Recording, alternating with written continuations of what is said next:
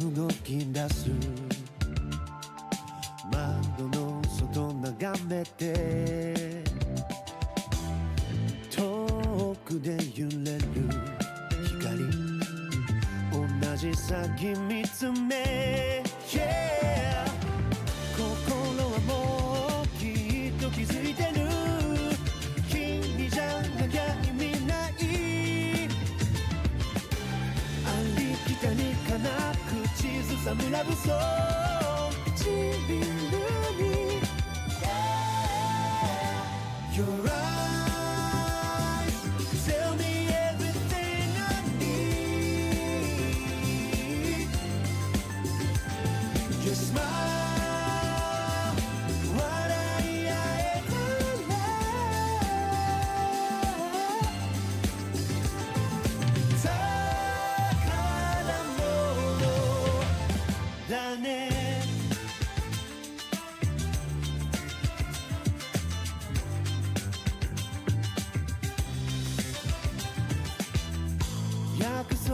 なんて時代遅れと笑うけど僕ららしくていい離さないと違うよ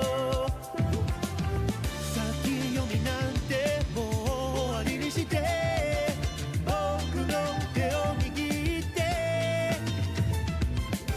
少し切ないそれもまた風情の胸味、yeah、 Your eyes tell me everything I need Your smile what I ever like 宝物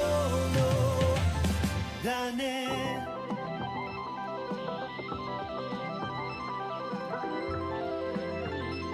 溶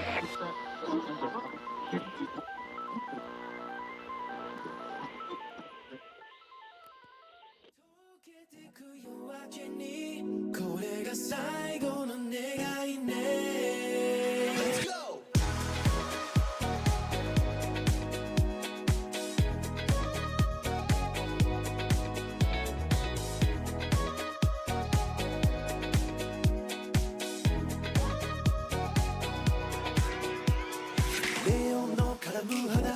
踊る影揺れるステップ流されるままにはにかむ横顔に遠くで響く鼓動探すほど見失い溶けてく夜明けにこれが最後の願いね嘘でもいいからみんなないものねだりね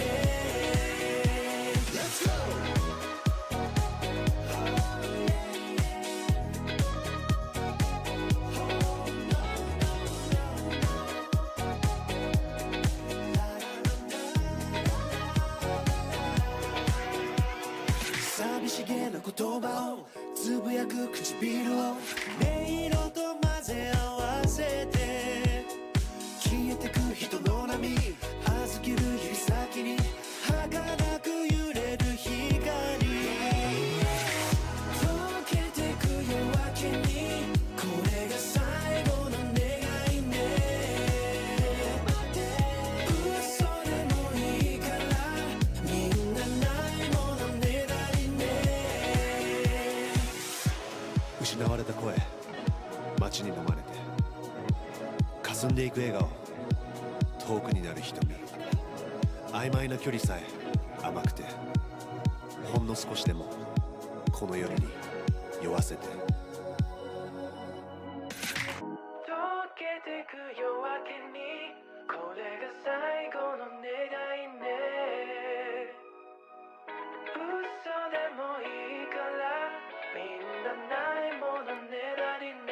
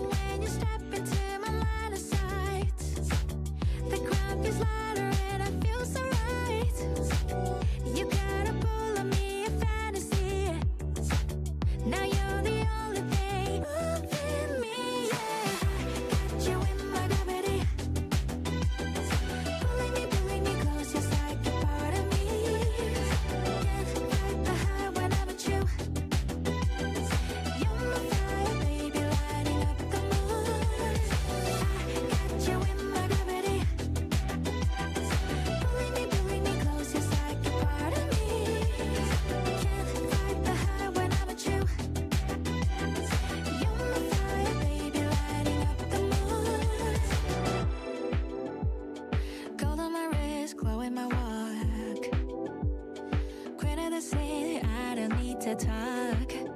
Flip my hair, watch the haters freeze. I'm making waves and it's easy when you step into my line of sight. The ground feels lighter, I feel so right. Yeah, you gotta pull me a fantasy. Now you're the only thing moving me. Yeah, got you in my gravity, pulling me close, just like a part of me. Can't fight the high when I'm with you, when I'm with you. You're my fire, baby, lighting up you. Got you in my gravity, pulling me close, just like a part of me. Can't fight the high when I'm with you. You're my fire, baby, lighting up the moon. Got you in my, got you in my, pulling me close, gravity.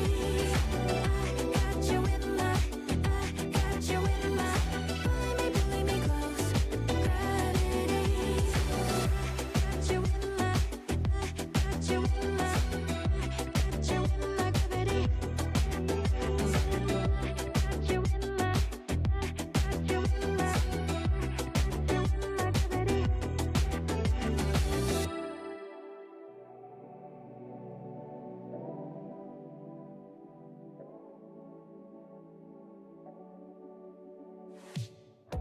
雨上がりたどってこればかりを持って頭の中に響く声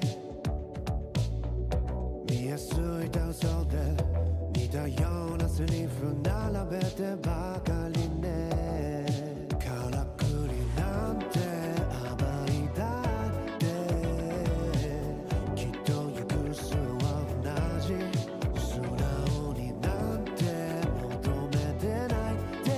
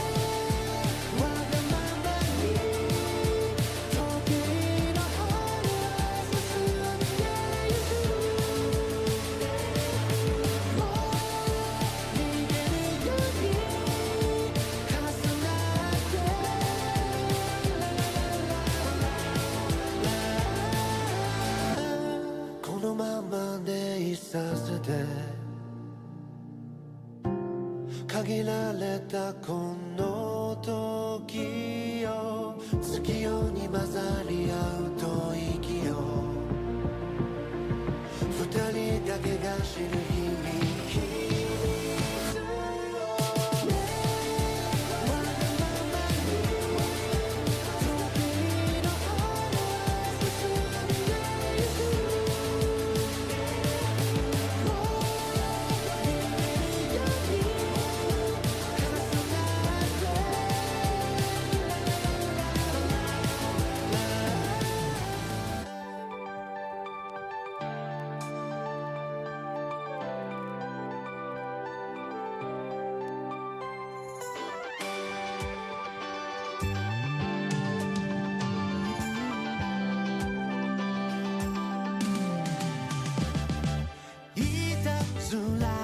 その笑顔に心奪われるの曖昧なこの距離埋めたくて二人肩並べ染まる夕暮れに交わした言葉も全部覚えてる初めて感じるこの気持ちは嘘じゃない One and only あのシネマのよう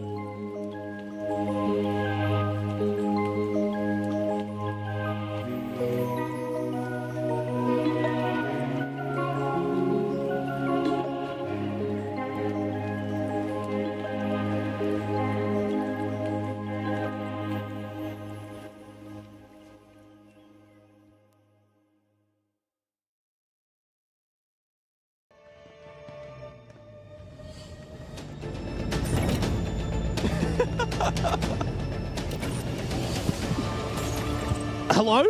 Are we live? Hello? Is the action on? Hello? Are we live? Welcome to the APL Regional Finals. We hope that you're all ready as much as I was for that definite cut to me then. If we are live, we are indeed ready for nothing short of APL Regional Finals. We started with 6 of the best in APAC, and boy did we dwindle down fast to only 3. But that is 3 of potentially the very best that we have. And speaking of the very best we have, unfortunately, they are not available today, but 2 of my other analysts are. Oda, Vincere, join me. Oda, you are now what I would consider comfortable on the desk. I wouldn't say you're good yet, but you're getting there. How are you feeling after the first 2 play days? Feeling pretty good. I feel like it's been a good desk. We've had some good segments. I feel like the teams have been performing really well. I think everyone's kind of surprised us in a way. Yep. Disappointed to see teams like CAG go home, EP, and now Chiefs, who had an amazing run. But I'm keen for the games today. Certainly am. And those games are, well, they're going to come in hot and heavy, Vinny, as the entire weekend has. But we are officially at the weekend now.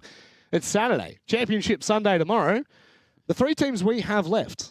Where do you sit with them? Because they're all very interesting storylines. Yeah, it has been. And it's been very interesting over the first few play days just to see how each team has stacked up against each other. At least for me, I think the best team currently still in is Weibo. I think they've put together the most complete performance in their series. We obviously saw during that series from Elevate and BNK Fearex, it was very shaky for Elevate for most of that series, the first 2 maps going to full overtime before closing it out pretty comfortably on that final map. But yeah, I mean, Weibo against Enterprise for me was probably the most complete performance. Of course, BNK against Chiefs yesterday in that lower bracket semi-final was a complete stomp. And yeah, unfortunately for the Chiefs, that did mean they haven't qualified for SI just yet. Obviously, they still have another chance in the LCQs, but yeah, I mean, these matches today are very exciting. I was talking to Guz just before. I was saying, since all the teams now that have already qualified, really they're playing for pride. My voice is completely gone. I'm so sorry. My voice is gone. You know how it feels when I start Let me coughing. finish my point and then laugh, all right? Yeah, since all these teams have now qualified, they're playing for pride, they're playing for money, and they can treat this almost like a mini-major where we're trying to find the best team that we have in this region. Yeah, I think that it's a totally valid point because for these 3 teams, they've each got their interesting storylines, right? Weibo come into this after losing the major qualifier to CAG, so that was second best in that one. Elevate have barely shown us what their ceiling is yet. We could see an absolute peak, a rise to form from this Brazilian roster, and BNK Fearex, they've just been hit and miss all year long, but God, did they not miss yesterday in that match. You were speaking about it, Vinny. It was heartbreak, not only for OS fans who love the Chiefs, but just for APAC fans in general to have such a one-sided affair. It was like the wind had been taken out of the sails, but just firmly behind BNK Fearex, which I think is, for me, that's really exciting, being able to see what this Korean roster can truly do. We talked about at the start of the year, Oda, what the potential of this team could be. Do you think we might start to reach it now? I hope so. I hope we do see Fearex have hit their potential. They're a team who are so hot and cold, but they have all the players they need to be the best in the region. Not just today rock up and have a good game, but they can be the best team here. I would love to see again that re-enter into the conversation because 2022 peak, 2023, 2024, 2025 maybe. Possibly. Very We'll possibly. wait and see. We'll wait and see. Let's start talking about the more important matchup. That is the upper bracket final between 2 Titans. Fortunately, I've done it again. God, I'm so useless with this word. But what I will say is, from the same region, they have played each other quite often, and I feel as though this could be a precursor as to what to expect. Weibo have generally been the best team that we've had in APAC this year. Would you agree with that, Oda? Yeah, 100%. Even back when we were in, Team Bliss, Weibo has always been the consistent team of APAC. They've always been either top 2, I'd say. So I think this event here, they're trying to close it out to actually claim that title. And they are so close because I think the iterations of this roster have always been interesting. Watching when they were ex-bleed and slowly building and building to a real force to be reckoned with, to where they are now, it feels as though it's really well spread. Do you think that maybe, Vinny, this could be the best roster that we have had in APAC? I think that's a very big call to make there, Rob. I like it. I like it. I think it's very big. I think they have all the tools they need to become the best team in APAC. Yep. And, I mean, they've been showing that very consistently over the last few months. Obviously, they had a bit of a dip in their performance, and it was kind of, I guess, a question mark of where that was coming from. But as you can see here, Reaps and Ape are the two highest rated players at the tournament so far. They, of course, have only played one series across 2 maps. Yep. But in saying that, super consistent. Reaps on those entries 5 and 2 with a 75% cost means he's having such a massive impact at the start of these rounds. And I mean, when you have the ability to have a player that can have those entries and really focus in on the round and give you that advantage, it becomes so easy for the team to work around him. Just so you know, that voice counter is at 4. I just need you to know that, Vinny. That's fine. That's fine. I don't know where to sit with Weibo. I mean, like, I like making outlandish comments, right? And I also like it when my outlandish analysts put me in my place, because the track that Weibo has been on ever since they started has been very, very interesting. We saw them stumble and fall in stage 2 and then very quickly become one of the most dominant forces, still stumbling to teams like Chiefs and nearly being knocked out at the major quals, nearly being knocked out of heading to the major at all, which was a very, very surprising outcome. However, if we're talking about surprising outcomes, we've got to talk about Elevate. It goes hand in hand. This team was put together at the start of this year and entered the Asia League with nothing but fear attached to them. And I'm not talking about they were fearful. I was talking about everyone in APAC was looking at them going, holy crap, there is a Brazilian roster in the Asia region. Not only that, it's one of the first times we've ever had a player of Psycho's standard come to this region and have their sights set so firmly on being the best team in APAC, but they haven't maybe lived up to their own expectations, Oda. However, on the tail end of this year, God, have they improved. And now we're at a point where they are easily in the conversation to be the best team. Yeah, it was crazy to think that, you know, even when I was playing back in stage 1, thinking a Brazilian team's coming over, and there wasn't one, there was 2. So there was a bit of panic to, you know, teams like the Chiefs, EP, maybe even Weibo, just thinking there's better competition coming over. But, you know, Elevate had a bit of a slow start to the year. They just missed out on EWC, and then unfortunately they didn't qualify for the APAC LAN in Melbourne. Yeah. So I think having to qualify for this event and then showing up and showing that they're pretty strong, I think they're happy to see that at the end of the year. Yeah, looking at the head-to-head here, they've played 5 times. That feels like a lot, if I'm being completely honest. And the fact that this is meeting in an upper bracket final, it does feel incredibly fitting. There was a lot of conversation at the start of this year about what sub-region was going to be the best in APAC, and we always said, look to the regional finals, look to the major qualifier, and I think we've got that answer. I actually think that the best region that we've got is Asia at the moment. You look at the teams, you look at the players, and they've really built themselves into juggernauts. And you look at how closely this has been, Vinny. There's not a clear determining factor here. Like, maybe you look at the attack wins and you go, oh, maybe Weibo are just better on the attack. But also, that is super map dependent. What you can say about this rivalry is there is no clear-cut answer. There's no clear-cut answer, and maybe today is finally the day that we get a definitive answer of which one of these teams is able to rise to the occasion and really prove to be the better team out of these two. Obviously, we saw there last time out, Weibo took the series 2-1 in their best of 3. Yep. Before that, Elevate won a best of 1 on Bank, and then before that, Elevate took the best of 3 2-1. So always really close series, and I'm sure we're going to get the same today. I have absolutely no doubt. 2 players that are, I would say, hard to split in terms of maybe stats. Maybe their achievements are a little easier to split. The IGLs from both of these teams, Speakeasy and Psycho. There's so much that could be talked about here, Oda, and I'm not going to do any of that talking. Yeah, we're just looking at these stats. You can see that, you know, Psycho's had, he's only -2, and you got Speakeasy who's -3. As an IGL, you're not really there to frag out, but I was just looking at the roles they kind of play on the attack, and Psycho's played a lot of Glaz this event. He's got nine rounds on Glaz, he's played a bit of Ace, played a bit of Sledge, but then you go over and look at Speakeasy, and he's playing a lot of Shields. Same thing when you flip to the defense, Psycho is very active, playing ops like Legion, Ella, Valkyrie, where Speakeasy is more a bit of an anchor when he's playing on the smoke in the castle. Yep. So you got two IGL heroes that play a bit different. So it'll be interesting to see how they battle it out today. Certainly will. Where are we going to battle it out? That's the big question. Let's have a look at the vetoes. Let's dive into this one so we can get this baby on the road. Do you have any idea where we might end up, Vinny? I have exactly an idea of where we might end up. Okay, well, you're a... Nah, I don't like you very much, mate. No, go for it. Take over. I see the veto, but yeah, first up... Oh, dude. First up, we're going to Clubhouse. I love you.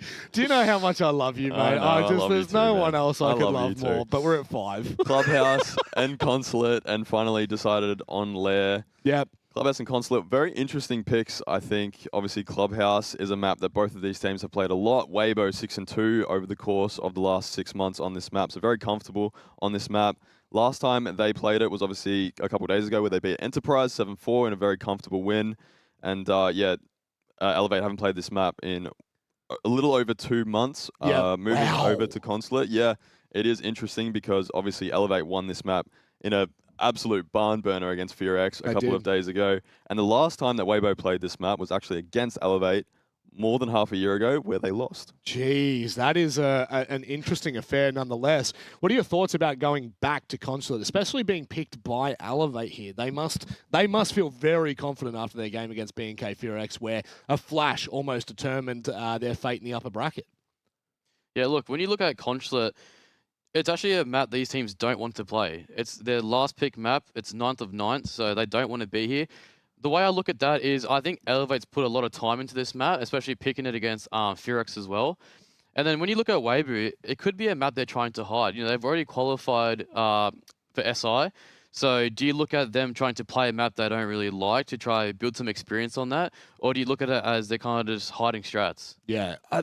I'm not sure who I was talking to yesterday about this, but we had not a lengthy conversation, but one nonetheless about the fact that we're so far out from SI now.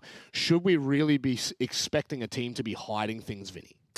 Not necessarily hiding things. I was sort of talking to this with Oda about this before, which is like, you can play the maps that maybe you're not super comfortable on, maybe not your strongest maps. And to be honest, if you have newer stuff that you're sort of trying out, I mean, there's no better place to practice that stuff than on a stage at LAN. This is the ultimate test of how well your strats hold up against good competition. Yep. And if that's the case with Elevate or with Weibo here on Consulate, considering they don't play it that often, I mean, yeah, all props to them. If they go through and they decide they want to play this at SI, then this is the best place to practice. Yeah, Lair is where we end up, obviously. Nice big open map. Oda, one of your fan favourites, I hear. Yep. We do love a bit of Lair. And just looking at the stats, the last time we had Elevate play Lair, it was a win also against Weibo. So 2 maps we have today where Elevate has beaten Weibo. So maybe some redemption for Weibo here? I'm hoping so, mate. Just very quickly, before I give it to the casters, don't worry, you'll get it, boys. Very quick predictions on first map. First map, Clubhouse, Weibo. Weibo? I'm going to go Weibo, and I'm going to go 7-4. If you say Weibo one more time, I'm going to throw you off of this desk. I'm telling you right now. I love you, mate. Let's jump into the action, shall we? It's day 3 here for the APL Regional Finals. We'll leave you in the capable hands of the casters. Bang! You're in our hands now. What you gonna do about it? Well, hopefully watch a banging game because we're about to qualify either Weibo or Elevate for the grand final here in the regional finals of APL. Nick, we actually have never had an APL trophy before. It's just not a thing that's happened. Literally the first time. Literally the first time ever. We've had events in Australia before with trophies. We've had events all over the APAC region, but nothing to crown the king of APAC. And one of these teams will step up to the plate and vie for that trophy tomorrow, and one will have to continue fighting today. Let's find out who wins. On the first map of Clubhouse, our analysts seem to think that Weibo have the advantage. Weibo. I'm kind of like trolling now because it's definitely Weibo. I feel like it's so much effort though. But Weibo. Oda has like gotten in my head with his mispronunciation. I mean, honestly, it's a banger desk, right? We got one former pro who doesn't know how to say a team name. One former pro whose voice, I was having a great time listening to that. I think it's And then you've fun. got Rob to cap it all And then off. there's Rob who, just that opening, you know? Guys, a natural. Yeah, oh, absolutely. Well, let's get into it as we are opening up this game, Weibo versus Elevate.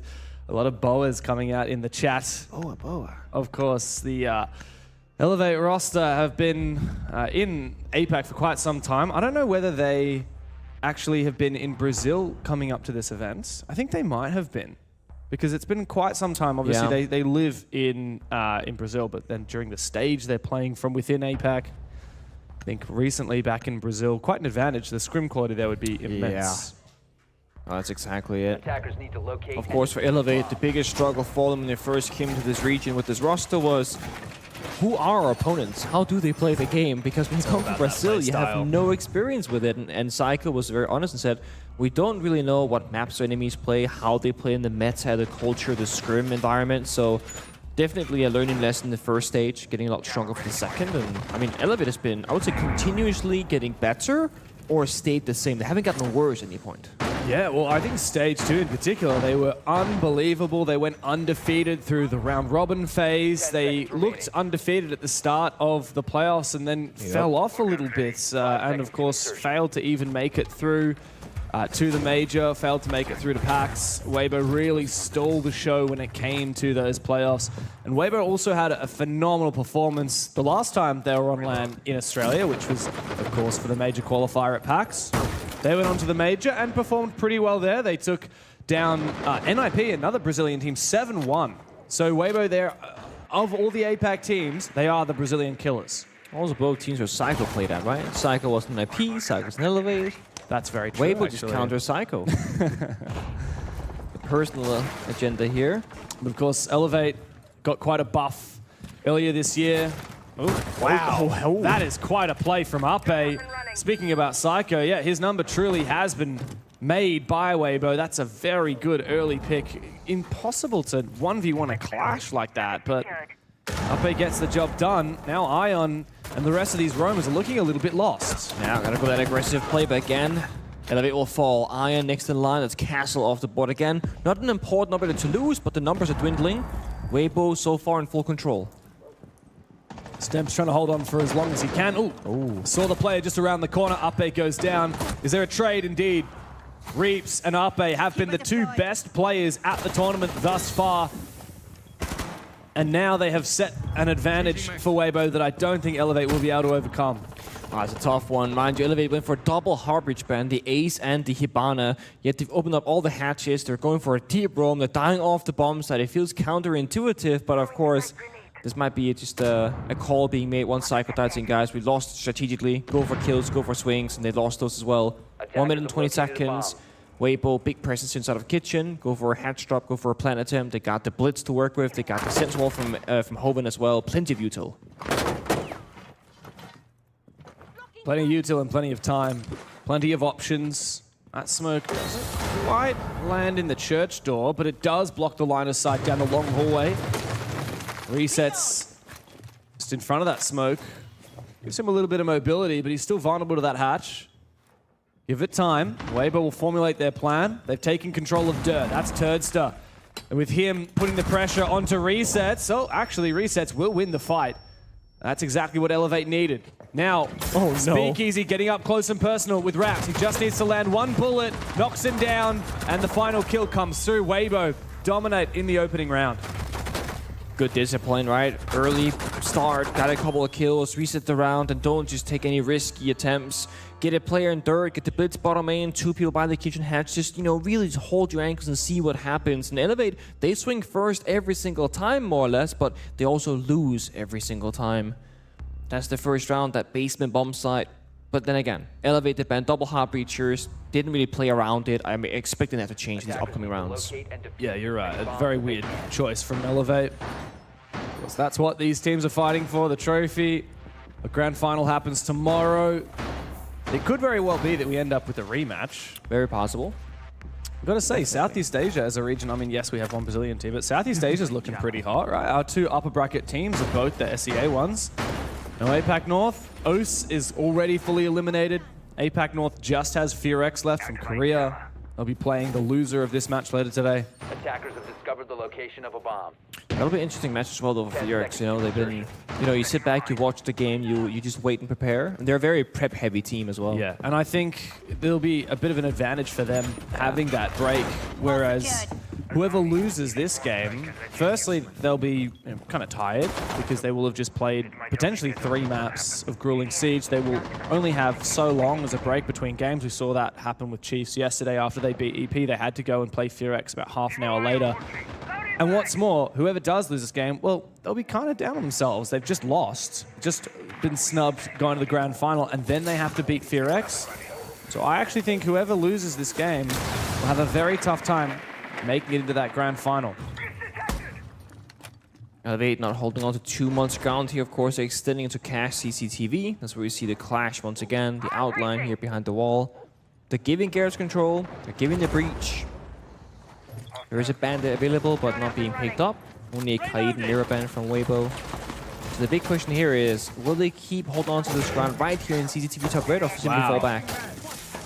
All the util comes out, the fire, and the Grimm's bees allows Turds to march on forward. Just walk away. Yeah, and you're right. Elevate are just going to withdraw. They peel back. The clash enables it. Ground forfeited. Pretty good time made by Weibo. I would say this is actually a pretty big win on the attacking side. 1 minute 45, you fully cleared the map besides the bomb site itself. Although Stem takes down Reap, so now things get a little bit worse for them. That's going to be the Brava out of action. Not the end of the world. They got the Caps of Fire, Caps of Smokes. They got one more Grim Bean pocket. The big question is, will Weibo go for window jump in or try and clear connector and office? Because right now it's a clash just waiting for them. Psycho's so hard to clear. Turret finds Ion with the, I guess, the gas pipe.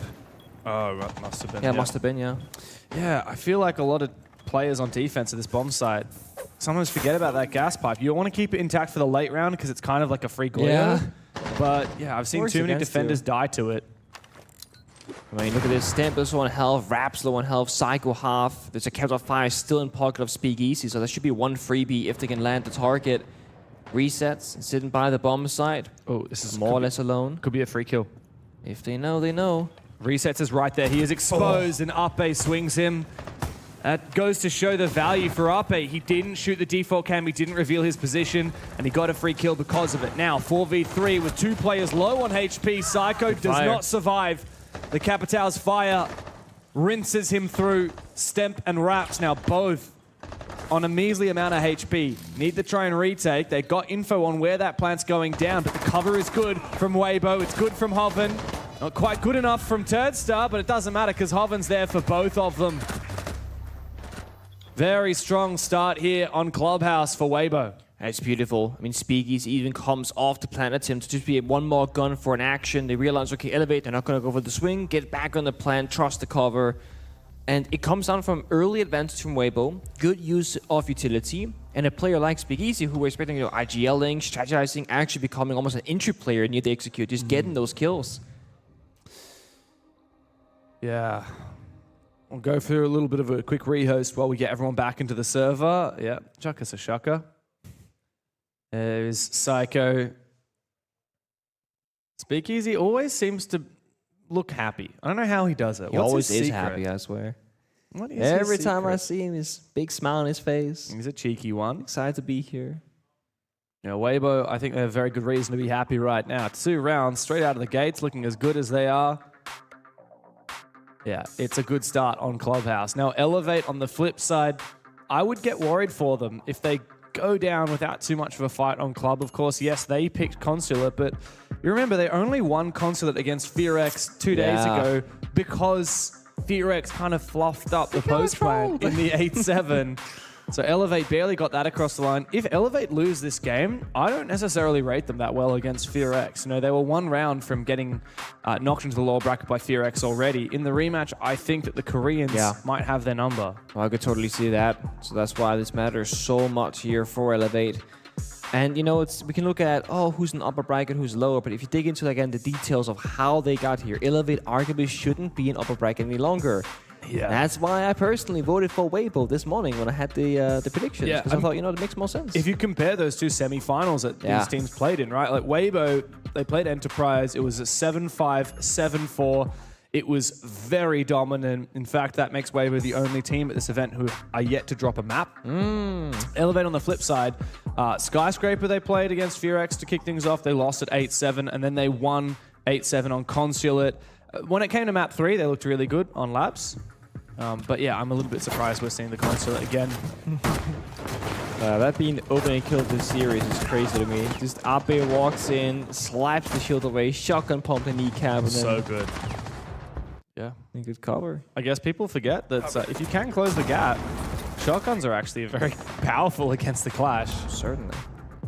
Speaking of that Clash, we've seen it played 2 rounds in a row now from Elevate and had little to no impact. I mean, yeah, Psycho got a kill in that last round, but I don't think the Clash really helped a lot. And Weibo is so unfearful of that Clash when they see the setup. Yeah. In that last round, it was the top of red stairs. They saw the Clash. They didn't hesitate. Out goes the Grim, out goes the Capitao, and then it's easy map control for Weibo. They are loving the confidence right now. It's again one of those cases where if you're forcing the Clash and they end up banning it, good on you, but I don't think Weibo will opt for a ban here. No, because I'm expecting a 3rd time in a row. May not happen here. It's going to be back to basement, so probably not going to be a Clash, actually. But then the question is, if Weibo don't deem the Clash a problem, they get an open operator ban then instead. Because that was a big talking point in yesterday's match with Fearix, where they will blatantly force an operator, enemy will ban it because they have to, and then they have a second strat coming up. If Elevate were going for that similar cheeky playstyle of let's force a Clash, they ban it, now we can freely play something else, they're not gonna ban it. Yeah. Unless they really don't care about anything else, but we'll see. We've got one more round before those final bans of the half come through. Elevate, like you said, they're going back down to the basement, and a little bit of geometry happening from Ion down to the bomb site thanks to the Denari. Wow. Look at those tripwires all throughout the bomb site. That said, one well-placed grenade could potentially take out the castle barricade, the Vulcan canister, and that Denari. One grenade where that fire extinguisher is, I think that will get all 3. It looks great. It rarely comes into great effect. No, and Turdster and Speakeasy both have nades. Boris got a roam clear first, but last time that was not a problem for the attacking side. Ape once more on the demos. We got Turtle Finka actually, despite no shield presence here. Oh. Reaps falls very early though. Psycho, somewhere else around the map here, and off his hat just gets a freebie. Yeah, I like that from Elevate. Keep up that aggression. Maybe not too much, though. Ion's in a very exposed They already got their spot kill, here. right? Yeah, there is a point where you do flip and you say, okay, well, we've got our advantage now. We can get back to site. Mute Jammer on the roam in Logi office. That is really smart. I like that.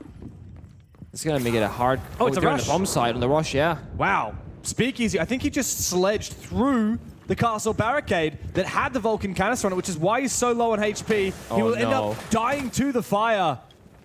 Good usage of that Goyo, and now, it's so awkward, isn't it, for Weibo? They're trying to get in, they're trying to take down these Denari lasers, and funnily enough, the Denari is indeed having an impact. Tursa needs to come through and support the rest of his team as well, but he is still stuck in the dirt tunnel. Good flash from Hoven, but Stemp will put him down with a Nitro Cell. Stemp deep in the bomb site, retakes together with his teammate Ape, left all alone. Out comes the shotty, but can't find a second. And that is a very nice reply from Elevate. Not a bad rush attempt at all. I mean, yeah, the Goyo fire problematic. Speakeasy couldn't quite figure out where the danger was and the safety, and no one seemed to deal with those Denari lasers whatsoever. They kept going off, and they were a big problem for them. Elevate, not super quick to respond. They are waiting for everyone to go together, and I think that's very important to note here. If one single defender sprints back towards the bomb site and they die, you're in the same exact position as before. No one can play together. So they actually pretty much give Weibo a good 10 seconds, uncontested, by the side saying, guys, let's make sure that when the fighting starts to happen, we can help each other. Small thing, huge effect. Yeah. I think that it's getting good here for Elevate. After that round, they've banned out the Capitao, which I like that. had a huge impact. That said, it has allowed Weibo to hide this Ying up until this point, which is now being teased by Ape. We do have a Warden on the defensive side from Stemp. Jammer ready. But Weibo don't have to worry so much about getting rid of the hard breach denial because Haid and Bandit are both banned now. Mira, obviously that's been banned from the get-go, so you don't have to worry about those heavily fortified positions. And, what's more, we've also got Weibo finally showing us this Blackbeard, which Speakeasy loves and is very good at. Now, Ape, by the way, he's still rocking the shotgun. He was doing it on Deimos, and now he's doing it on Ying as well. Last second switch away, it looks like. Damn it! Yeah, You're damn trolling it. me. I got so excited. And same with Speakeasy on the grid. What a shame. Elevate with a big intel game though, the Valkyrie and the Echo. And I think that's why the IQ has to come out here from Speakeasy, respect that intel game. And this is Elevate probably going to be playing very proactively around that information where, okay guys, this flank is open, go for a flank, this area is clear, we can walk over here. So they've been very mindful, Elevate, of where they take their gunfights. Now they can do it a lot more calculated. So I quite like this change-up. A lot of EMPs brought by Weibo when Kaid and Bandit are banned. Those pesky jammers, man. Yeah, I mean, Thermite counters the jammers just fine because you can put it up above the area of effect. I really like that IQ pick, though, from Speakeasy. It's just enabled an early one of those Valk cams to go down. So I got all the hot destruction more or less on the exterior. Jacuzzi wall, single con, the CC wall. Just missing the external cache. That is right here where the extension is going to be played. Stamp top red on a shield. Resets right behind him to his right. They actually have two shields here. There's one right in front of the ward and one by the staircase to his left. So they've really doubled up on the utility here. Yeah, I think that Weibo are lacking nades here. They needed RP to bring them on the striker. Hello, what are you doing, Psycho? That's a little bit too aggressive. It was attempted to try and work off of Raps, who used those yokai drones to make an impact, but now he's gone down to Ape. Iron on for a big flank, but he misses his opportunity. And it seems like Weibo are cascading onto this roam, onto this extension, and even onto the bomb site. Elevate have had a rug pull, and now they must desperately bring this back. Iron finding Reaps will certainly help. Reaps up down the hatch, a little bit risky. They thought the bomb site might have been clear, but they were wrong. Now in even numbers, once more. Turret and connector, Speaky's outside, going for a drone instead, resetting the round. Weibo should think here that both players from Elevate must be on the bomb site. There's Yokai drone in cache still, seeing where Tursta is currently standing, so there's also information on both sides here. Nitro prepped. Speakeasy uses his last nade. Tursta still has flashes. A good job from Speakeasy to play so far back. He dodges that C4. Elevate should know where both of these Weibo players are coming from. Iron sneaks forward, reveals his position, and another Kiba barrier to keep him safe and secure inside of Jim. Weibo have time. They don't need to rush it. They can continue peeling back the layers. But that Waits machine is very good cover there for Iron inside of sight, even as his Kiba barriers start to disappear around him. It's an early jump in, though. Speakeasy has been taken down. All up to Turdster now. Caught in the crossfire, and he will not find either of them. Elevate, weather the storm. Not destroying those Kiba barriers, really came back to bite them. I mean, they're just there on the gym window, allowing so much movement from the defenders of Elevate. And I gotta say, it comes down to Weibo wanting to catch their opponents by surprise. Reeves drops down the office hatch without any teammates in the nearby proximity. He falls early. That was when it went from a 3v2 advantage down to a 2v2 equalization. Oh, wow. Chaotic round, though. Very chaotic. Very much so. From the get-go. In the first death happened, there was like one more, just 4 or 5 very quickly. Yeah, I feel like Elevate, yes, they're happy that they got an early pick from Psycho 2 rounds ago when he kind of spawn peeked or killed that player on a logistic hack. But I feel like overall, Elevate are trying to force his aggression a little bit too much. Weibo seem to have their number when it comes to these plays. Thing is, like, when Psycho died below on the Valkyrie, there was a Yokai drone that could stun, that the Valkyrie was just broken by the IQ, so proactive aggression, calculated aggression, just kind of missed the gunfights, if anything. And Stemp flanked shortly after. I like that this is Elevate saying, we're not gonna let Weibo get to site, you know, without losing some players, without losing some utility. We're not gonna let them execute, because they were so good at it earlier. True, yeah, I think that's a great read from Elevate. Get it into a late round 2v2, that's where Elevate want to play. They don't want to be playing a late round 5v5. They'll happily throw a few bodies in the early round if they take Weibo players with them. Here comes the Monty. It's about time. One of the best operators to counter a proactive aggression. You can run into Monty all you want, but you can't quite take down the operator. It's gonna work for big information game from Weibo, but of course Speakeasy being the agile can call the strats, the next steps in the plan. And it's CCTV. It's a very step 1, step 2, step 3 kind of bomb site. Often you would take Catwalk Rafters, of course. There is no Capitan action, it's been banned away. Yeah, I really like that Elevate didn't pick this bomb site until that Capitao was banned. That certainly helps. The question is, will they go for a garage clear? Because, I mean, look at the lineup. They have no nades now. They just spent the last one on demos. They have Flourish drones, 1 in pocket, and Grimbees. So, yeah, they can walk into garage, but they cannot really clear the rafters. So, they might need to pivot here to master bedroom. We'll see. Psycho, again, he's always so tempted to make some kind of a play up through secret. But Weibo are being very patient. Stemp gets targeted. He's in garage.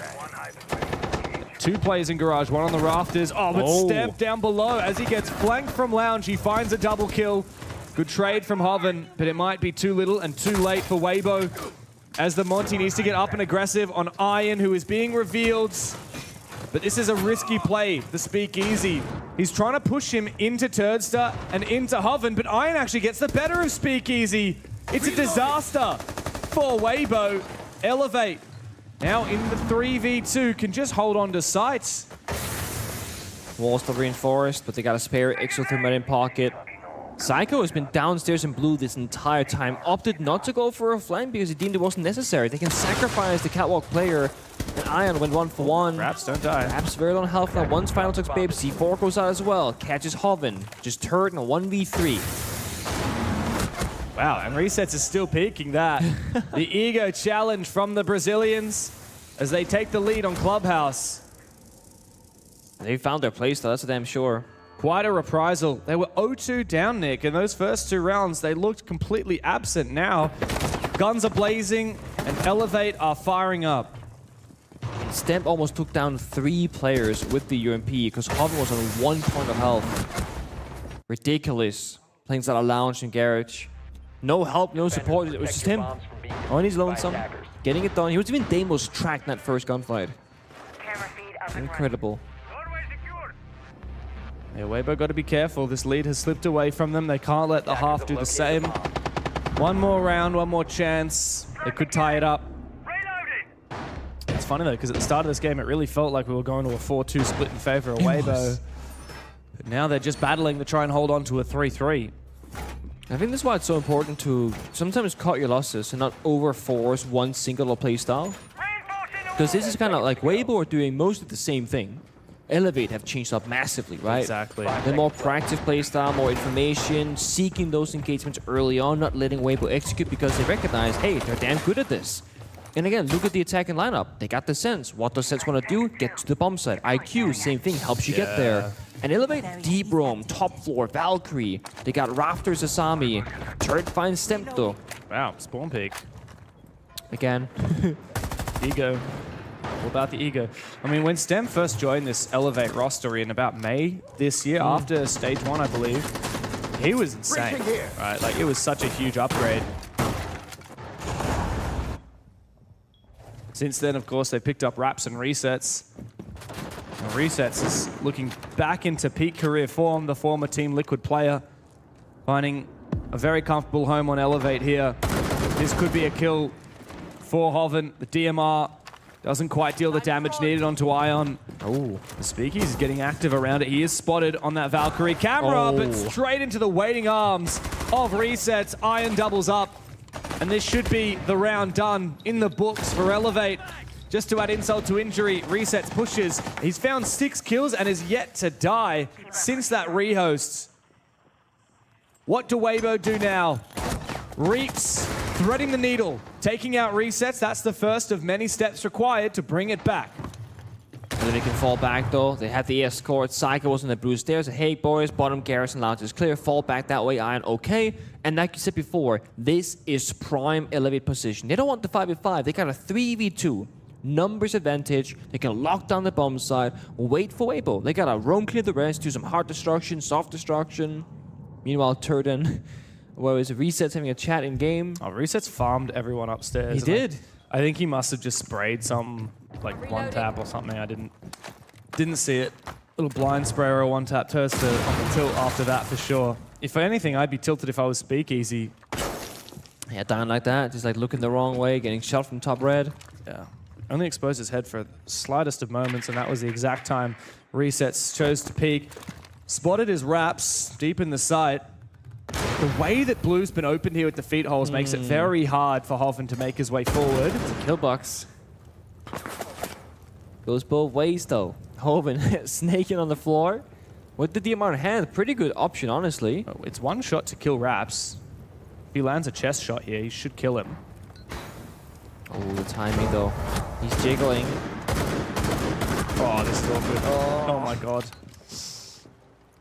Unenviable position for Hoven. He's now low HP. Reach comes in to support, but it is a kill box for him as well. Hoven will actually finish off Raps with the Goyo's fire, but now he has to do all the rest, and Iron will claim both of the final kills. Elevate are well and truly back in action, baby. It's 4 rounds in a row to close out the half. I mean, that's again a statement right there. And again, really good switch up. Early aggression, fall back, play the numbers, play together. No mistakes there from Elevate to be found. Side swap though. Things can quickly change. Curious if Weibo will opt that same playstyle that Elevate opted for, if they'll go for something else. They were accusing Elevate of stealing strats earlier, so they could do it back to them. Just you wait until we see Elevate rocking Deimos with the shotgun every round. Oh, okay. More hard breach and hard breach counters getting banned. The same story. It's been a while since we've seen double hard breach bans, I feel like, besides Bank.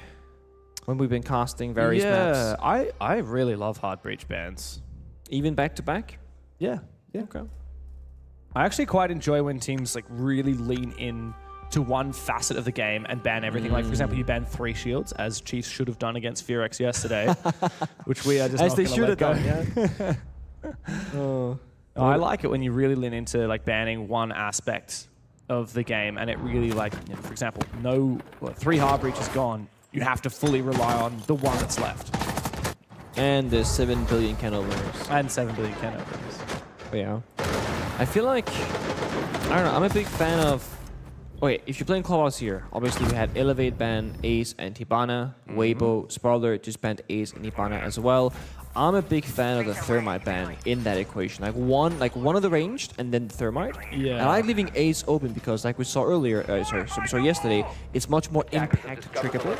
Yeah, So absolutely. Thermite circumvents the mute jammers, so you don't gotta play EMPs. That kind of sucks. By banning the Hibana and the Thermite, mute gets very strong. Impact triggering up against the Selmas are very, very effective as well.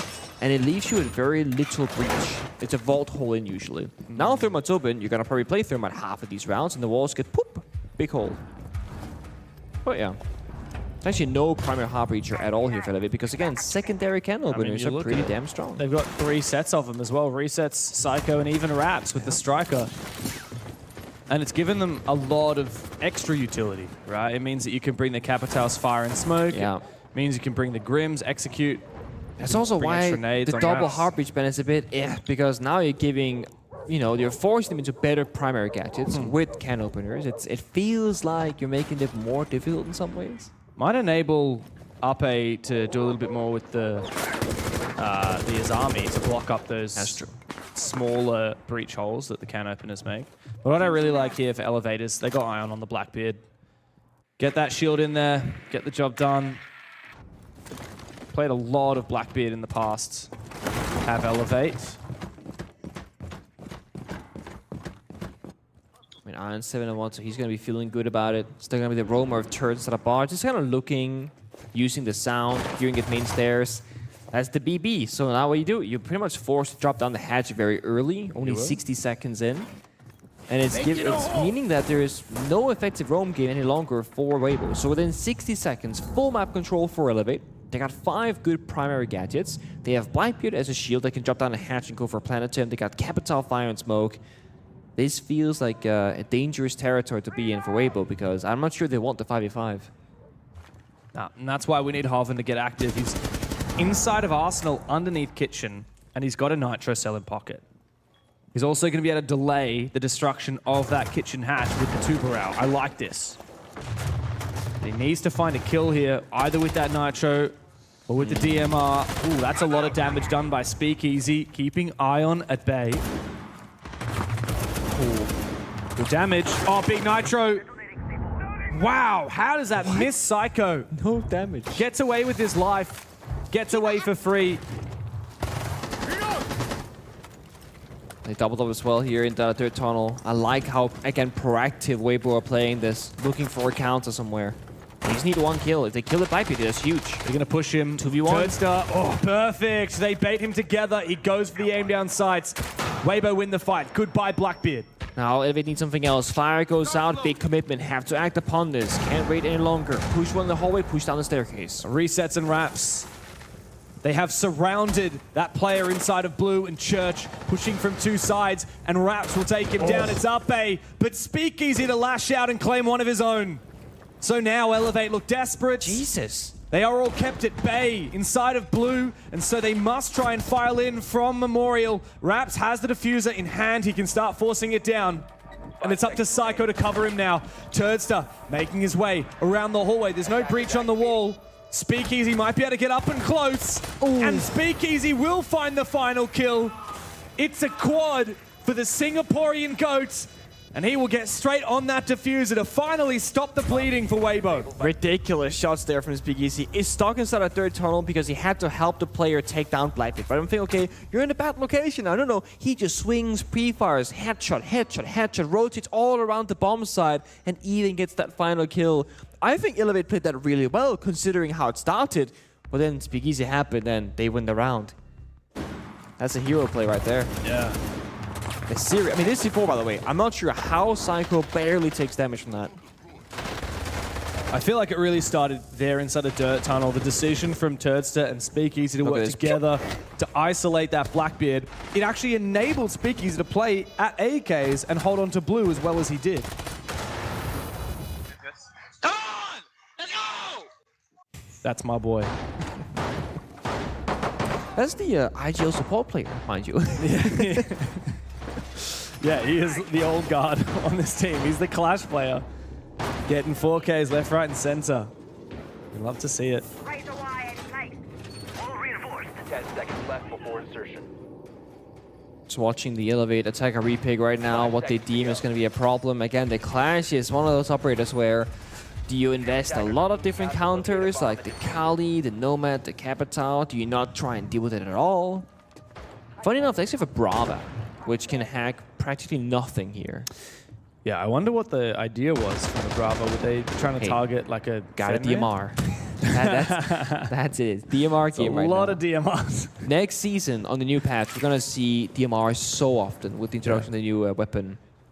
Back when the DMR meta just barely started, I played a lot of free-for-all and TDM with the 417, and my god, it's free. Everyone's like running around with the R4C and the AK-12, and I'm just laughing, being like, you guys have no idea what's up. Just 2-tapped it in the chest. Yeah. Too good. Bunch of damage.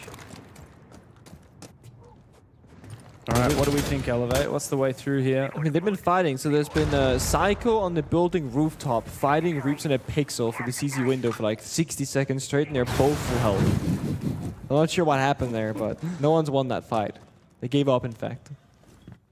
Now, one change up in the ops this round, Nick, is that Elevate actually have brought dedicated hard breaches. 2 of them. With 2 banned, the only 2 left, they will double down on.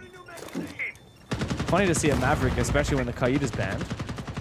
Yeah, actually, it's true. You can kind of play Striker and just play EMPs and Can Opener and circumvent the Jammer. Or, of course, if they see the 2-bra, right, they're like, okay, let's not deal with waiting for like 30 seconds of the freeze. Let's just break it open. But that does allow Reaps to save those 2-bra canisters later for the bombs that execute, so you will face them eventually.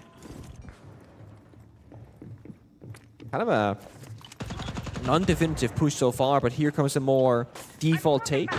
Clear CCTV, resets, no more hard destruction in pocket though, and it was reinforced, so we gotta get Raps in the action now to make a bit of a few lines in the wall, if you will. Cheeky from Reaps. Wow, speaking of... You didn't hear it. Yeah, I didn't hear it either, but you called it. Maverick comes up, opens up the wall, and it's a free kill for Raps. And that's a wrap on the Cash and CCTV extension for Weibo. They're down 2 players. They feel the need to lash out. Yeah, but you can't jump out. Nomad air jabs. And again, players just waiting for it to make that exact play. Look at this step. Has the perfect read once more. Ooh. Oh, they know him. They have his number. Hoven, though, will find his duel. There's actually a player coming up the rear stairs, and Iron claims 1 kill. Good trade from Speakeasy. It's now Ape and Speakeasy again to clutch it in the 2v2. But that Clash's shield. Oh my god! Ape, do it again. Speak Easy and him together pick up what looked to be a devastating round, but Elevate fell apart. I mean, they know it. They're hitting some ridiculous shots right now. RB, beautiful one tap as well. Elevate, they're doing everything right. I mean, they rotate the Maverick Ore, get the opening pick, they get the roam clear extension, they're by the bomb side doors, and then again, Speakeasy happens, RB happens. Even the side backstab from Elevate wasn't that bad. He got one kill and got traded. Then he gets Ferrari peeked and dies. Like, that was a quick peek and a half. Man, Speakeasy's got 7 kills. What's happened to this old man? Since rehost as well. Yeah, I'm not sure if he had any before. The rehost was it 2-0, was it? 2-0 or 2-1? I do not recall, but something along those lines. I don't remember. I can see the full stats of the game here, actually. Speakeasy's on 9 kills, 4 deaths, which is similar to Ion. On the other side, 9 kills and 5 deaths. They're having a bit of a harder time. First die pretty often. It was a 2v4, by the way. Yeah, it was. You see how caught off Elevate they were? I mean, Ravs in the middle of the bombs be like, guys, what now? Yeah. What are we doing? But then again, it wasn't Elevate's choice to take those fights. It was just Speakeasy and Ape doing crazy things. It was a good bit of chaos. I feel like maybe because of the backstab from Iron coming up the main stairs, the rest of Elevate felt like they needed to get involved. That could be it. Just like And- speed things up a bit. Yeah. That's the funny thing, right? Like, it doesn't matter if you have the best play. If your players are 1 second too far apart, then the entire round falls apart. Yeah, a lot of teams, they play with the, we call the 1 or 2 second rule. And it's being 1 or 2 second sprint away from your nearest teammate. And it's just a matter of, like, if they get into a gunfight or into a bad situation, you can help them in due time. If you're like a 4 full second sprint away, you probably can't help them before they die, unless they somehow can, you know, get out of that situation entirely. That's right. A lot of people think that to refrag, you just need to like, kill the person that killed your teammate like 5 seconds later. It's not quite the same thing. I mean, that's just a separate 1v1. Exactly. It's got to be in quick succession. It's not a 2v1. Gotta respect that gas pipe. They hurt if you're a shield player. I will just jiggle peek, look for information. Ooh. The timing is almost there, but not quite. It's a Song of Ice and Fire at the top of those stairs near Jacuzzi Breach. As a freeze comes out from Tuber Reaps now holding onto his position. He's about to be in a world of pain as 3 Elevate players make their way forward, but Hoven starts off the equation and Reaps will lash out as well. Even with Hoven on the floor, Turdster can keep Elevate at bay and prevent them from confirming that kill. With Reaps going down though, Turdster is effectively alone on this roam, and he will be bested by the Blackbeard. With that, finally Hoven finished off, and Elevate have control of Gym and Bedroom. Turd in a tough spot there. No Ecodrons are helping him. Teammates kind of just getting injured right behind him, right next to him as well. Left very much alone. Breach Iron isn't steps open. forward. Breach is kind of open, kind of close. A few lines in the feet angle. Means that Ape can't cross from CC window back towards the bomb site, so Weibo have an awkward situation. They cannot walk in the middle of the bomb site unless they know for a fact nobody's on the rappel holding CCTV. They got Ecodrone's information, looking to make an active play, but they now know with that red ping that Maverick has rotated elsewhere. And the Echo Drone can't really get back to site safely. Yeah. It's going to try and go past the Blackbeard here. Surely not. There's no way. Wow. Okay. He has just That completely worked. duped that Blackbeard. You know, Breach is safe now, though. Ape can hold the walk-in with Speakeasy, have a crossfire. I mean, this is actually not too bad. But resets might be able to play spoils, and Iron can breach into the site. This is a gnarly angle, though, from Speakeasy, but it's only the Bearing 9. That SMG does not pack a punch. If Weibo know that everyone from Elevate's pushing the same direction, then they can play this perfectly. Speakeasy with the shotgun, but Ape is about to play spoils! Swing to win for 2 kills, and it is another 2vx for the Southeast Asian roster. They have stolen a lead. Speakeasy and Ape are quite literally 2v3ing, 2v4ing round by round to make this comeback a reality. And they do it so well. They just have a little chatter. Okay, how do we play this? Get here together. Okay, swing 3, 2, 1. Iron was the Blackbeard deep in the bomb site. Got isolated by Speakeasy, and he won the 1v1. Then Ape will take down the first, hip fire the second, secure the round. Ooh, the Maverick ban. Wow, triple hard breach. I like that. Elevate are going to need this tactical timeout Yeah. to figure out how the hell they're going to deal with that. It's gonna be Monty. Monty or Glass, surely. We've seen Psycho back on Glass like the good old days. He was one of the first and best Glass players in the world. Then again, if you have Gohan, who knows the Brazilians quite well, I'm sure he has something to say. I'm thinking Monty and Glass could be two quite good operators for Elevate after the tech timeout. I mean, for Weibo, just keep clutching, right? Just do that. Yeah. Gohan coaching Weibo. A recent addition to the team. Very quickly he joined. He took the mantle from Meepy, took on that head coach role, demoted Meepy down to assistant coach. He's not even here in Sydney, by the way. Gohan is championing the team from behind them. He's got plenty of insight, I'm sure, from a very long time ago when he used to play. It was, what, 2019, I think? Something like that, yeah. He last played on Team Liquid, I think was his last team. Funnily enough, same team as we've seen quite a few of the Elevate players play on before. What did Hugzord say, though, to the Elevate boys during that tactical timeout? You mentioned the Monty. Well, it's not been repicked onto yet. We're certainly going to see a lot of Thermite, I expect, and a lot of tin can openers in the absence of the Maverick. Did mention Glass, though. You did mention the Glass. Psycho, one of the best, maybe the literal best Glass player back when he first got reworked to see through smokes. He was the 2018 Glass He was. on NIP. And he has played Glass a fair bit this event as well. 10 seconds He remaining. has a place, has a time, but last second they were going to make a switch here. They want Dokkaebi for their own clear, they want the Blitz as well, but they need verticality. So Psycho goes from the Glass onto Sledge to just fill that role from his teammate of Stemp. And this is the thing, when you see something like the Scope House, when you're seeing these more active operators not playing by the bomb side, you can't worry about playing Execute, because you might not ever get there. You have to respect the roam and go for a counterplay. So that's going to be a roam clear lineup. Yeah, Dokkaebi. Surprised to say that it's the first time we've seen Dokkaebi in this game. Yeah, actually. But, I mean, she's so good. Especially on these roam clears, like you said. Double shield play as well for Elevate. Wraps on the Blackbeard, supported by resets on the Blitz. Long range and close range. Wraps is tempted to actually just make a play on the site. I mean, Are they going to completely ignore this roam? Oh, boy. He's sprinting down. someone help. He has someone helping him on Stemp, but no one is full committing, and it doesn't work out at all for Elevate. Well, they do find Ape. Weibo get 2 kills, and the Diffuser is now down on the ground. Both of the shields eliminated. This has been a strange round. Turtsu is able to teleport back. Oh, wow, it's at the top floor. Very top floor angle from Reaps. Down looking into blue. He can actually see that Diffuser that was dropped by the Blitz. Player right beneath him, so I think he hears the footsteps right now. Yep. Does he's got Psycho the know, read. though? Should both know at this point. No, Psycho doesn't. He's looking. He does. He looks up. Takes out Reaps. Now, that was the win condition for Weibo. With that taken down, maybe there is a chance here for Elevate. 3v3. But look at Hoven. He's upstairs in cash. He's just retaken that position of Reaps, but desperately into the site. Stemp doesn't find anything. The Scopos, who TP'd back onto the objective, finds success. And Hoven says, it's fine. I got you, buddy. Oh, there you go. Eventually gets the angle. Ion will fall. And Psycho saying, I thought I killed that bloke up there.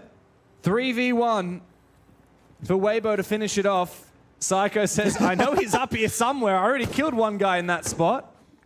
That angle is so hard to fight against because it's straight up. Like, it's straight up. Cannot look directly up. He's trying to find it. It's so awkward because he's also in a crossfire. He will be spotted, and Hoven is the savior of the round. Speakeasy's too good, by the way. This guy was solo by the bomb site as Warden. Blackbeard sprinting towards him, somehow just kills him. Again, every single time Speakeasy has this like massive trouble in front of him, he just clears it. Every single time, never dies. Did you know, fun fact about Speakeasy, he's the GOAT. Did you know that? I've seen it. Yeah. The last 4 rounds in a row, Proof is he's in the GOAT. pudding. No, it is. I mean, it is single-handedly winning Elevate, getting this comeback to happen. Again, very good, very quick reactions in the entire team there, getting the verticality from top floor down the hatches. Everybody played their role. Turts, very importantly, teleported back towards the bomb site. Also got a couple of gunfights in him. You know what's crazy is in that first game, well, obviously Weibo played very well against EP, but if we look holistically, the stats from the tournament so far, the first best, second best, and 6th best players at the tournament are all on Weibo. And none of them are speakeasy. In that first game that they played against EP, he only had 80-something odd rating, 89. And that ranks him as the 24th best player at the tournament so far. Reaps and Ape both 120 or higher EPS. Turdster's been fragging out like crazy as well. So when Speakeasy is firing up, you know that this Weibo team is even more deadly than usual. Of course, you can also argue that it's a bit of a worrying sign that the entries aren't hitting their marks. And I think that's why Weibo's attacking side didn't go all too well. True. That's where Turret and Reaps are a bit missing, right? On defense, you can have your anchors step up more, protect that bomb side. That has been a big win condition for Weibo.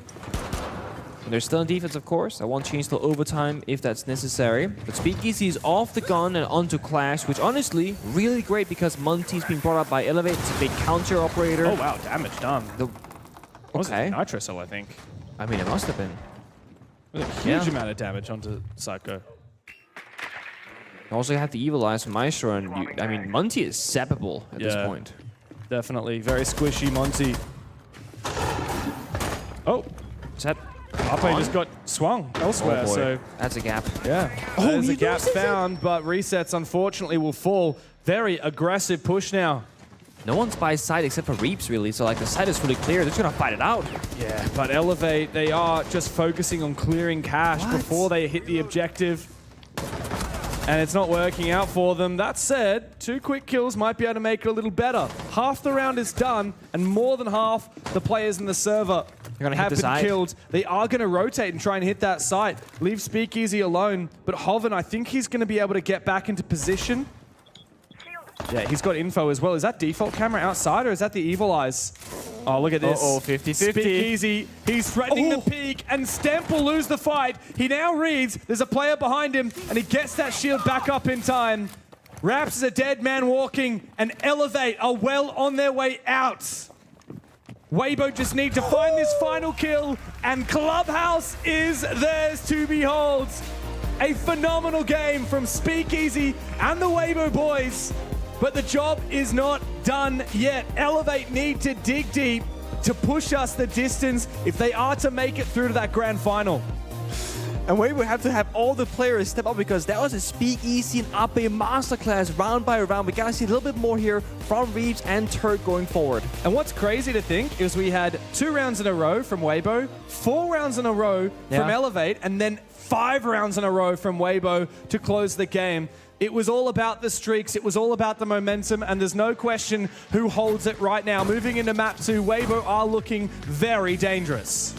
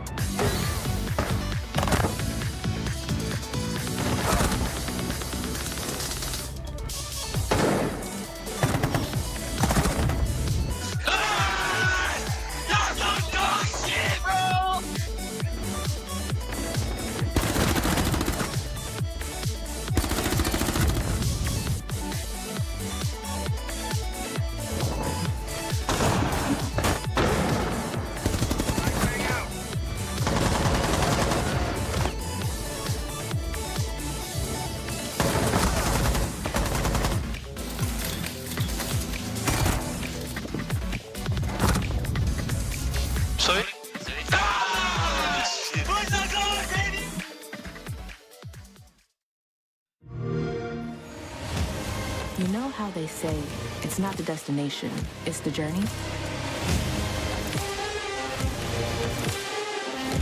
And the journey of 1,000 miles begins with a single step. And you know what? They're right.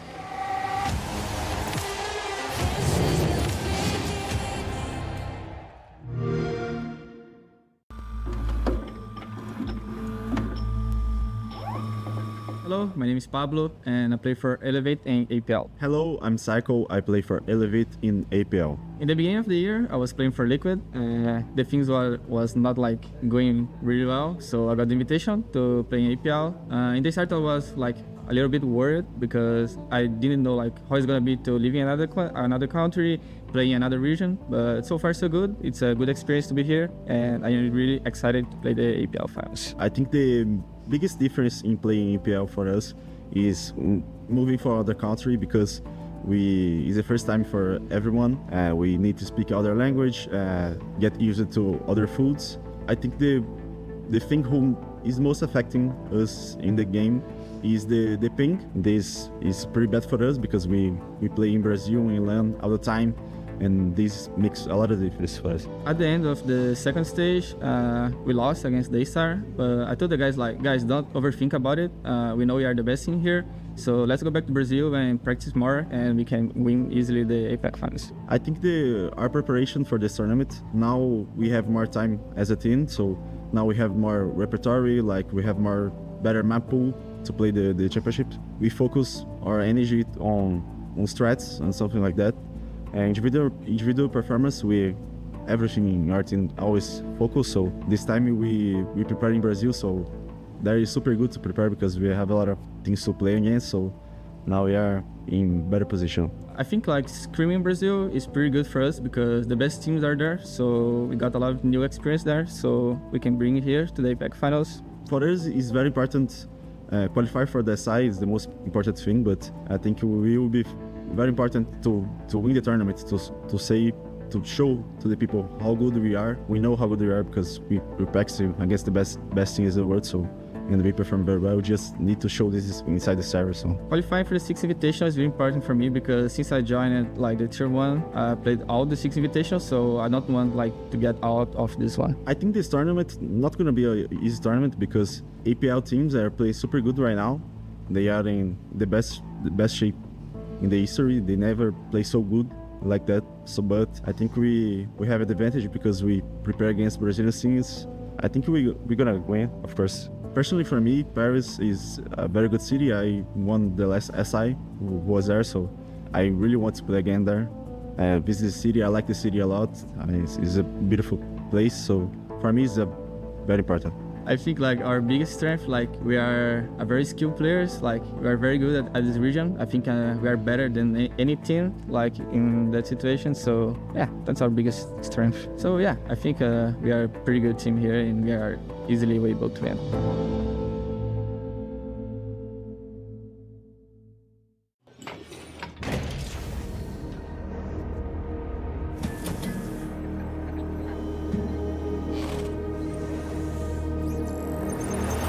Into the level 1v1, the close up for the ball, wins, saves and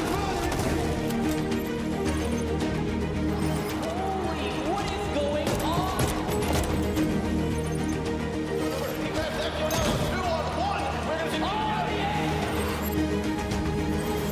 Sei efetivo e vem tentando plantar mais ainda together.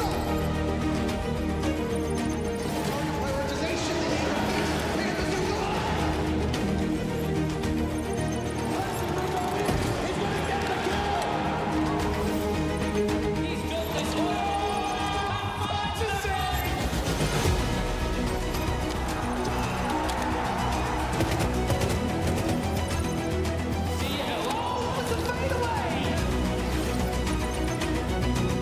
immediately on the diffuser, Lagonis needs to get in there. You gotta go, Lagonis. Why are you not looking? Hello?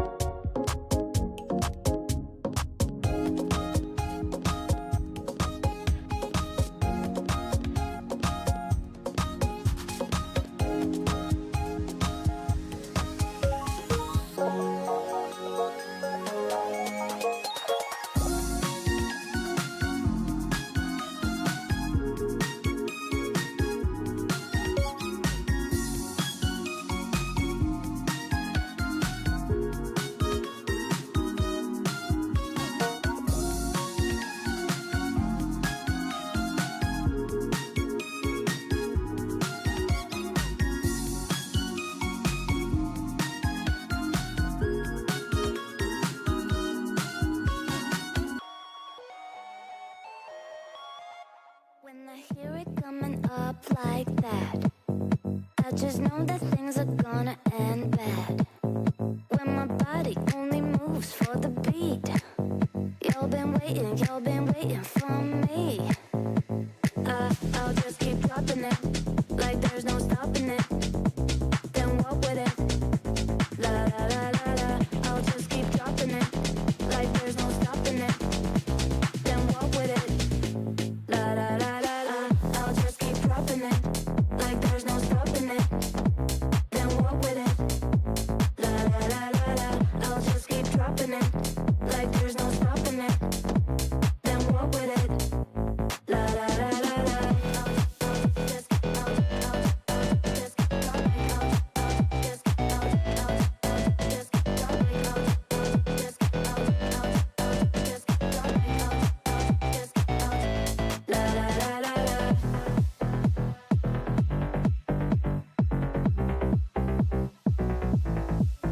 When I hear it coming up like that, I just know that things are gonna end bad.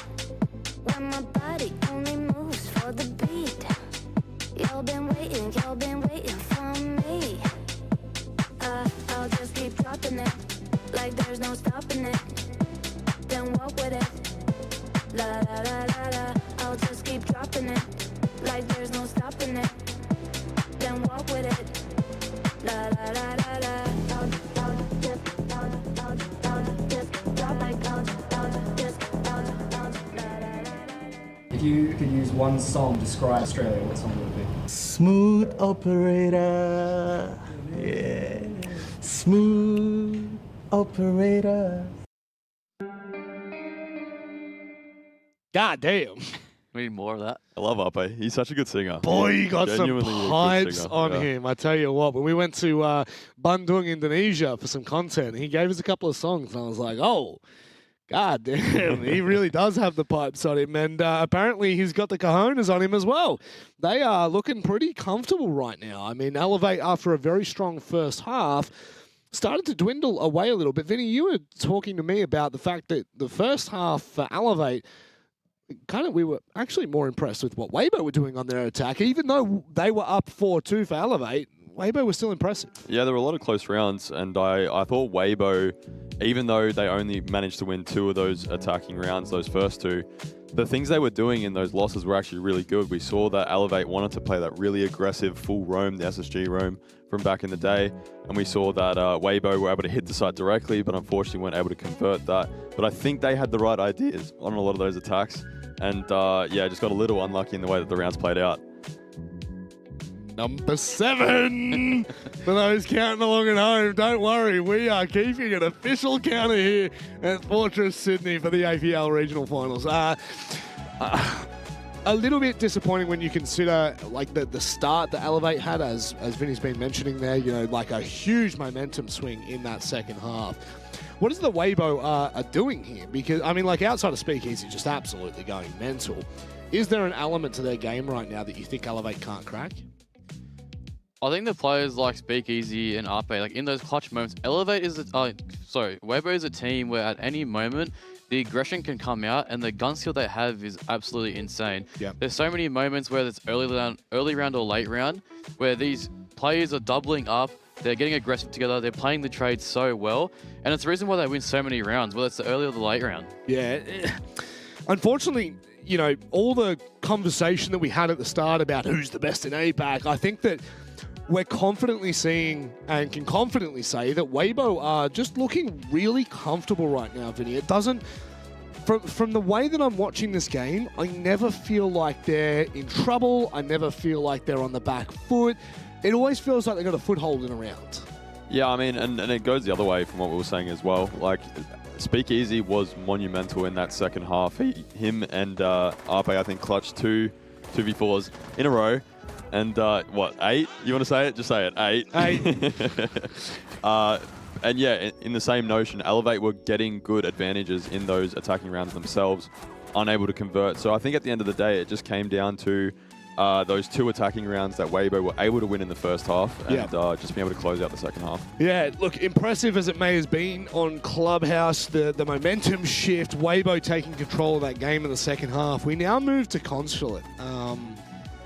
And we were just saying, like, the map vetoes of this entire series feels absolutely crazy to me that we're seeing this in what is technically like the second best match we're going to see in the regional finals, because technically the next one's a lower bracket match. But we head back to Consulate, where Elevate, would you say that they struggled against BNK FearX here, Oda? Like, what were your actual thoughts on Elevate on that map? Yeah, look, Elevate looked like they tried to prep the map a lot. Obviously, it's not a preference map for them. I think one thing they kind of struggled with against FearX is kind of the directs. Sure. And like Vinny was saying before for this map on Clubhouse, they were always trying to find direct attacks, Weibo, and finding the gaps. So I think Elevate really need to shut down the directs on this map. It's so aggressive, bringing Ying, Glaz, kind of any site on Consulate, you can go direct, and it's going to be very dangerous. Certainly will be. The map, so for context for those that are watching along at home that weren't able to watch the game against BNK FearX, it was a very close series for the first 2 maps. Consulate was the second map. I believe so, right? Yep. I'm not going crazy there. Comes down to a 7-7. It is match point. It is a 2v3 in a post-plan position for BNK FearX. Flashbang gets thrown, and BNK FearX flash their own teammate. A retake from Elevate. That's what wins them the game, and then ultimately what goes on to win them the series. The problem is you're up against Weibo. They don't afford those kind of mistakes. You're not given that room to get back into rounds. We've just seen it. They're dangerous, but it's time for us to head to Consulate and to run you through all the action. Oh, shock, horror, Pengu and Devmata. Oh yeah, baby, that's right. It's time to get into map number 2 because we need one thing. What? We need one team from this game to go into the grand final tomorrow to vie for the trophy and the title of the Kings of APAC. We could have both. We could, but that would kind of ruin my grandiose introduction, wouldn't it? But yes, there's a chance that whoever loses this will go on to beat FearX later today, but I think the stakes are higher than that because whoever loses this game, firstly, will be down in the dumps after getting swatted into the lower bracket. They will be going up against a really fresh-faced FearX, who are hot off of a win yesterday against the Chiefs. So I think that this game really has a lot riding on it. Not just a spot in the grand final, but of course a chance to fight for the trophy. Will it be Weibo getting it done as they did for the last 5 rounds in a row on Clubhouse? We go now to Consulate. Elevate have picked it, but that does not necessarily mean that they are guaranteed to win it. Weibo are a force to be reckoned with. Weibo start on defense, and if you know anything about how it happened on Clubhouse, PKC, Ape, even Hoven, that trio, they got everything done on that side of things. So the big question mark for me is, Weibo in the first half of defense, I'm going to think they're going to get like 4 rounds, maybe 5 they're on fire. Not a big worry. When they flip on the attacking side though, small worry starts to happen on my end here. Well, that's the thing that's scary, right, for Elevate, is the fact that they are going to have to weather the storm of this first half. Yeah. Consulate is a very hard map to attack. Weibo chose to start defense. Weibo have just won 5 rounds in a row to send us to the second map. So the momentum is squarely on the Southeast Asian side. Elevate need to step up now. And Weibo already setting the pace by throwing a little bit of a curveball in the works. They're going for the ground floor bomb site first. Yeah, they're pinned Tashanka. You know, a bit of a curveball You are as well. such a suck-up for Big Tashanka. fan. You love it. Huge Tashanka fan. I think it's still one of the most underrated operators currently. And, you know, Clash before the rework, at the very tail end, almost every pro team started to play the Clash. Then it gets reworked, that's a bit of a 50-50. I feel like once people figure out Tashanka, its presence will just go up dramatically as well. Well, we see a lot of him on Consulate specifically, especially for that top floor. A lot of teams like to go for these CEO window plants, and the Tachanka is really the worst enemy of any attacker trying to do that. You got Tachanka, you got Smoke, and you've got Goyo. So it's going to be all about the fire and smoke of this round. Plenty of artillery in the Weibo camp. Elevate need to get a strong start here on Consulate to make a good case for why they should be in this grand final.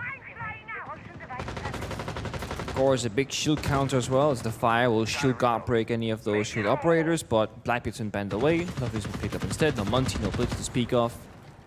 Elevate, though, They do have some firepower. The Ying and Demos are both very lethal. Combine that with the Togepi information globally around the map. And no mute jammers inside. I love the Clash ban from Elevate. I think that's just you gotta do it. Don't give Speakeasy any more Clash rounds. No, I think it's a good play. But Elevate, they're going to need to really make good use of the Ying and the Grim to execute and get themselves in. There goes... Oh, the Ying's actually going to make his way inside. Raps, walks straight into the crossfire, doesn't realize there's a player behind him. And Elevate, unfortunately, struggle to dig their heels in on this top floor. Sayako will find a kill on the Speakeasy. Iron might have been the difference maker, though, coming in for the flank, but it continues to be back and forth. Reaps, the last one standing in a 1v2. This is a very clutchable position, but Elevate have so much time to get the job done. Oh! Into the 1v1, hungry for more. Iron low on HP. He doesn't have the diffuser either, and Reaps continues to hold the line. He marches forward, there's information for him. How is Iron gonna play this? Use that last call for information. Got a drone too. Yeah, he does. The one thing that Reaps don't want is a long-range gunfire, right? He's got isn't Gentleman shotgun, so just stay close, but Iron is so low on health. Just 1 or 2 bullets will get the job done. And Reaps has the diffuser in his clutches. I think he didn't notice, but you saw Ion's elbow on that first swing. Now there's a yellow ping. There's no way that Reaps loses this. Iron should have no chance to clutch up. Both players have already found 2 kills this round. They found their footing. Now it's time for liftoff. Reaps continuing to just bait Iron's patience. Starting to erode as he looks to try and move back. Hoven is taunting him in the all chat. And Reaps decides maybe it's time to peel back. I'm going to give up that diffuser. And Iron! The long-range shot with the SMG-12 flicks out of nowhere. I thought he was dead to rights. But a big clutch up. Reaps going to be frustrated about that one. A little bit of trolling, right? They had a bulletproof camera inside a meeting for full information. A second one in piano by the bomb side. 2 toxic babes, 30 seconds, full HP. So many ways to play that for Reaps, but in the end, it is an FPS game. The 50-50 gunfight happens, and Reaps loses that 50-50. But that was arguably a round that Weibo should have won. Like honestly, on paper, top down, so many different win conditions for Reaps, so few for Ion. Yeah, it was just all over the place round. Because at the start of it, Elevate kind of fell flat. Like the Ying didn't find anything, and Weibo looked good, and then Elevate got the numbers advantage, and then into a 2v1 that Elevate should have absolutely won. And it became a 1v1 where Reaps was definitely favored, and yeah, Iron clutched up big time. This was a decisive moment though when Reaps won that fight. Oh wow, what a nuts shot there for Iron.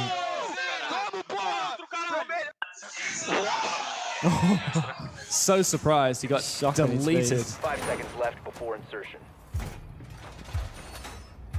Yeah, that was a gnarly shot. Objective is to defuse a bomb. SMG-12 is one of those weapons. When you hit, it hurts. You don't. Really don't like that gun. A lot of people. I know you're not a fan. I just find it too inconsistent, right? Like, it has its moments, so it's great. I really like it if you're within like 10, 15 meters. That's what I mean with inconsistency, same with shotguns, right? Like, in the perfect position, amazing weapon. Yeah. But on average, you take some bad gunfights because you're forced to. I would not be having it at a gunfight at that range that they were fighting. I'd want to be closer than that. For me, it's the kind of gun you want to be like swinging narrow hallways, playing around like long desk. Yeah. It's fine, but like don't be playing any angle fights with it.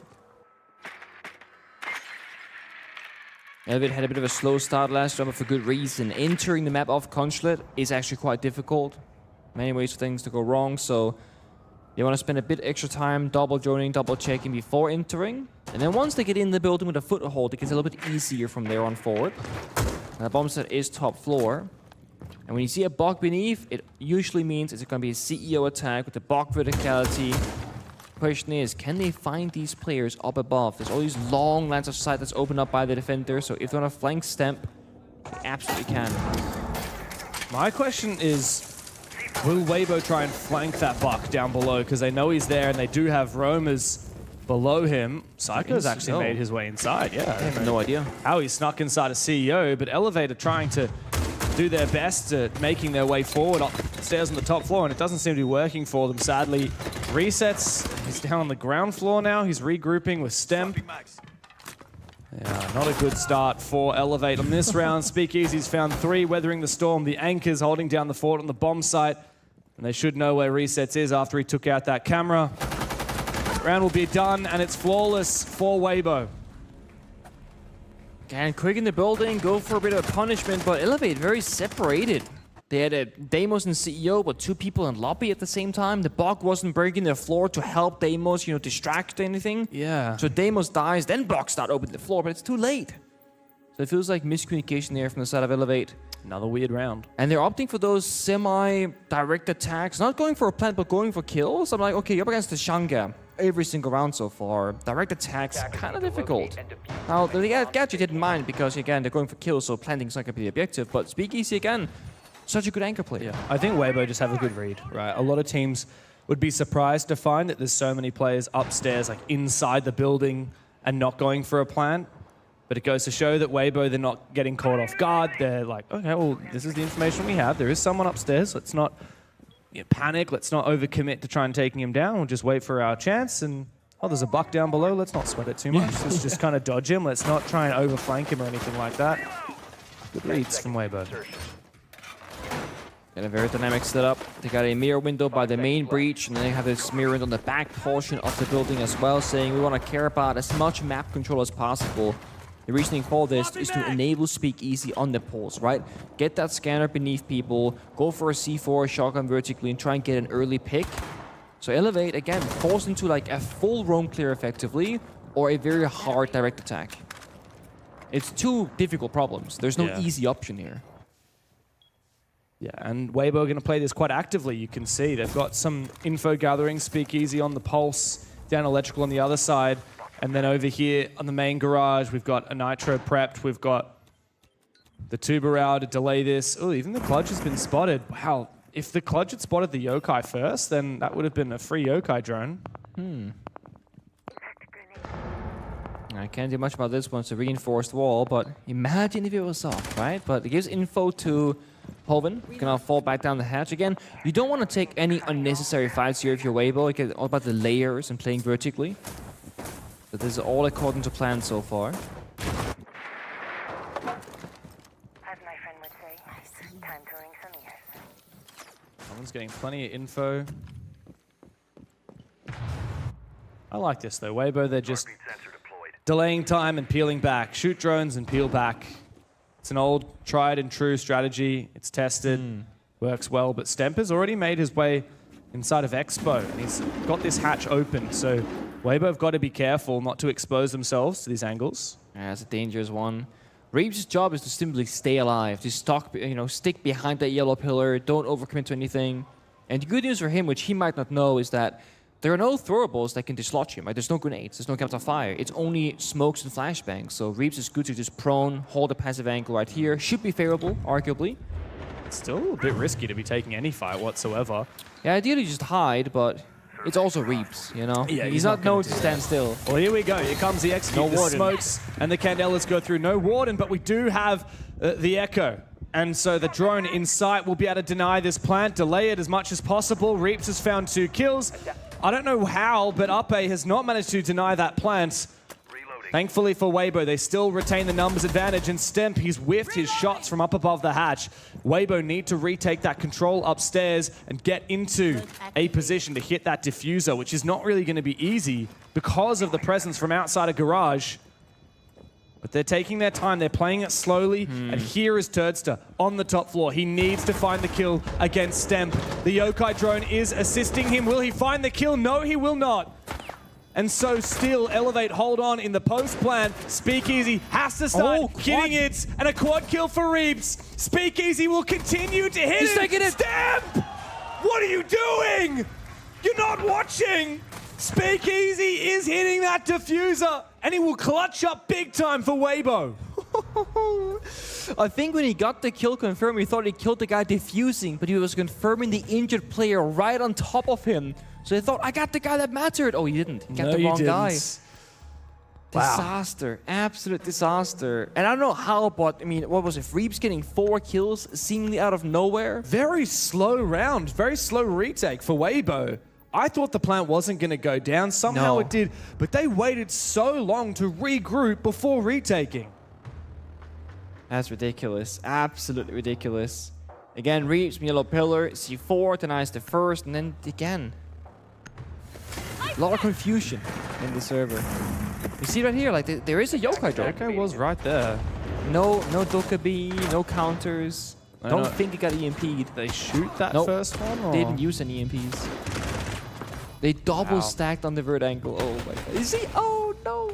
I think he only just clicked. Maybe one of his teammates shouted at him. Big 4K from Reaps that round. That's the, you see him, God. You see him. He's on your screen. He's on your screen. Which doesn't help at all, by the way, when people say that. Worst thing you can do. Just pure panic. He's behind you, and you start turning around. No, the other behind. 10 seconds remaining. I gotta say though, Elevate, I mean, that was pretty close to a round win.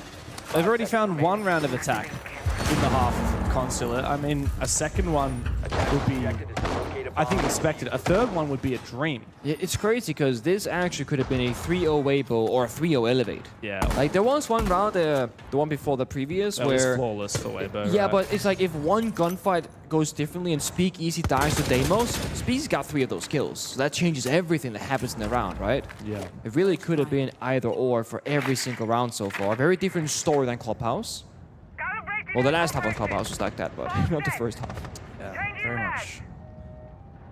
Well, back to where we started, on this ground floor bomb site here for Weibo. What will Elevate do about it? This was when Ion clutched up the 1v1. It was a very early brawl, only a minute into the round. It's all top floor. We never saw the bomb site last time. Yeah, we never did actually. Basement drone rats. escapes. Ion. He was backstabbing last time as Dokkaebi. This time on the Ash. Stem takes what Dokkaebi duties instead. Calls come out too. And mind you, the banned the mute, so Grim and Dokkaebi, highly effective operators, although Grim not being played this round. Yeah, I think Weibo banning out the Ying was also a good idea. The first round, we're seeing these third bans come in. I think Elevate made a good read with that mute ban. Oh. Weibo have a good idea, though. I mean, they're just watching all these various angles, thinking there's going to be a gap somewhere, and if we don't find it first, then Elevator will get a kill somehow. Yeah, I think that's the thing. Elevator looking for gaps. Weibo just making sure that they don't. That's the last call. Very early. And they're not really moving forward with it either, so missed opportunity perhaps, but it does mean less droning necessary. Although with that being said, not many drones left here from Elevate, just one in pocket of Psycho. Slow round from Elevate. They are closing in though. No engagements yet. They're bottom spiral, they're bottom yellow, they're in lobby.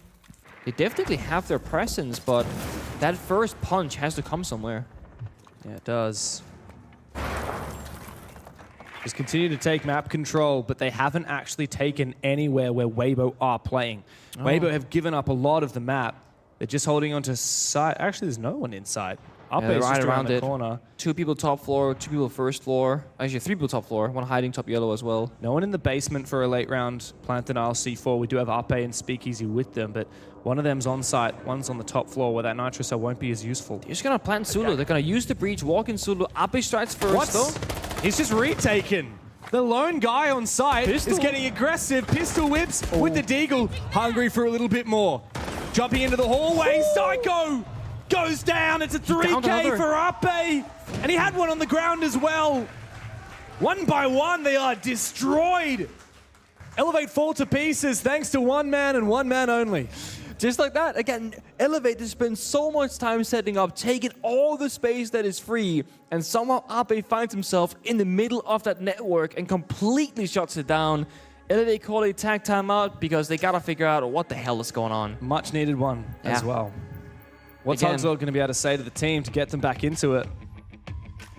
I mean, last time on Clubhouse, right, Elevate, when they were defending, they changed their entire structure to how they were playing the rounds. And that worked greatly for them. They got 4 rounds straight, right? But this Consulate, much more close map. They're on the attacking side still. Again, my worry is not Elevate on the attack. It's Weibo on the attack. It's Elevate on defense I'm worried about, like how good they can be there. Monty, again, is kind of the saving grace often when things are not going your way. Or you do the opposite. You go super aggro. We did like the Blitz, the Finka, the Dokkaebi, just play for kills. It's that, or you do the opposite and play for execute. 1 shield, util. Yeah, I still cannot believe that Ape achieved this with the pistol. There, he got the down on Stemp. I didn't even notice it. And then he got hungry, found Psycho as well. bang, flick, and the injure. Huge plays from this Indonesian. Oh my god, let's go! Let's fucking go! Nice! And that deagle, Attackers have discovered not half bad in the hands of a talented player like Ape. Running rings around Elevate. Now they need desperately to find a second round on this attacking half. Yeah, I agree with you, right? Weibo more likely to struggle on their attack. Seconds to insertion. But the momentum has been set. I mean, of the last 9 rounds of Siege we've played, Elevate have only won 1. But it's been so close. I mean, how many of those 9 rounds have been clutches from Weibo? Yeah, but 2v4, 2v3, 1v1. If anything, I think that makes it more tilting for Elevate. Like, Certainly how many more tilting. times can you say, oh, close, we almost had that round, guys, you know, we're playing so well, we just need to get it across the line. Like, meanwhile, that grand final spot is passing you by. So Elevate opted for utility here. 1 singular shield, then Capital and Grim, and that's where the mute ban really comes into effect. Elevate can get an advantage in this round without firing their primary weapon. It's all about the gadgetry, the utility on their side. But their biggest problem has been getting inside the building in the more important contested areas. Because mind you, last round, they were only entering where there was nobody from Weibo playing. Here we see presence from Speakeasy in admin offices. And guess what? Nobody from Elevate is even trying to get inside admin offices. No, they're just trying to cut them off as they rotate around. But Speakeasy can keep on plugging these windows. Yep. So much mobility. You can play so aggressively. They're all on repels. Yeah, Weibo have just locked Elevate out of this round. It's delaying so much time as well. Elevate continue to play quite slowly, and that means that in the late round, Weibo can start making plays. No one's in the building yet. They're all admin repel, copy window repel, and Speakeasy's back by the bomb site, by the way. Half the round burned, Capital Fire used, and they're still only just inside with the Blitz. Oh, there you go. Aggressive play from Turds to almost takes out Stemp. It's pretty funny, according to Stemp, but his laughter will be squashed. Ape's back in. Ape has just somehow retaken admin, and Hoven. Oh, he stepped up. He's going to reply in the chat as well. Elevate are running behind. Weibo are running amok around this map. It's going to be a 4th round for them unless if Ion and Psycho can pull something out of nothing. A desperate repel inside on the back of the Grimm's Bees, but Ape is just waiting for it. And he will claim that final kill. It's all smiles on their dials for Weibo.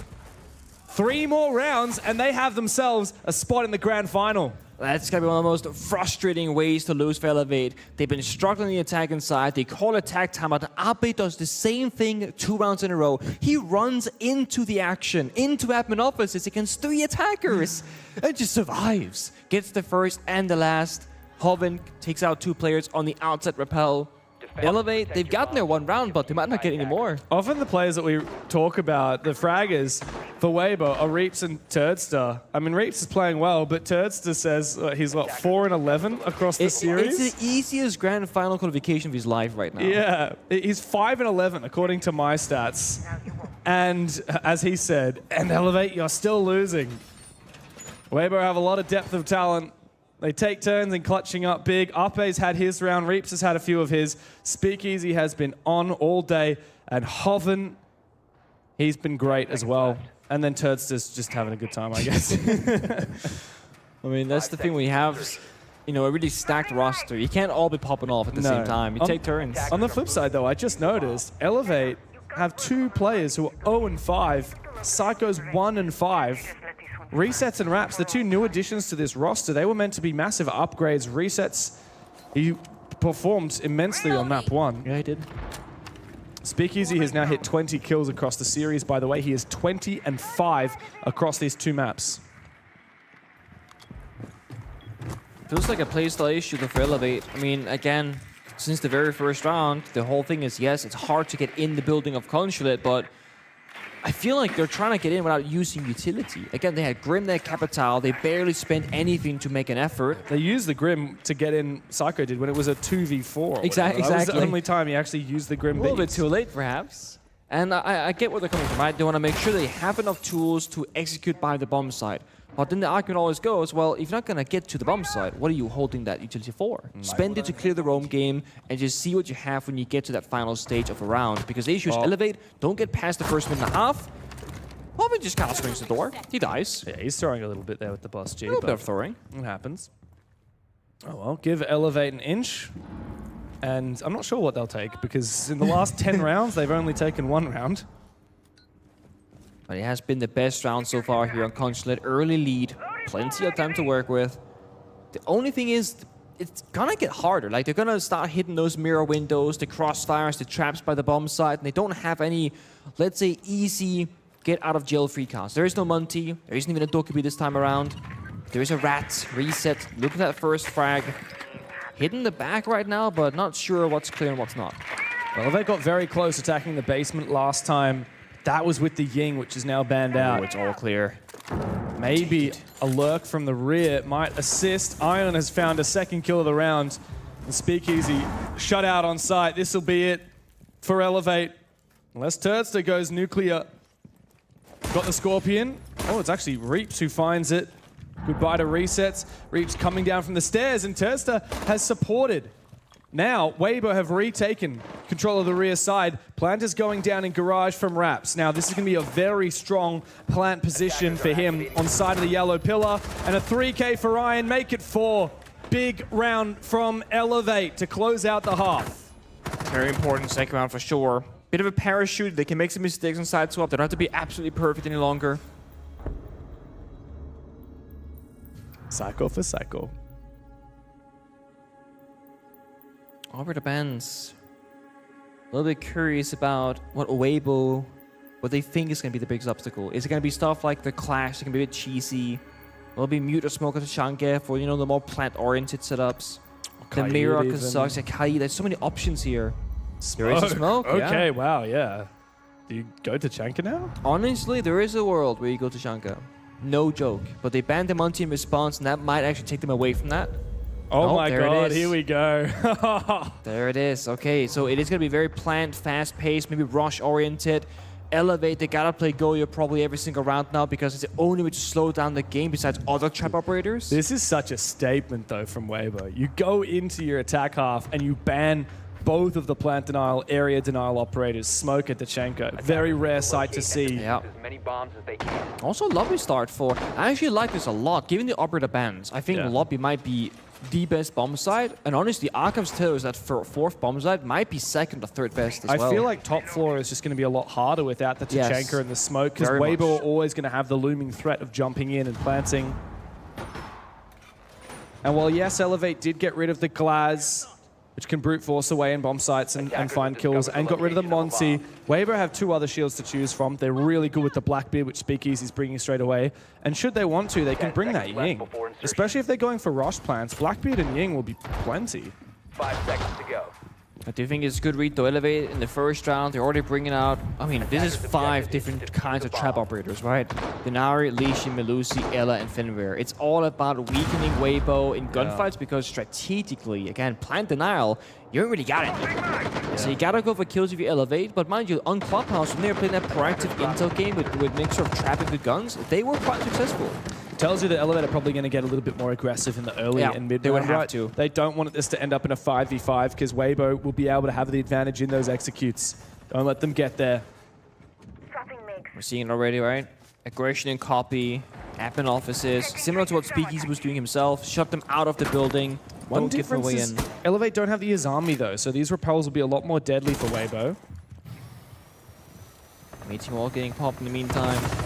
Gotta start opening up those windows for Phantom Pressure. There goes the one in the hallway. Deimos Tracker as well, forcing back Iron on the Lesion. Time to hunt. Losing a lot of drones, by the way. According to the overlay, only 1 left. I think that might actually be true. There's 2 on Twitch, technically speaking, as well. That's Bit true. of a cheat code. That's true. And you've got info from the Deimos. Now, Dokkaebi would not have gone astray here as well as another pick for Weibo. Mind you, it's lobby bomb side, so this top floor is just a matter of roam clear. The action is really going to be happening downstairs, but nice job from the Twitch. Spare mind though. I'm not sure Blackbeard is aware of this. Oh, okay. Up has gone down. Stamp is still holding on to his position. He's just waiting for a chance to pick Speakeasy. Sees him. He's going to be in a world of pain shortly when that crossfire comes through in the verticality from down below. Speakeasy will time it well. while Reaps was mounting that pressure from down. And now Weibo look to try and execute onto this top floor. They look to try and peel away the layers of this defensive Elevate. They need to get meeting control, but Speakeasy good for a double as well. That Good means read on the flank. Now they have what they want. They don't have to go for the full clip, but they might go for it anyway. Yeah, and they read that there was a flank happening as well. I believe that was Ion. He was scared off. He went back to site. Weibo have the numbers. Will they commit to the top floor or will they look for a plan? Psycho's feeling the pressure, and as it continues to mount, Weibo talk it up. They find another kill. They push Raps further back. This guy is yet to find a frag on Consulate. Tail between his legs, he retreats down the stairs. Regrouping with Ion might be the solution. Perhaps the two of them together. Drop. It's a bait here. Bait attempt from Ion as he is tracked by the Deimos in the hopes that they won't know that Raps is near him, but they thread the needle. Reaps swings him, takes him down, and it's a dominant attack to kick off the half for Weibo. I mean, I'm gonna keep saying it. Speakeasy again, the value from this guy. On Clubhouse, rather, clutching all around on defense. Now on the attack side of Consulate, a very hard map to attack. He's Blackbeard, he's Intri, he gets 2 kills, he moves forward, he goes down for the plant, and he's making all the shots as an IGL at the same time. First round for attack of Weibo, they got deeper in the building and closer to the bombs than Elevate ever did themselves. The bottom 3 players from Elevate have 1 kill between them. Wow. Resets on the donut, Raps on the donut, Psycho on the breadstick, and then Ion and Stemp are doing all the work. 15 kills between the two of them across the 7 rounds we have played. This is not a team effort from Elevate, not in the fragging department. Weibo are playing it perfectly. The way that they cleared that top floor. It's beautiful. There's always 2 or 3 players working to the same objective for Weibo, hunting down these players, making sure there are crossfires, making sure there are refrags. And it's what's led to such a devastating scoreline. 7-4 on the first map. And then Elevate, they took us to Consulate, where they only barely beat FearX 2 days ago. It was a risky play to begin with, but I don't think we're going to see Lair, because I think Weibo have woken up and they're ready to book themselves a spot in that grand final. Seen some funky operators here. Turrets that on the armor of all operators. It's good to get in fast for a roam clear, but he's outside the building, holding an angle, waiting for something to happen first. AP pops that wall top floor and meeting. Again, it's a full-on roam clear. Turrets the ones to go for, but I don't think there's any real information, so it's a 50-50 here. If he dies, you know, that's not how you want to go down swinging here. Yeah, it's a risky play. He's got the shotgun as well. Someone's turning for him. He's tweaking him on the monitors. Resets is so nearby though, and that C4 in pocket can easily kill Turret Stack. Yeah, he will definitely hear the call out as well. Oh, shotgun comes up. Oh, Turdster might have timed this perfectly. Resets, goes down. He still is yet to find a kill. 0 and 8 for such a prestigious player. Raps is yet to find a frag either. He's now 0 and 6 and he's been forced back downstairs. The bomb site all the way in the basement, but this roam game has been abysmal from Elevate. Well, what can they do? The site isn't safe, right? Because you're playing that 2v5, so you gotta go for kills, but there's 3 people. AP on the rappel, takes down Ion. It's all down to Raps in a 1v5. If there's any time to get off the donut, Raps, it's right here, but he walks straight past someone. And now Weibo know exactly where he is. Will he even find a single kill, or will Weibo just hammer down one more nail into that coffin? A flawless round again for Weibo. One more round, and this game is done and dusted. Such a clear execute once more. Very precise, very lethal. Blitz jumps in, Dogepico, Armor rushing admin. They're striking from so many different angles at the exact same time, and all they really need is the opening kill. Get that 5v4, use the blitz, use the information to keep pushing forward and force those 2v1s. I mean, look at this. Bonk. What are you gonna do? No counterplay. Right here, 2 people on the staircase, up on the rappel, a wide swing from Turd. It looks so unplayable for Elevate ever since the side swap on Clubhouse. Whether it's clutches from Weibo, or Elevate falling short, or just gunfights not going their way, it looks so difficult. And it feels like the story is continuing. Elevate entered Weibo's region at the start of this year. Of course, they kicked off this new roster at Reload because they're a Ubisoft partnered team. And they performed very well at Reload. Eventually eliminated by Wildcard, I believe, off the top of my head. But they played extremely well. They made a name for themselves. They really knew how to game that format as well. They came into the O scene, and it was what everyone was dreading in APAC. An imported roster full of Brazilians, full of players like Psycho. And they got better and better players too, right? They did. I mean, when stage 1 was a disappointment, they were up and imported even better players. Now they've got Resets and Raps, the 2 latest additions to this roster. And look at them right now. 0 and 15 between the 2 of them. Ion's desperation leads him to go for a run out. Outside. Elevate, they've beaten Weibo before plenty of times, but every time it matters, Weibo tend to be the better team. Cadilla in hand, looking to make that first play. Here comes the flashbangs. Will they follow through? The E1D rings out, the Lion roars, Speakeasy makes his way forward, assisted by Uppe. Upstairs, there is Ion, who does take down Uppe. Speakeasy wants to go for a trade, but Stairs are not in the corner. A Blitzer's friend. There is a player in the corner, but Reeves finds him. Speakeasy eliminated by the C4, so Hoven must now be the hero for Weibo. And he's just so close to finding the first. Stemp will go down. Do not let this go by you. Elevate. Staring down defeat. They need to lock in the 2v1. They've got some information. These Valkyrie cameras are still at large. Hoven. You look at the determination exuding from him as he bumps into that tripwire. He's just waiting to get picked by Ion. Elevate need to regroup now. Raps is just around the corner with the shotgun. Finally, he's broken out that donut. Attackers. As these 2 players together need to figure out how to take down Hoven. Plenty of bullets in the magazine. He can keep on baiting. There's Raps with the shotgun. Teased out. Hoven doesn't want to get too close. He knows Ion is nearby as well, and he will start to bait this plant. Is it going to be plant denial from Elevate? He baits it. Over a minute to go. Ion is coming on from the rear side as Raps continues to swing him. He finds the first. Down into the 1v1. He cannot find the second.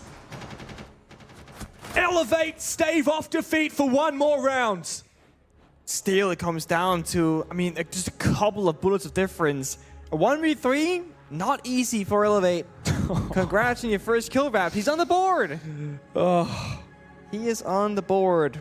Another operator ban, though, and I feel like this will benefit Weibo more than Elevate, I think, because they can ban what they deem a big problem. Whether it's the Goo Mines from Lesion, if they expect a Goyo counter, Valkyrie Pulse. Clash. I don't even think the Clash is going to come into Ella. Actually, that's Also genius. Oh, I like this. Oh, And then the I like Ying Band that. response makes sense. I will say this, not a lot of Warden being played, despite the, you know. Very true. There are fear in the glass, so they banned it first. Oh. I mean, another round that Weibo very much could have won. Hoven got it so close. And that was before the round was over when Reeps was laughing. As he saw Hoven find the first of the 3 kills, he couldn't contain himself. Weibo, I mean, they're on another level right now. Reeps has 10 kills. Resets is still on that donut. Bomb located by 3 more attackers. match points for Weibo before Elevate push to overtime. And back to lobby again.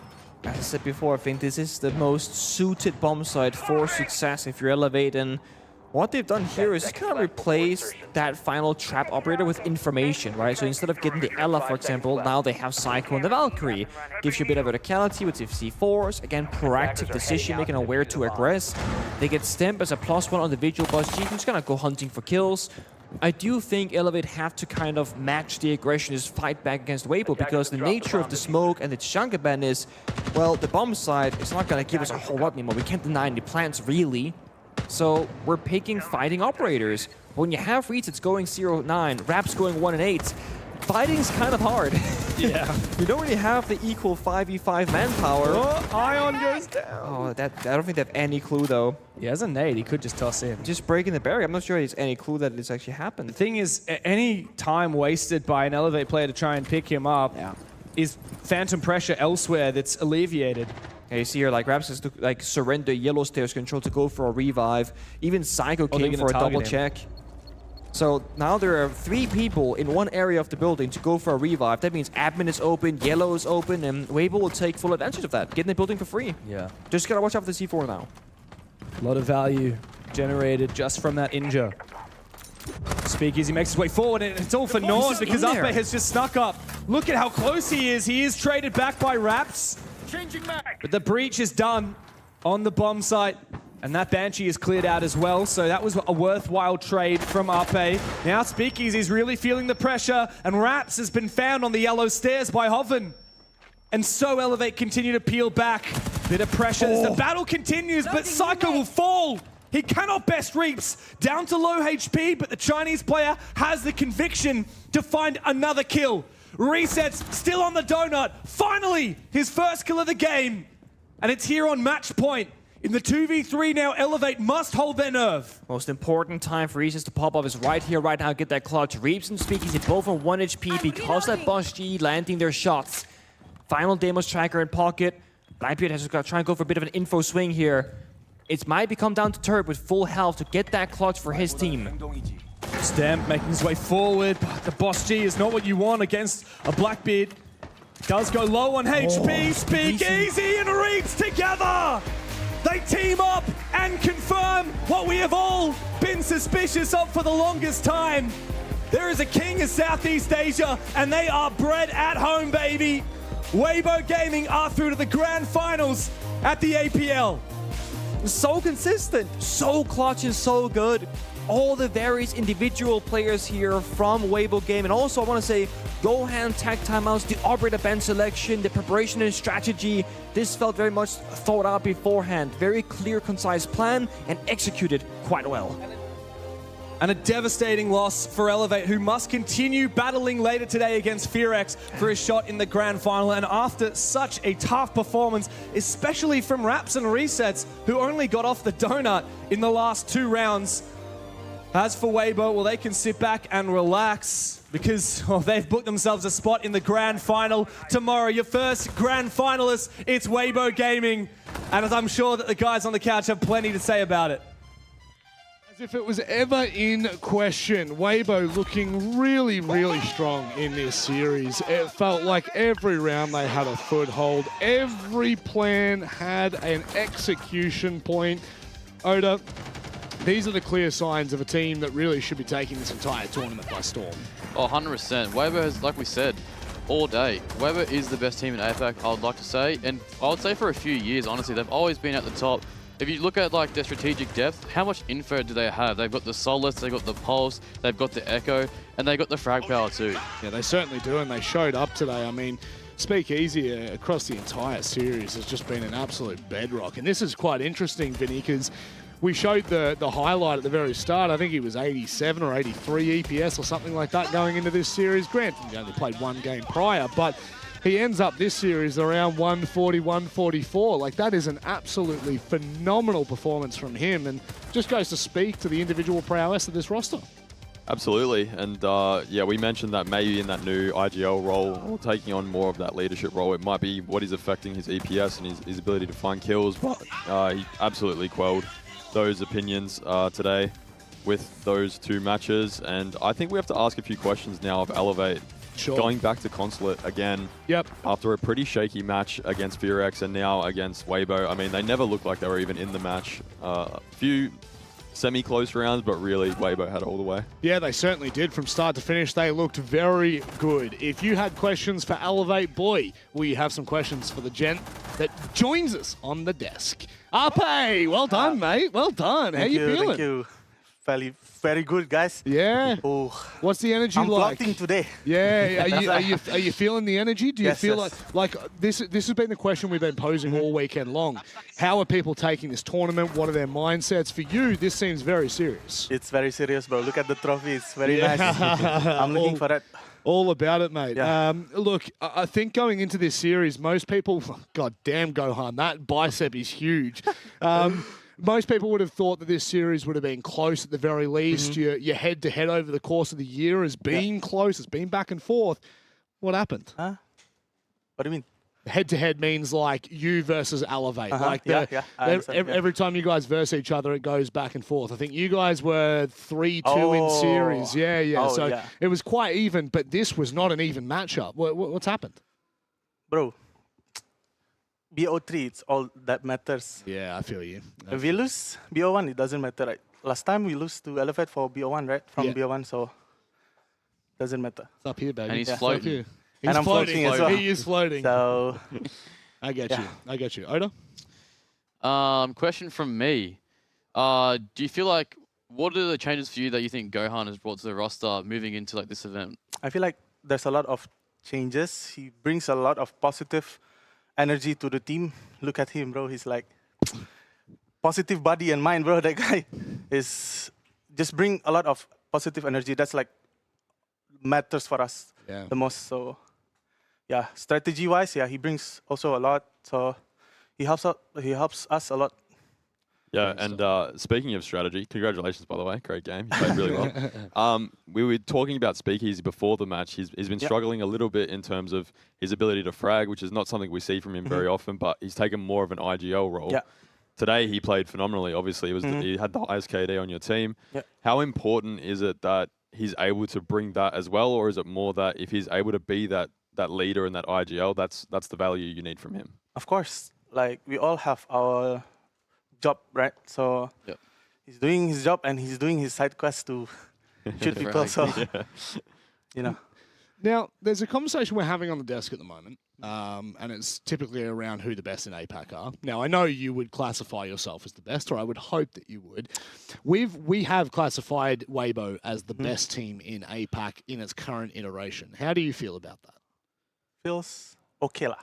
We have to prove to bigger tournaments, right? Yep. This is only like the mini step for us to get the hammer, bro. Yeah, I get you. Paris. Yeah. What's the hammer? Yes. Psycho's got a hammer. Yeah, Psycho's got a hammer, Yes. and you may as well take it. How do you feel about future events now? It feels like the roster is starting to settle a little bit. Yes, I feel like we are much comfortable now to play. Like we are very comfortable and like very optimistic about like positive. Everything is it's just nice to play right now. It's incredible to hear, mate, and dangerous to hear for those out there. Do you have anything else? Well, actually, no. Do you have any questions? No, I know you wouldn't. Yeah? No, he doesn't have a question. Don't worry about it. Move forward. Yeah, let's move on, shall we? Ape, anything you'd like to say before we let you go? Friends, family at home? Yes, everyone, thank you very much for all the support towards Weibo. Thank you very much. Keep supporting us until we win this final, because we're going to aim for the trophy. So thank you very much. GG's.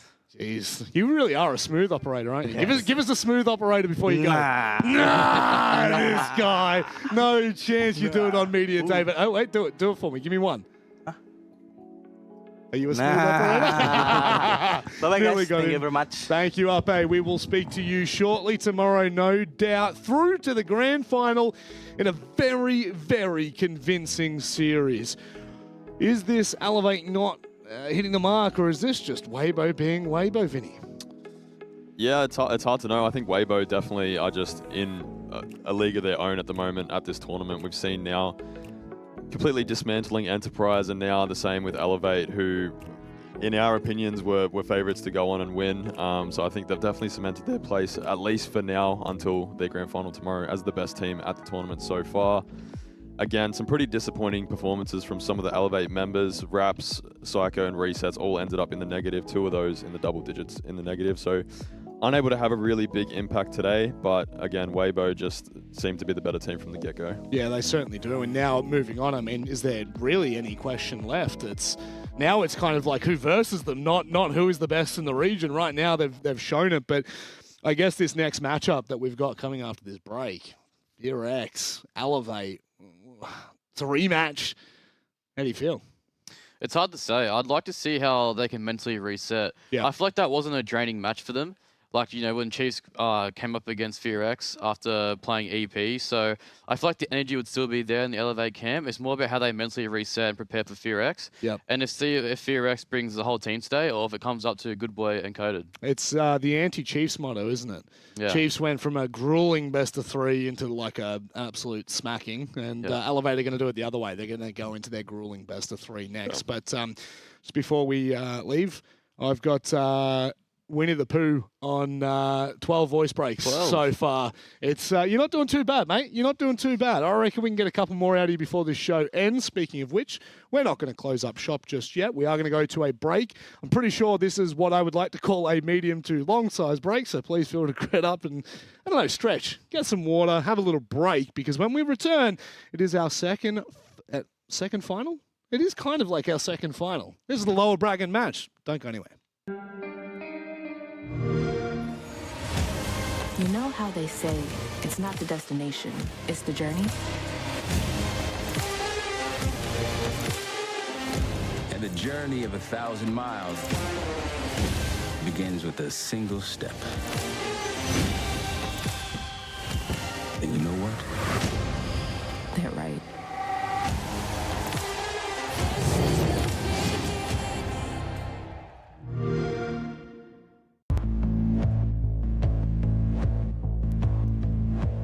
Hello everyone, I'm Rips96 and I play for Weibo Gaming in APL. Hello, I'm Speakeasy and I compete in the APL for Weibo Gaming. Hi, I'm Turd. I play in the APL and the Asia subdivision for Weibo Gaming. I think what makes us good is that internally, our trust and I think just friendship in the team is what helps, I guess. Like through conflicts and stuff, we just talk it out and there's really no beef in between us, it's just trust. For me, I want to Asher win an event, ST event. I think everyone is the same. We as a team want to win ST event and prove that we are not bad in this game. I think going into stage 1, we wanted to test ourselves and see what we were capable of. So getting top 8 at our first event together was just a good sign for the year to come, really. Just like really proves to us kind of what we already knew from scrims and stuff like that we have potential to be the best. When we play EWC, we didn't expect we will get top 8 at first, because it's the first big event and the team just formed 3 months, so we just think, we should do our best to then prove ourselves, and it ended up top 8, which is, I think, it's a good result for us. Faced EU and NA, both in BO3s and 1 BO3s. I think it was like BO3 experience internationally and against 2 different regions, and obviously winning them was nice, but yeah, since our league is like all BO1s and then BO3s in the playoffs, and we just verse other APAC teams. It's not the best experience, so getting a lot of good reps. We played 4 maps against international teams in BO3s. It was really nice and prepared us for major play, SI play and stuff like that. Individually and for me, I think we have the potential to make it further, and hopefully with the new changes we made and the new prac with the new coach and stuff, we hope that if we do met with the same challenges, we have new answers for it now. We lost to Secret, which is the EWC champion, so I think it's really good event for us. Yeah, definitely working a lot harder this year than in the previous 2 years. Having a good org like Weibo to support us as well really helps. Just let us focus on the game fully, which is really nice. And apart from that, I think our floor is also higher than most of the other APAC teams' floors. So even if we're playing a bad tournament, I think we're still going to perform better than most of the other APAC teams unless they have a live event. We're set up for success. For me, personally, I say there's no challenge. I say if we just play our best, I don't think any team in APAC will stop us. Let's bring me CAG again. Let's have a rematch. Obviously, CAG's going to be a hard match. We're probably expecting to verse them in the grand final, so that'll be something to look forward to. Like everyone else, we're probably just going to cruise past. I would say we just need to lock in, and we've just tried to play our best in the SA. So we use up everything we've learned throughout the year. And yeah, I think we are aiming for top 1 for this event. I want to get to the main stage of SI, so top 6. I've never played at the main stage of SI before. I think it'd be amazing to play there. And even if we don't get there, I just want our games to be competitive. I don't want anyone to look back at our games and think, Weibo didn't have a chance at winning that game. We have to go all out, have to put 200% in order to make it in SI. So yeah.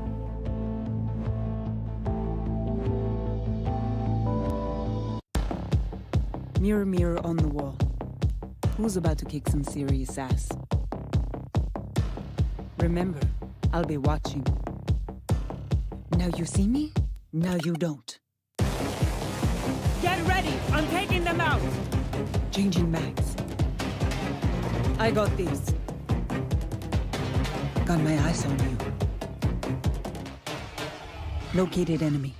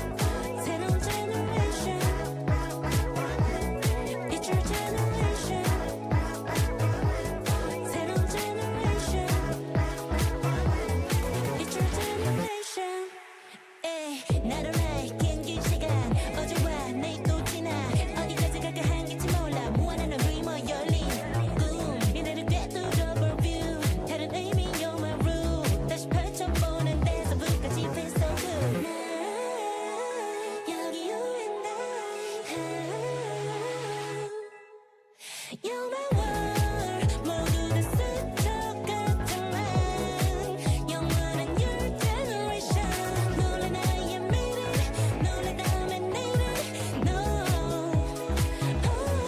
It's your generation 새로운 generation It's your generation 새로운 generation 지나온 어제에는 새로운 너를 만나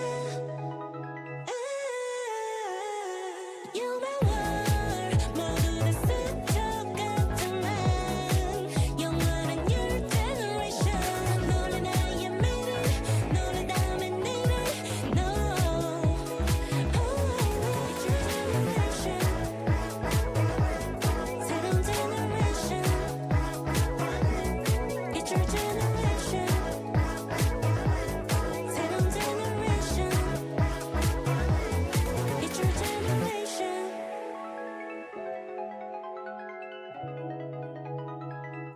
Sugar sweet You got what I need Sipping on the potion All that good emotion Just my kind of heat Keep it on repeat Tested by the motion Loving this devotion Live it up, sweet emotion Every time, every night, you and I on a roll Switch it up, switch it up where I'm going Stay on the fly, just in time, know the right way to go I'm on the road, it's my time Taking control of my life I want to run the red lights I've got to run this show You always take me so high You always make the highlights I love the way we vibe You're like a centerfold Ooh, that sugar sweet You got what I need Sipping on the potion All that good emotion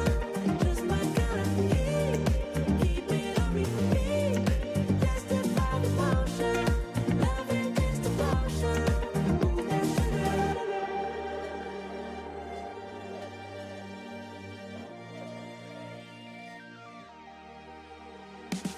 All I want is satisfaction Make a move, baby, you got nothing to lose Give me that good reaction Gonna make it right, little like an offer I can't refuse I'm on the road, it's my time Taking control of my life I want to run the red lights I've got to run this show You always take me so high You always make the highlights I love the way we vibe You're like a centerfold Ooh, that sugar sweet You got what I need Sipping on the potion All that good emotion Just my kind of heat Keep it on repeat Tested by the motion Loving this devotion Ooh, that sugar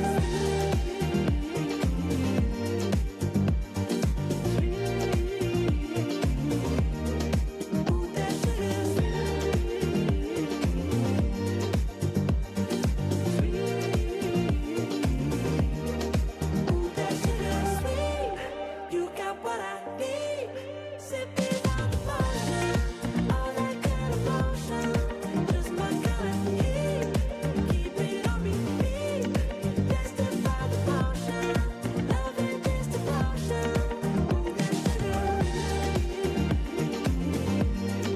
Just my kind of heat Ooh, that sugar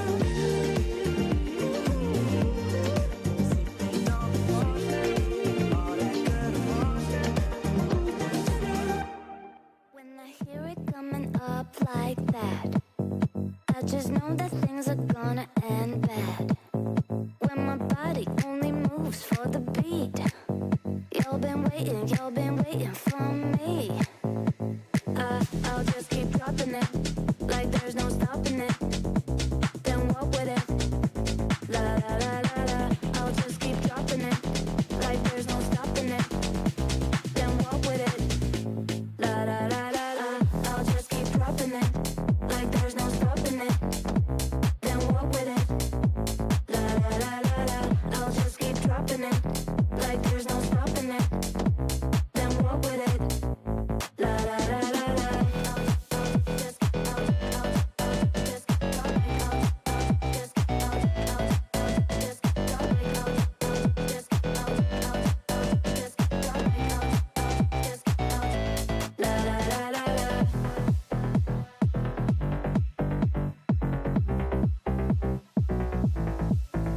When I hear it coming up like that, I just know that things are gonna end bad. When my body only moves for the beat, y'all been waiting for me. I'll just keep dropping it, like there's no stopping it. Then walk with it, la la la la la. I'll just keep dropping it, like there's no stopping it. Then walk with it, la la la la la. I'll just drop like I'll just la la la la la. I'll just drop like I'll just la la la la la. I'll just keep dropping it, like there's no stopping it. Then walk with it, la la la la la. I'll just keep dropping it, like there's no stopping it. Then walk with it, la la la la la.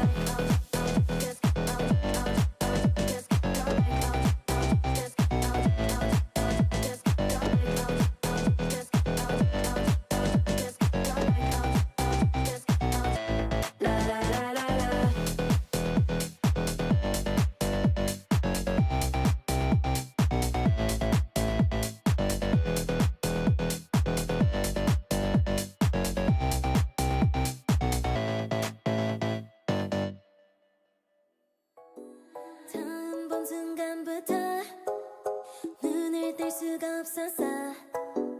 이 세상 하나뿐인 너 처음 봤으니까 빠졌으니까. Then you got me sinking low.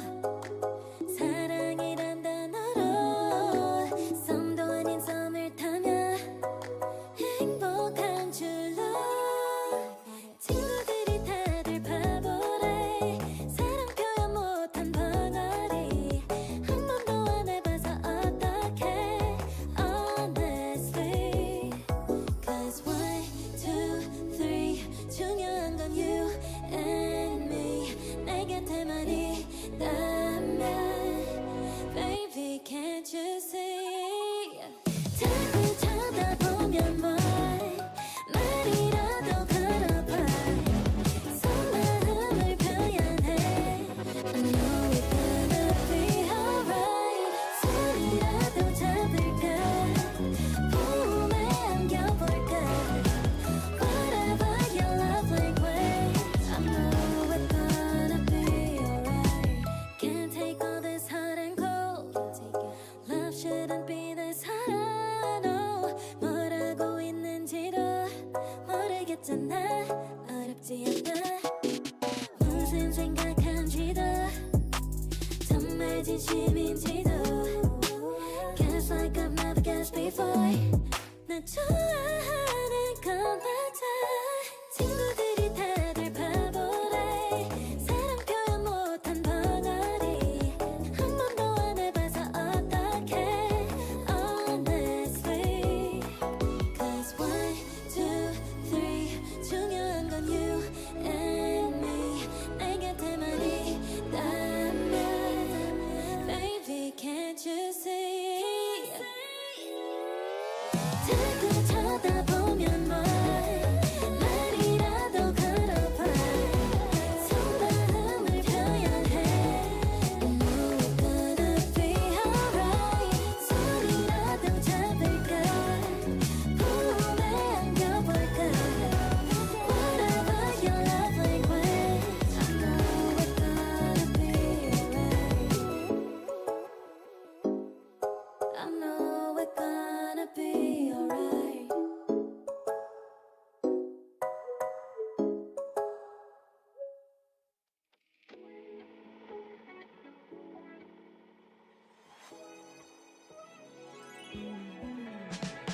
I've been alone too long. Gotta learn how to walk with my shadow.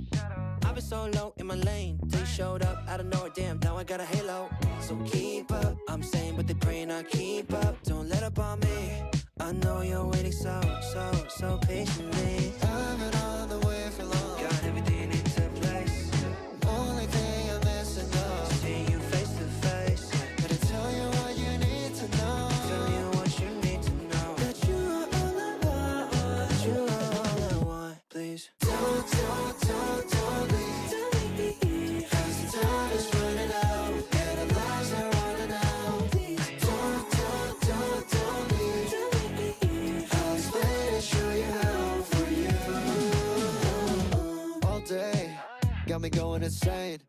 parlay every second when I go into your lane. I need more. Limitless space, I'm out of my reach. You're too perfect, girl. You fit every niche. I'm like, can you even be so cold? Yeah, can I be the one you hold? 'Cause I've been on the way for long. Got everything into place. Yeah. Only thing I'm missing now is seeing you face to face. Yeah. But tell you what you need to know. Tell you what you need to know. That you are all I want. You are all I want. Please don't leave. Cause the time is running out and our lives are running out. Don't leave. I'll stay to show you how for you. You know that I'm rushing over to you. Keep your head up, I'm on my way. Don't you worry. You know that I'm rushing over to you. Keep your head up, I'm on my way. Don't you worry. No matter what, I'ma find a way to save the day, whatever it takes. I know I made it hard to say, but please don't throw it all away. I can see you standing there, I'm so close. Oh baby, please don't leave. 'Cause the time is running out and the lives are running out. Don't leave. I'll stay to show you how for you. You know that I'm rushing over to you. Keep it head up, I'm on my way. Don't you worry. You know that I'm rushing over to you. Keep it head up, I'm on my way. Don't you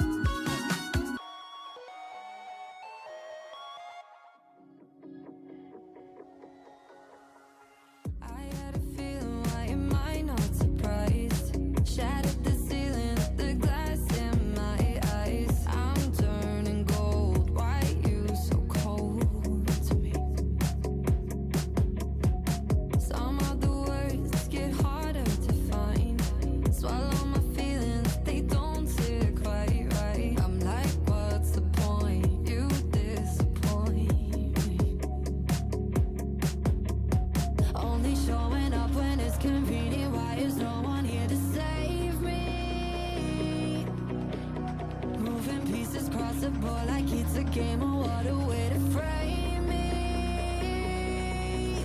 I know I shouldn't care, but I'm over being you. And maybe it's all in my head, 'cause it's time for something new. I'm not even famous, but all you blaming on some lame excuse. And maybe it's all in my head, 'cause it's time for something new. I needed new friends when you didn't show. Poured out my heart while you say oh. And I tell you something, it broke my confidence. When these thoughts are toxic, it's darkness. Only showing up when it's convenient. Why is no one here to save me? Moving pieces cross the board like it's a game, or what a way to frame me. I know I shouldn't care, but I'm over being you. And maybe it's all in my head, 'cause it's time for something new. I'm not even famous, but all you blaming on some lame excuse. And maybe it's all in my head, 'cause it's time for something.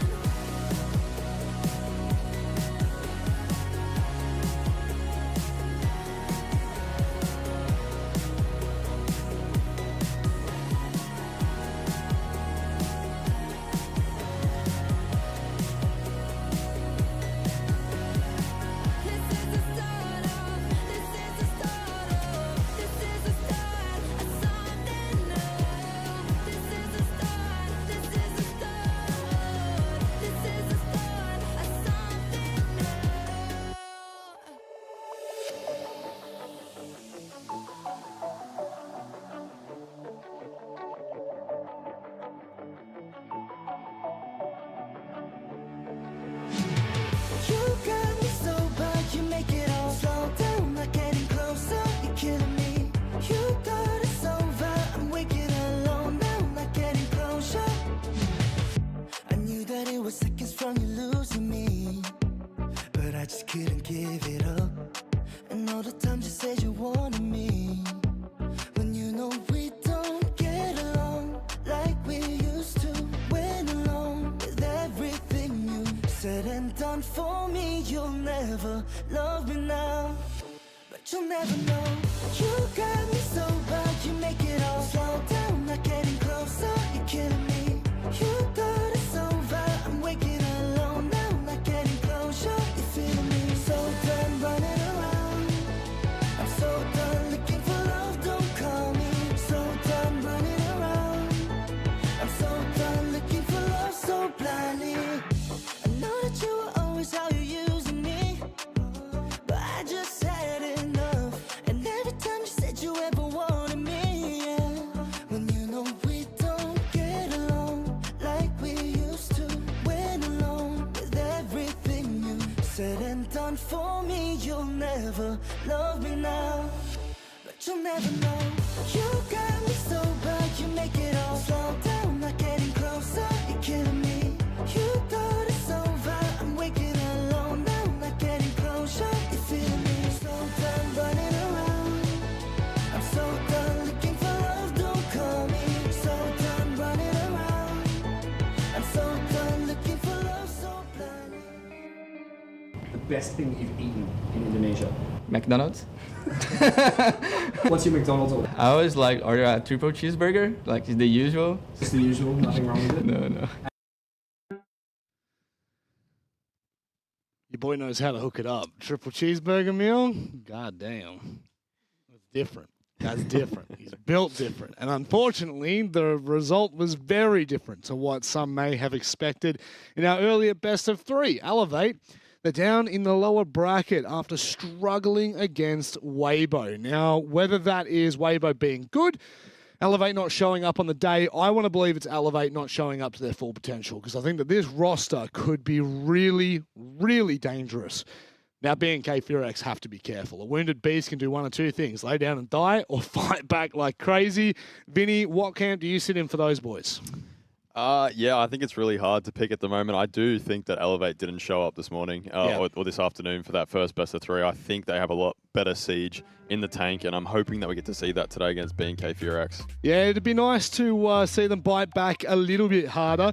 I think some individual, maybe sluggish performances from what we would have hoped, Oda, but ultimately, finding yourselves in a lower bracket, it gives you an opportunity to reset. The game was decently quick enough that they weren't burning through stamina. Yep. However, they are still down in the lower bracket. I'm sure they would not have wanted to be here themselves. Yeah, look, I think these guys do the right steps in these rounds. I think just resets is pretty new to the roster, so I think the team chem still has to be formed here. Yep. So we really need to see these guys work more together and stop being a bit solo, and people will step up. We've had a few poor performances in the last matchup, so we really need to see these guys be back on top.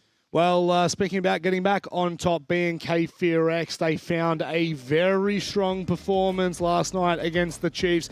Not only knocking the Chiefs out, who have been a bit of the rivalry of Korean Siege for a hot minute, but also securing themselves the final spot at SI, at least for now. LCQs wait the following weekend and then, of course, into January. But you got to admit, they looked so much better, Vinny. But I think one of the massive talking points that we really should hone in on today, the shields. The shields. We mentioned it before the match that the shield play of Woogieman is to be feared, and Chiefs, unfortunately, did not listen to the memo. They allowed the shields through, all 3. Doing that interview with Dark, he said he was super surprised that they were allowed basically their choice of which shield they wanted to play, and Woogieman did it to great effect. I mean, Chiefs didn't even look like they were in at many of their defensive rounds. Just able to take so much map control on the back of Woogie, and from there, just, won out each of these rounds. And of course, the bounce back from them after losing to Elevate in a really grueling best of 3 series, they showed a lot of fight as well. So yeah, just highlighting Woogieman. We said that he probably wasn't performing up to the level that we were expecting from him in the tournament so far. And he proved it yesterday that he's still there at the top. Yeah, he certainly did. And a player that I think had a little bit of return to form and at a crucial time was Rin. Rin in his series yesterday kind of, I feel like, fired up for the first time that we've seen, at least in the playoff series. Do you think that could be a potential decider for today as well? If Rin shows up, maybe Fear-X have that extra room.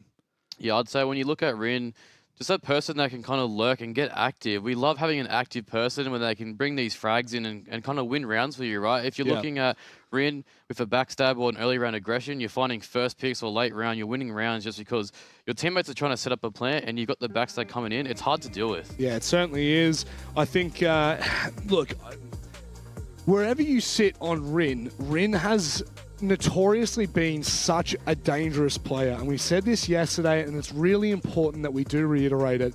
When Rin has a great day, Rin can have an unbelievable day, but unfortunately those can sometimes be too few and far between. However, I think the conversation we had with Dark yesterday probably sums it up the best. They feel like they're well gelled right now. I think they took some time and they realized, especially going into stage 2, or on the back end of stage 2, Vinny, they just didn't perform to the mark that they needed to. I don't know if you remember what he was saying yesterday, but they started doing a lot more theory, a lot more prac that's not just in the server. I mean, how impactful can that be for a team? Super impactful. I mean, from the get-go, or at least more often than not, the Korean region has been known as very much a gun-heavy region, a region that we compared even to like Brazilian region. And then of course, Dark coming in with all that experience from that playstyle as well can bring so much more to that team. And it's a good problem to have coming out of stage 2 and thinking that, you know, we have the pieces right. We're starting to gel a lot better, but we're just not getting the performances at the moment, at least individually for them. Yeah. It means there's plenty of ways to move up, and they're showing that. Right, let's have a look at the vetoes and determine where we're heading for what is our penultimate final. We only have one more day remaining, one more best of 3 outside of this series to determine who will be the champion of the APL 2025 season. It's the best way to look at the regional finals. We start on Skyscraper. I'm keen to see that. I cannot think we even had a Skyscraper. This team yesterday. We had Fear-X and Elevate already play Skyscraper at A7. Holy smokes. That's going to pop off, gents. I'm looking forward to that one. Then we head to Bank and Clubhouse to round us out. Vinny, what are your thoughts on these? Yeah, I mean, Skyscraper is going to be the return of one of the closest maps we've seen. Going into after that second half, it was genuinely back and forth for 8 rounds in a row, and it just so happened that BNK Furex got defense first in their OT, so they were able to close that out. I mean, it was super close, and it really was just fine margins that predicted that map, or that resulted in that map going to BNK. Yep. Obviously, Coded ended up with 21 kills, which also helped. Yeah. Ion with 19. I mean, yeah, it was a battle of the 2 top fraggers, and hopefully today we see a bit more of a spread for both of these teams. Well, for those of you that missed it yesterday, this series was a barn burner all up until the third and final map where Elevate just took control. Hopefully this time we will see it go the distance. We will see it remain tight and close. 8-7 is where this finished last time. Will it get there again? It's time for us to get underway. Jake and Guz, how you feeling?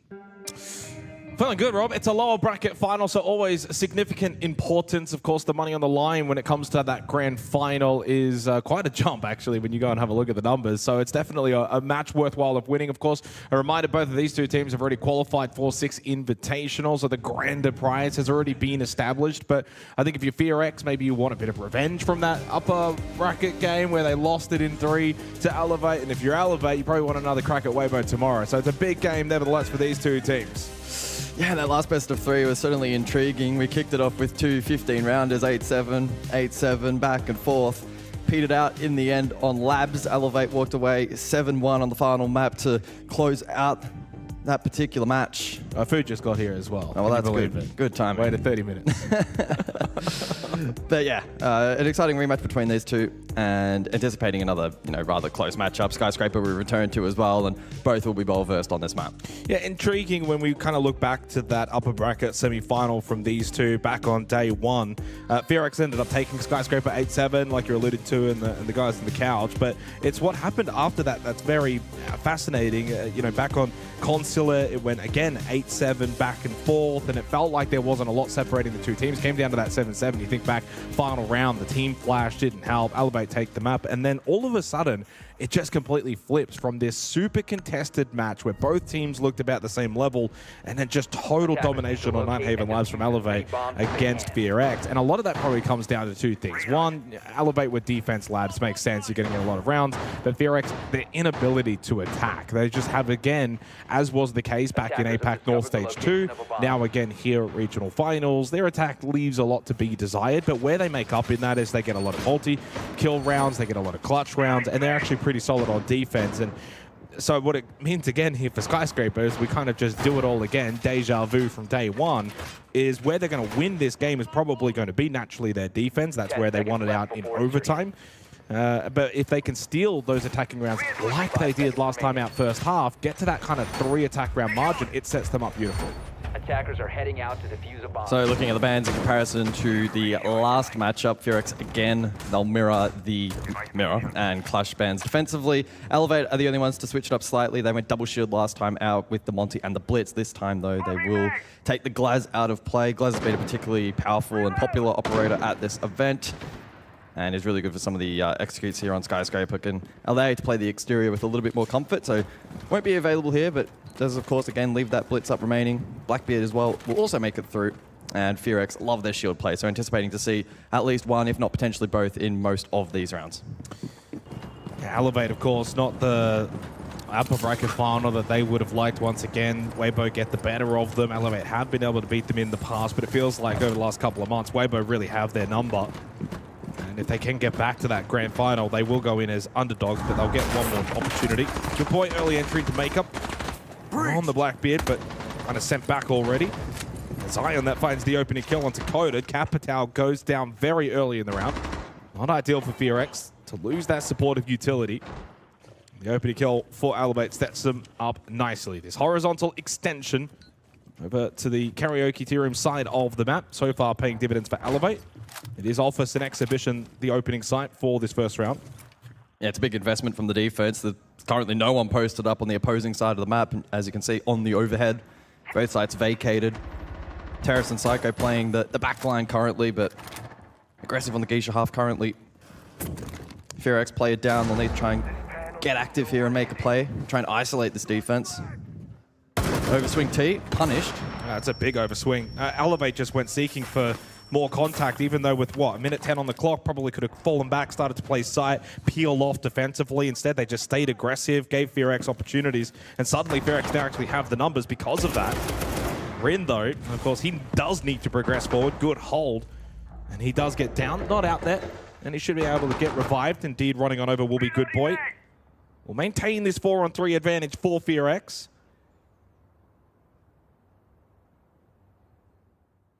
40 seconds to go, so Rin will be low, and difficult to envision him being able to get out meaningful utility on the Rayora late round here. Still a Candela, though, available, and a grenade for Good Boy.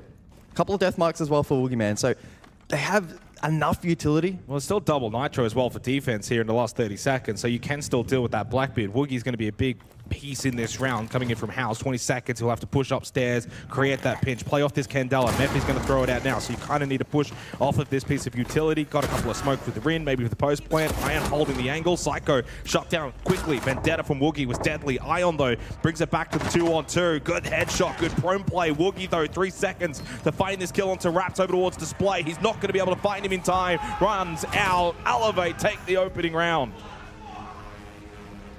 Yeah, good use of the clock there from Elevate, able to hold on. Not over-peaking late, forcing a late filter there from the attack.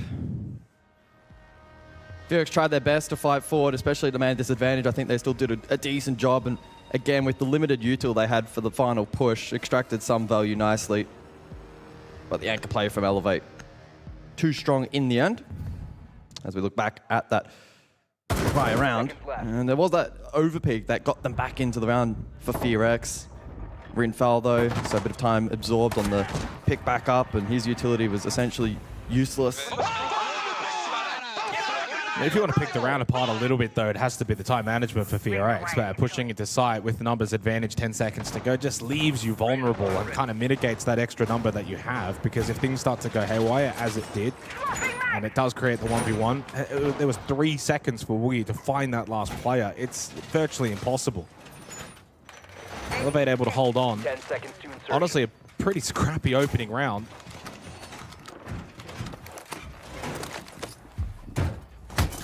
The round win nevertheless for Elevate. Now move over to Tea Room Karaoke, so the second primary site.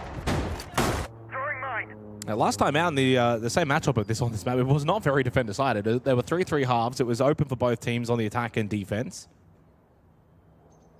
I do wonder if it'll follow the same script or if Elevate can be a little bit more successful on the defense and put the pressure onto FearX. Coda with an opening kill. Well, that's a quick one. Question marks for Stamp on the Azami. Imagine he's on the other side of that window and has just been sprayed down while Coda's opening it up. Yeah, just getting caught there inside of Drum, and the Azami a key operator in holding that power position. That's a big loss. Wanted to try and maybe get one back, aggressive, over towards Lounge.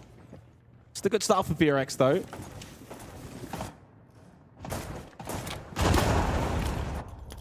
Especially getting rid of that Azami. Ion, a little slow to react. Was not maybe watching directly in front.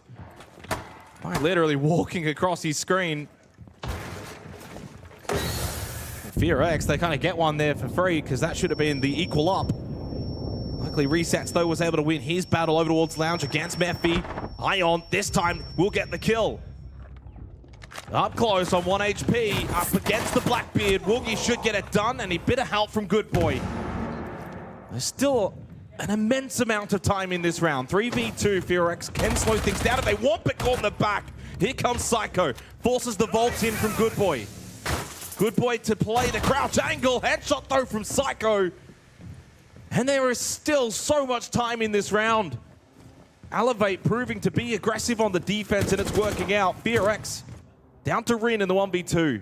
Yeah, that FearX attack completely out of sync. I was having a look at the overhead, and positionally, just no trade potential there on that push. Allowed the retake. Rin can be a sharp player in good form, but a 1v2 poses a tough challenge. And tradable positions available here to Elevate. And already been spotted, caught, and tagged up. Gets rid of default. One gas babe still available after that one expires for Raps, and Rin will be vulnerable to that gas babe. Impact 2 for Psycho. Raps, though, gets it done. Well, 2-0 start for Elevate puts them in a good position as they take the primaries. Imagine Kitchen Barbecue will be coming up next.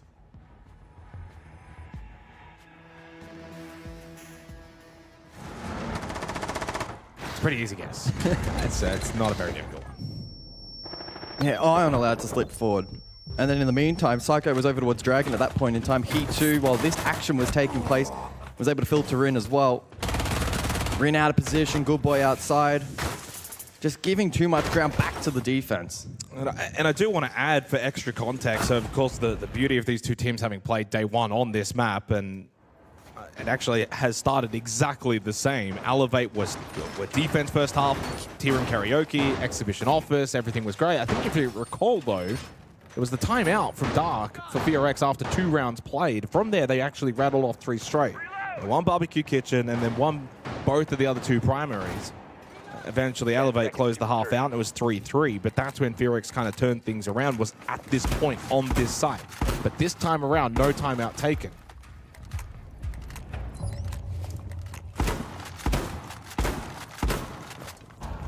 Coda dropped 21 in that game. The next best for FearX was Mephi with 10. They found success anyway.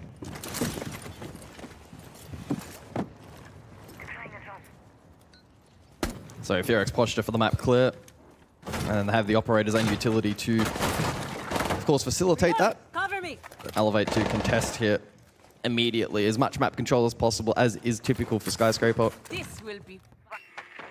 Psycho clearly finding some confidence in that prior round, and he'll join Ion over towards this offers half of the map. Quite a formidable duo. The trap util from the Ella. Ion as well can gather information with Solace.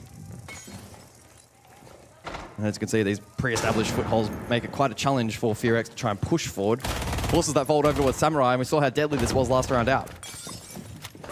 Elevate proving, though, that they're willing to play a bit more aggressively on the defense this time out rather than day one. Good Boy finds the opening pick onto Ion, shuts down the Solace.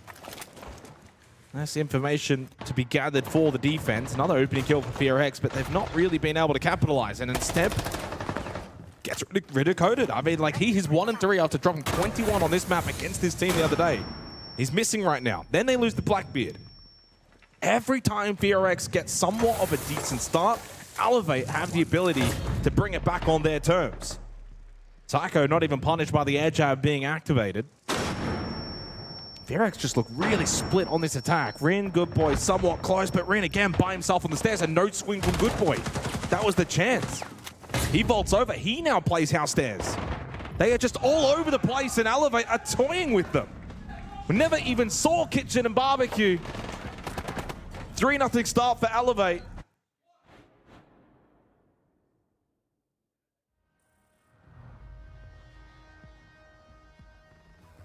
Very disjointed attack there again from FearX. Elevate punishing nicely on that roam. FearX continue to play in their hands. Again, they stack Samurai, doesn't quite work out. They lose the Capital early, so it's a key piece of util. The Blackbeard gets no value either. And in a similar vein to the last matchup between these two, Dark will call, well, I say an early tactical timeout, but after 3 rounds on attack into Sky, maybe not quite that same classification. Yeah, again, this is a really tough moment for Dark to try and rally the troops. They'll be attacking back into those primary sites for the next couple of rounds as well. And clearly not playing to that level that we saw, particularly yesterday. They really stepped it up. Timeout expires. 3-0 for Elevate. Dark not too happy with things right now for FearX. Rightfully so. Not only that, I mean, you've lost the tertiary site, so now you've got to go back around top floor, win the primaries. Elevate are just really getting into the face of FearX. They're really denying that horizontal across. And they look switched on. They look fired up. They look like they've taken some lessons maybe from that upper bracket final loss against Weibo. 5-1 start for Psycho, but it's been largely team effort for Elevate. Just in the way they're positioning, the way they're playing, they've looked really solid. And I do wonder, you think about for Elevate.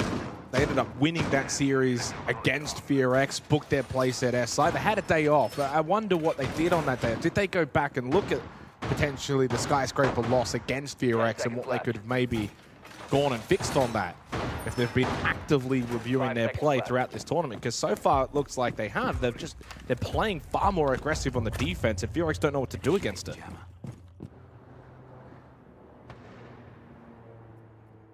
So the Rayor gets reintroduced here for the 4th round. We saw it last time out from Rin, again on the map clear. We didn't see the gates get much value. Typically it's used for the more direct approach on the opposing side, again straight through Samurai. They haven't spawned for that on this occasion. Again, Geisha Cross. So I'll be keeping a close eye on Mephi and if they are actually getting value from that Rayor. Blackbeard and Deimos also in play, both useful tools for clearing across. Like last time out, Elevate will contest these positions quite heavily. Stemp has presence over towards the main stairs position. Resets has a rotate towards T. And the rest of the team wasn't afraid to vacate site in support of this roam.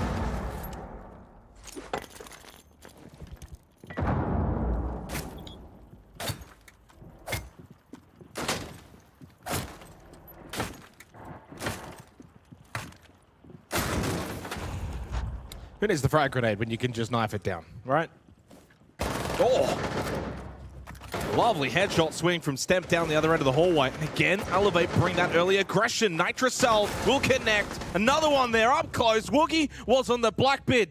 The shield did nothing. Elevate are just running right at FearX every single round. We're not even seeing the bomb sites. As Good Boy does get 2, makes things a little bit more interesting. Needs 3 more, needs the ace clutch. But overall general play, Elevate have been so much better.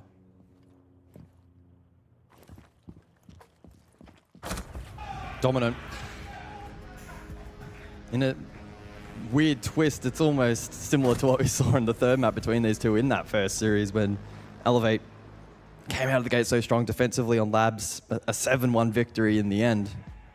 Certainly in stark contrast to last time these two played on Skyscraper. It was a real to and throw. The attack was able to find a lot of value.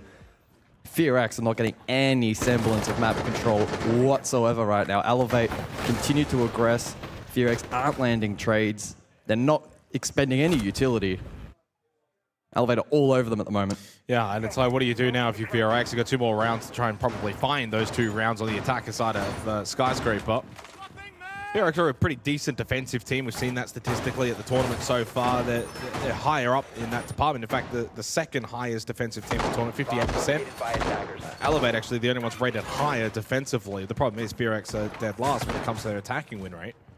It's a big issue, I guess, for this roster is trying to work on the deficiency of their attacking side. 10 seconds left. Just got no real Blackbeard value. It's not really disrupting the defense. It's not allowing to open up moving lanes for the attack. It's getting shut down far too easy. Last time out, Coda dropped 21. This time he's only got the 1. Nothing's really working. It's just one of those halves.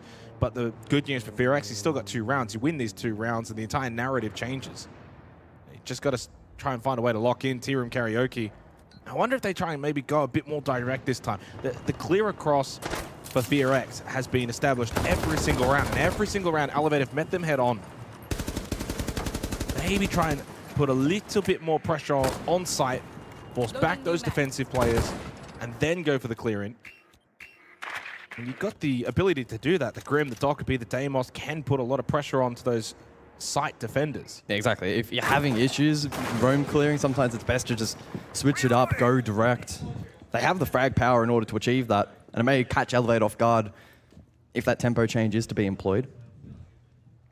Some map controller here for Good Boy Barbecue, and those death marks can have value, especially from down below. Vert in towards the objective and try to disrupt some of these anchors like Raps, for example. And just based on the early positioning, it does seem as if this will be a bit more direct from FearX to bring the sense with the ROUs. He's block off the hallway to site. Across the sites. Boogeyman gun up. Notice there's one backstairs. Here comes Good Boy. This is a little bit better from FearX. Taking some of these fights more on their terms. Putting the pressure onto the smoke of Raps. Raps thinking about the swing with the shotgun up close. Gets help from Psycho though. Really solid teamwork defensively for Elevate. Raps needed the help. Psycho comes and helps out. Coded needs to try and get him on the cross back.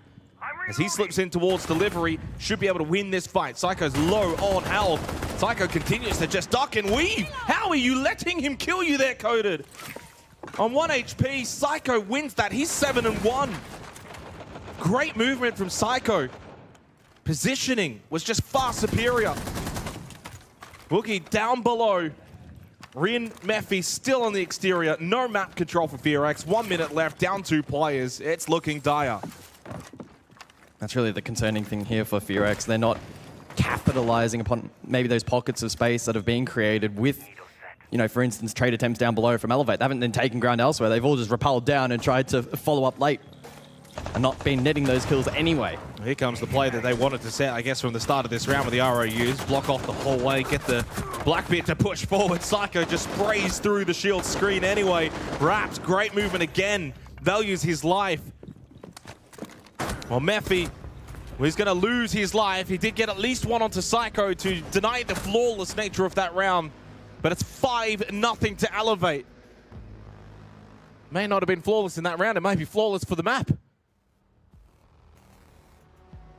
Don't forget, this is the map pick of FearX. Rightfully so, they beat Elevate on this map 2 days ago. Barbecue and Kitchen for the final round of this opening half. Tertiary once again, FearX. I mean, it's cannot be understated. They must win this round. Yeah.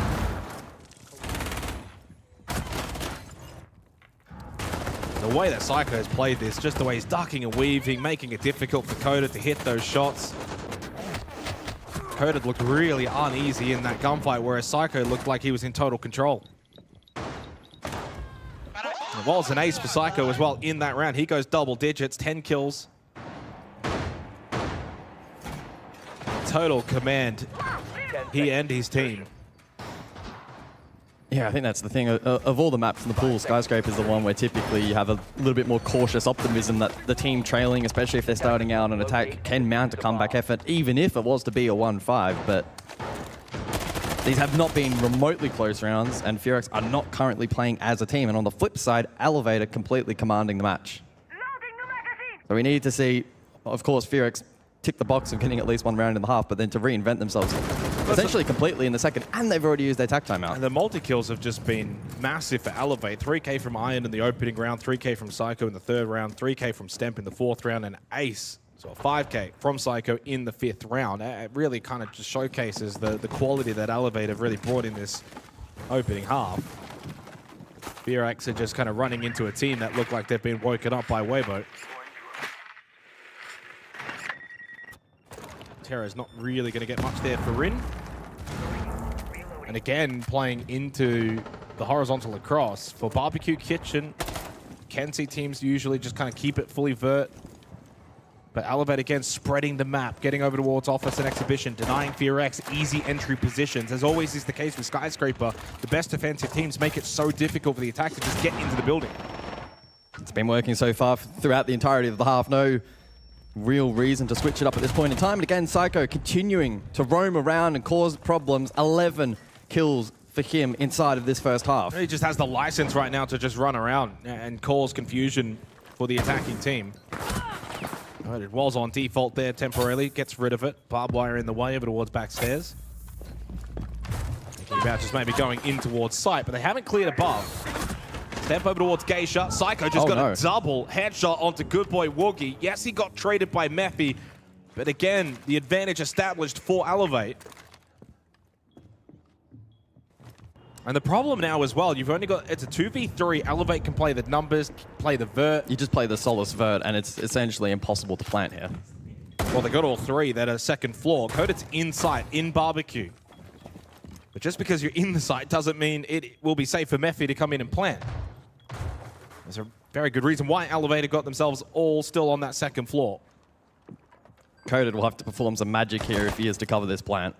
May even take a fake or 2 attempt here from FearX, but still, it's so low percentage from this point. Only 30 seconds as well. Quite high launcher, does get a tag onto Stem, so his position known. And as soon as he walks through the door, well, you guessed it, and that was always easy to probably assume what was going to happen. Ion watching the whole way through. He'll get the second. It's as easy as that for Elevate, as they have now got 6 map points to begin this lower bracket final.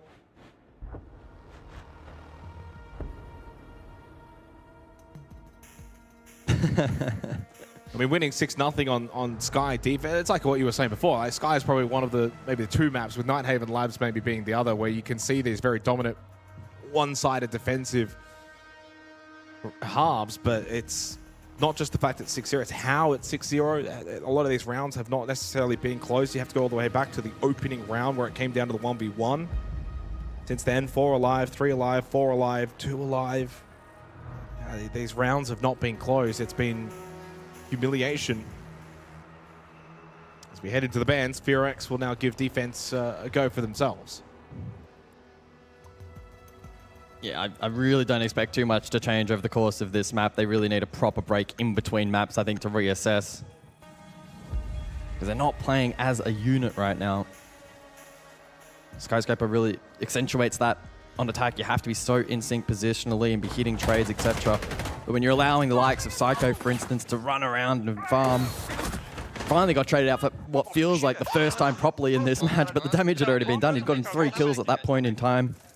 It's also like, where has this kind of come from as well for FearX? You kind of look at their tournament, it's been just Jekyll and Hyde. 8-7, 8-7 against Elevate. They look very competitive. They could have won that 2-0 very easily. You think about that Consulate in the Flash, but then they get absolutely decimated in Nighthaven Labs 7-1. They drop down, and then they dominate Chiefs 7-2, 7-1. Now, in a vacuum, that doesn't seem too surprising, but this is a Chiefs team that beat CAG, that beat Enterprise. They were in hot form, SI on the line, and they just completely swept them aside. And now it's immediately just back to being dominated. FearX have got like 1 of 2 modes. They either dominate themselves or they get dominated. Yeah. You can Elevate finish this one flawlessly then, as we enter into their first attack of Sky. Spawn positions and compositions would indicate a direct approach here from Elevate. They can look to layer the util from the Capital. And Coded as well, you know, one of the only player for FearX inside the top 10 for EPS so far, regional finals, 2-6, doesn't help it. Like, no one in his team's working, right? So it's not just a him issue, it's the whole team. Nothing is working. That's the problem for FearX. Even their star player isn't really performing. And so when you add it all together, you get the recipe for disaster, which is this 0-6 position. Psycho having a huge performance as well. Everyone at Elevate seems like they're on the same page with the way they're positioning. Do they just get this done 7-0 though? Tier and Karaoke, not that easy at times to attack into, but you can already kind of sense the difference in the positioning. FearX are playing far more compact towards site. Elevate not worried too much about that sweep across. They're putting pressure on the site directly. Logic bomb. So already FearX look like they're on the back foot a little bit. Whereas in the first half, Elevate were on the front foot defensively. Deimos below offering value. Them trying to garner that information, relay it back to the rest of the team, and forcing Rin out of that strong hold inside of Gear Shot. Psycho's been chilling on Rappel for quite some time. That's the patience though. Yeah. Oh, Ion caught. That wasn't as patient. They tried to just slip through the barbed wire. Mephi gets the opening kill. It's the one area that FearX have actually had success so far in this match. That's their 3rd opening kill to the 4 of Elevate, so they've been a bit more competitive in that department, but obviously, they've not been able to convert any of those rounds. Mephi with a shotgun against Stemp, gets him to half health. Full good grenade. Frag grenade is great. Gets to the top of the stairs. Will he get dealt with? Oh. No. Stemp a little slow to push on through and follow up on that flash and that frag grenade. Mephi's done really well here towards backstairs. Yeah, we haven't seen many moments of individual brilliance from FearX in this map so far, but that would be right up there. Great work in avoiding the utility and following it up with a kill. It's a great drone as well, watching the position of Good Boy. 40 seconds down a play of FearX, trying to avoid the 7-0. Mephi out of gas bays, but with shotgun in hand, still holds this backstairs position. The flash, the swing, the knife. Oh. Wraps, picks up the tempo. Elevate will now search towards the site for this execution with 20 seconds left, 3v3. They do have this defense isolated with Good Boy falling. And that looks pretty good for Elevate. Psycho to push out of Geisha. He's expecting someone to push behind. He went searching. He found Rin. And now just the Starboy himself encoded, who continues to not have any say on this map. His whole team had no say. They get no rounds. It's a 7-0 flawless stopping from Elevate. Well, just like that, it feels like today has come and gone pretty quickly for regional finals. We've only got maybe one more map to go. I mean, if Elevate keep playing like this, I think it will only be one more map. It's their selection up next. Elevate playing a phenomenal brand of It's Siege. a bit like the cricket. You kind of get you only get a two-dayer rather than the full 5 days. All right, we go to a break, and on the other side of things, well, we don't go to a break. Well, I mean, I don't even know at this point. Why don't we just go into the next map anyway? But Elevate, just far too good. 7-0. FearX are going to have to bounce back on the second map.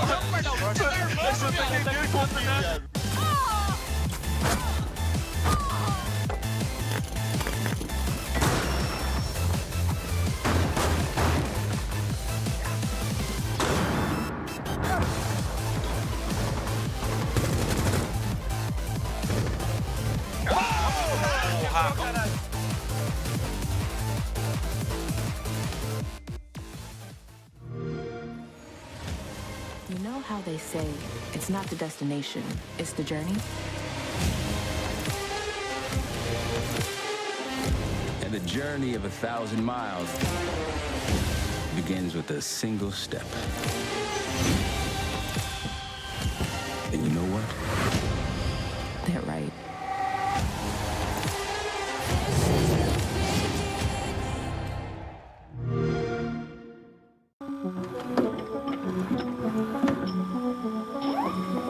저는 코티도고 BNK POX 소속입니다. 안녕하세요. BNK POX 우기맨 박진욱입니다. 안녕하세요. 저는 레인보우 시즈 BNK POX 소속 매피 박주환이라고 합니다. 스테이지 1에서 저랑 우기가 팀에 합류했을 때의 영향력은 아무래도 저희가 스테이지 1 때 한 경기를 빼고 전부 다 이겼기 때문에 영향력이 좀 크지 않았나.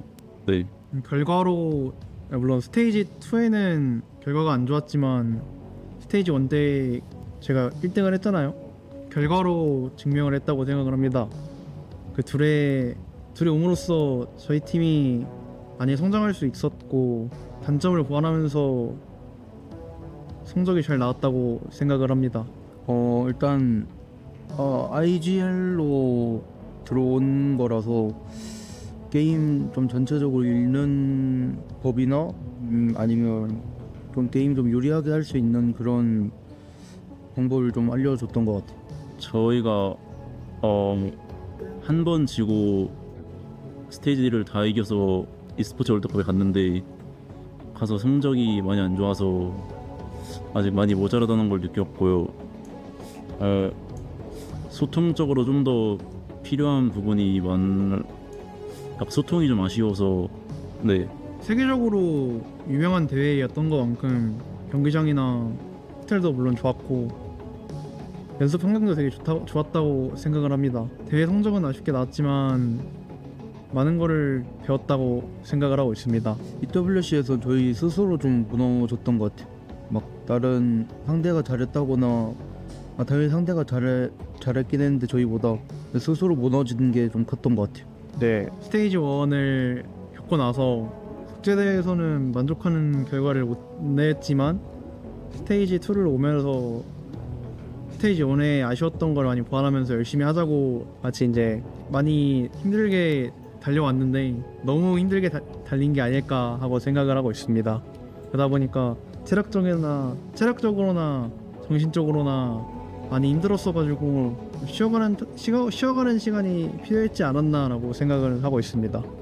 스테이지 2랑 EWC는 일단 동일한 문제는 맞는 것 같고 상대 좀 너무 많은 것을 시도하려고 하다가 좀 저희 스스로 똑같이 무너졌던 것 같아요. 스테이지 2도 그 게임 안에서 문제였던 것 같아요. 게임 끝나고 이제 다 같이 모여서 얘기를 한다거나 좀 뭐가 문제인 것 같은지 다 같이 그렇게 얘기를 많이 했어요. 올해 마지막을 뭔가 좀 잘 마무리하는 것 같은 느낌일 것 같아요.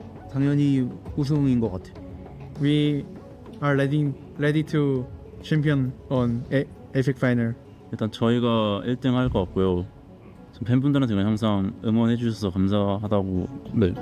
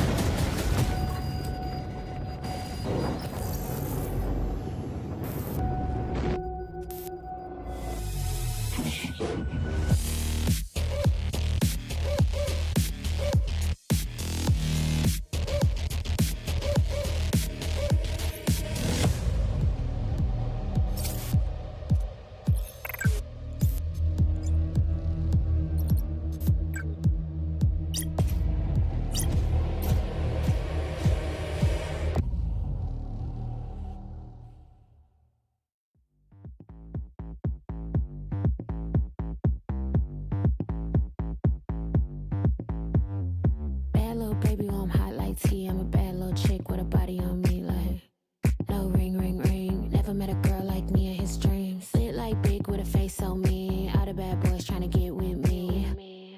No ring, ring, ring. But they ain't got him hooked like me. I bet don't do it. The morning calls. Baby, you know that I won't pick up at the moment. I left the flowers right at your door.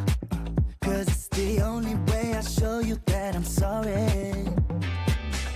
I'm really just giving you a call cause I haven't talked to you all day. So when you get this message, could you please just give me a call back?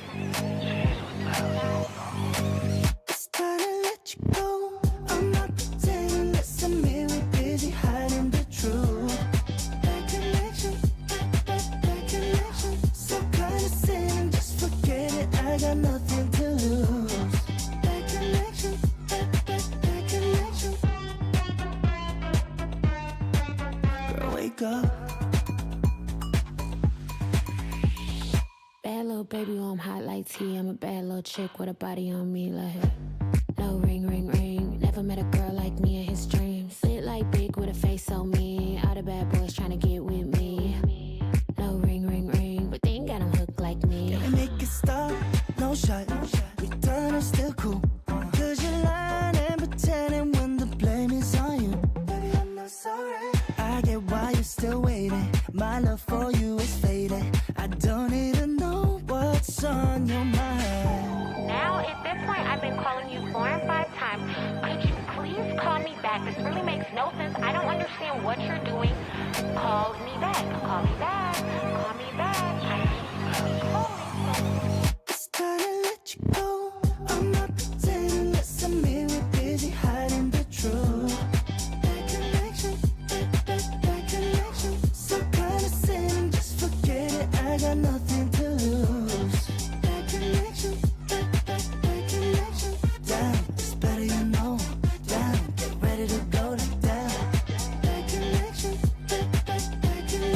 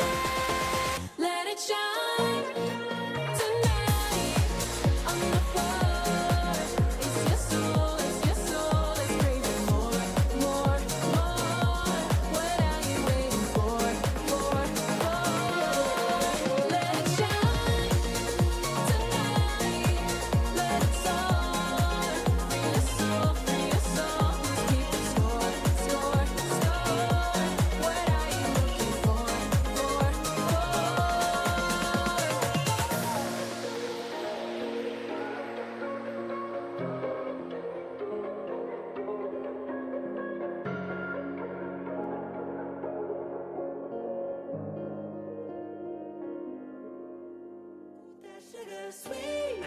You got what I need. Sipping on the potion, all that good emotion. Just my kind of heat. Keep it on repeat. Justify the motion. Loving this devotion. Live it up, live it up, live it up, sweet emotion. Every time, every night, you and I on a roll. Switch it up, switch it up, switch it up where I'm going. Stay on the fly just in time, know the right way to go.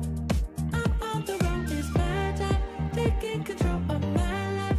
I want to run the red lights, I've got to run this show. You always take me so high, you always make the highlights. I love the way we vibe, you're like a centerfold. Ooh, that sugar sweet, you got what I need. Sipping on the potion, all that good emotion. Just my kind of heat, keep it on repeat. Justify the motion, loving this devotion. Ooh, that sugar.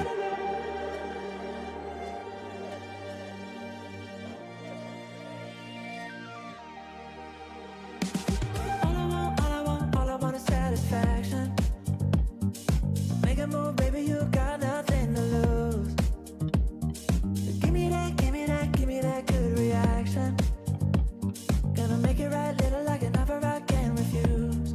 I'm on the road, it's my time, taking control of my life.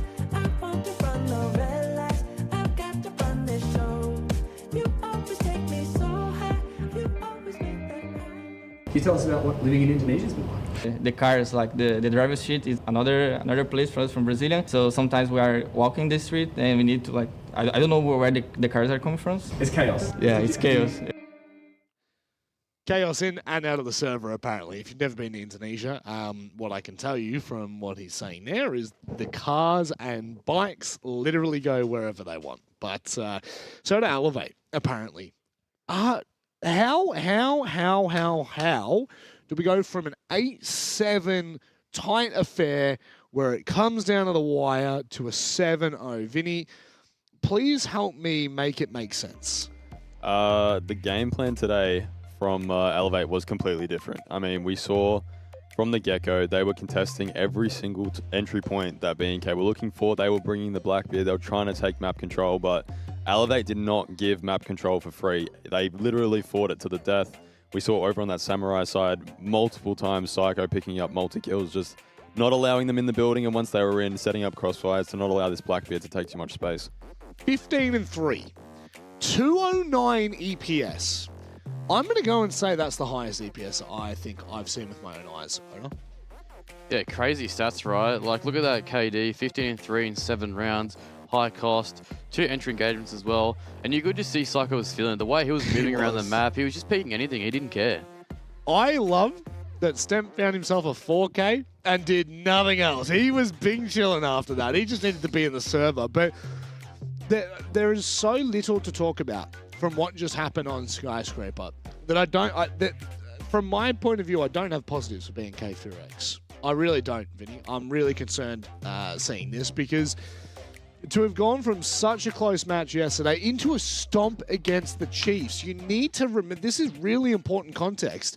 The last game that B&K FearX played was an absolute masterclass against the Chiefs. It was like the Chiefs weren't even in the server. It was like they were an amateur team, and now they have just gone and yeah, they've been shown up. But very quickly, we head to Bank next. Do you have more confidence? Just a quick one because we're ready. No. B&K FearX, that was their map pick. They lost at 7-0, and now we're going onto a map that they don't like to play that often. So, yeah, I think we could be seeing another stomp if they don't do something. I don't know. Ruh-roh, Raggy. That can't be good. Well, I think it's time for us to get underway with Bank. Let us head across to Scooby and Shaggy.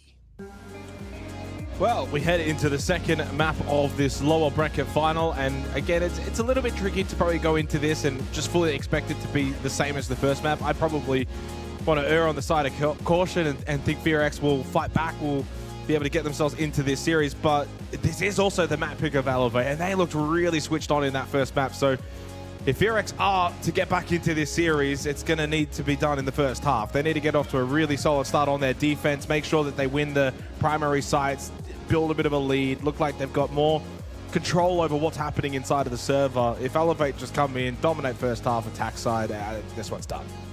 Yeah, it does feel somewhat unlikely that we'll see a straight mirror of map 1 and straight domination here from Elevate in the second map, but equally it's also quite challenging to find the optimism and a way back into this series for Fearx. When you look at just the raw numbers, this is very much Elevate's map pick for a multitude of reasons, and Fearx, as highlighted on the desk, avoid it. You then add in combination with how they played back on map number 1, and it will take an almighty comeback here on Bank to reignite this team. I think being defense is helpful though. Should offer some comfort. After what we just saw on Skyscraper. The bands Monty and Ying, Mira and Azami. Locker's CCTV, no surprise, will be the first site selection choice here for Fearx on defense. And, you know, I say why I think it's better for them to start defense. It's just a bit of comfort. Like, yeah. Don't have to stress as much about how we're going to get into the building, dealing with Elevate's aggression, things like that. They can control a little bit more as to what they want to do. Which, interesting lineup, not going to lie. Yeah, certainly is. Castle probably indicative that we'll see an extensive roam over towards open area. The castle barricades can help shut down several line of sight that are quite deep, especially from the exterior of the map.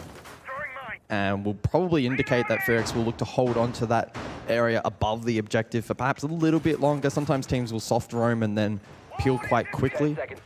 But the castle in combination with the reinforcements on this top floor suggests that they'll probably just want to try and hold on for a little bit more time. And I don't mind this, right? You've just been 7-0'd. You may as well try and play a little bit more proactive here on the second one. It really comes down to, though, how long do they actually look to hold an area like open, deny the admin hatch, things like that. Because if they just fall back rather quickly, then it's all null and void. So you've got the game plan. You've got to follow it through. Yep. I mean, this lineup, no Kayed, no Tubarao. You got 2 Nitros and Gas Babes. That's your main denial. And there's also just already an early fight. Oh. Psycho gets coded low. He's got one of those Nitros too. Bomb has been located.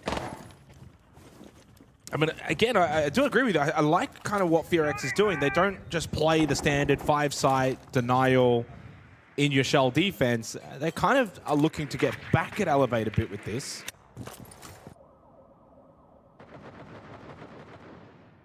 As you can see, 3-2 split from defense.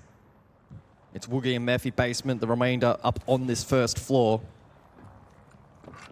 Elevator clearly clued on, so they know that Fearx are playing this way. Coda does lose his life. Psycho looks so scary right now. He just continues to walk forward and farm these kills. A second falls. Is traded though. Went for the peak, lost his life. Good boy. The only one now, first floor. Towards Printer, does get the down and the kill onto Stemp.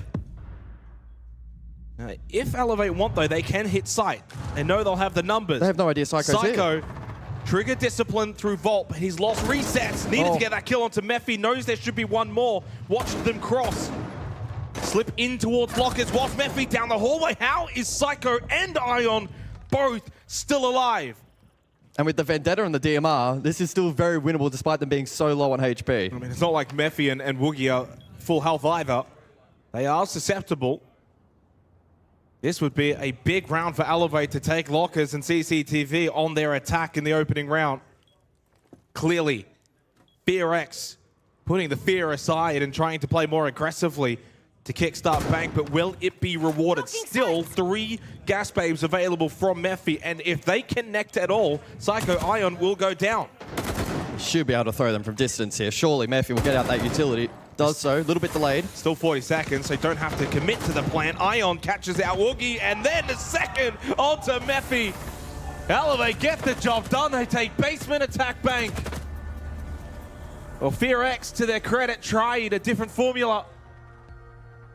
But it comes to the same calculation. It is another loss. It's 8 straight to Elevate. Wow. That's the site you're going to be winning, Defense Bank. If you want to kickstart this map in the best way possible, those are the ones you cannot afford to let go by. No repeat. They go top floor. CEO Executive.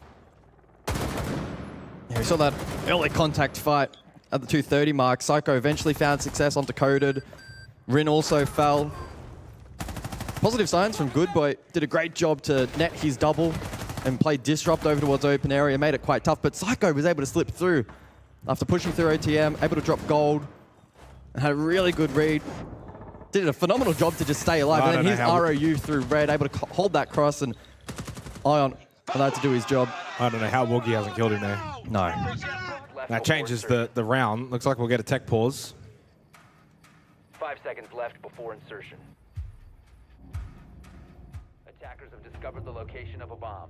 Attackers' objective is to... Looks like we can get a full-blown rehost, unfortunately. Oh, yep. Yeah, rehost confirmed. Which is probably going to take longer than the first map, to be honest. Could potentially, yeah. Yeah, I mean, that's the start you want if you're Elevate. And you know what's interesting, actually, you think back to the start of the round, Psycho kind of had that first contact with, I believe it was Coded.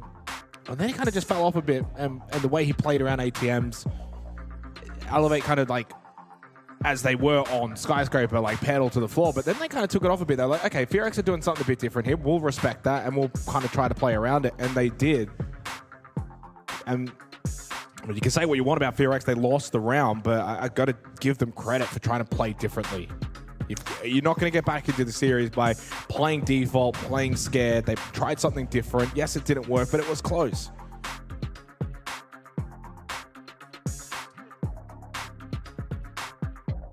Of course, like credit goes to Elevate in their ability to still play disrupt. We saw a really good lurk game again from Psycho, obviously carrying that form across from the first map, and then even their ability to problem solve the 2v2, identifying that the plant win condition was never quite going to work out. They had that sense utility that they were able to play around as well. Ion then goes deep, catches Fearx off, nets the 2k.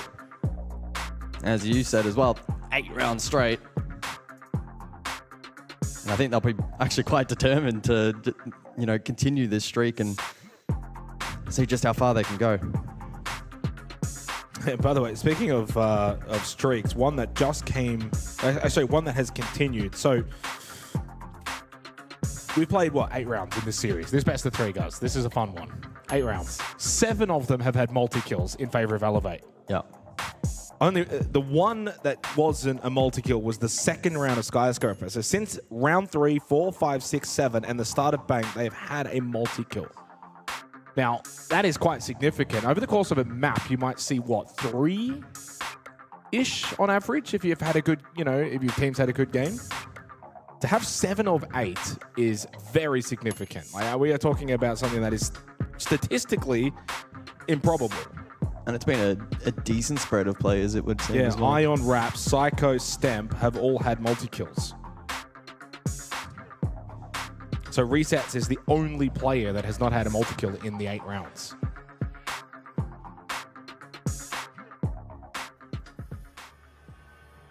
Back into the server we go for round number 2. Mic problem resolved. And it looks like Fearx, at least initially, looking to re-attempt basement here, which again, quite atypical in the current meta. And they've been the best team as well in that regard this entire tournament. They had 17 coming into this. The next best was 11. So, I mean, that's been a huge strength of Elevate. It's just their, you know, ability to have players on the roster who have, obviously, clearly a lot of individual skill, you know, pop off in rounds commonly enough that it has a large impact, except for against Weibo, it seems. Actually, we're kind of curious to see, because, I mean, we didn't cover the Weibo game, but if you kind of look at that series, the multi-kills, in contrast, they had 1 on the first map, and they had 3 on the second. So, I mean, they've had 7 already in this. So again, we do return to basement for the second round, and Fearx switching up that composition a little bit, introducing the Clash. I'll also be leaning heavily into the Chanka now in combination with the smoke for plant denial as well as Goyo. They go default. It's probably the right approach. It's a very strong lineup, and it's commonly used for a reason. With the Clash as well, that makes it really strong. But where the Clash is positioned right now is interesting. It's actually over towards the hallway, first floor, just near open and beepers. At times you'll see that Clash, and sometimes it can be used to kind of defend over towards server and go deeper position. Setting hard breach.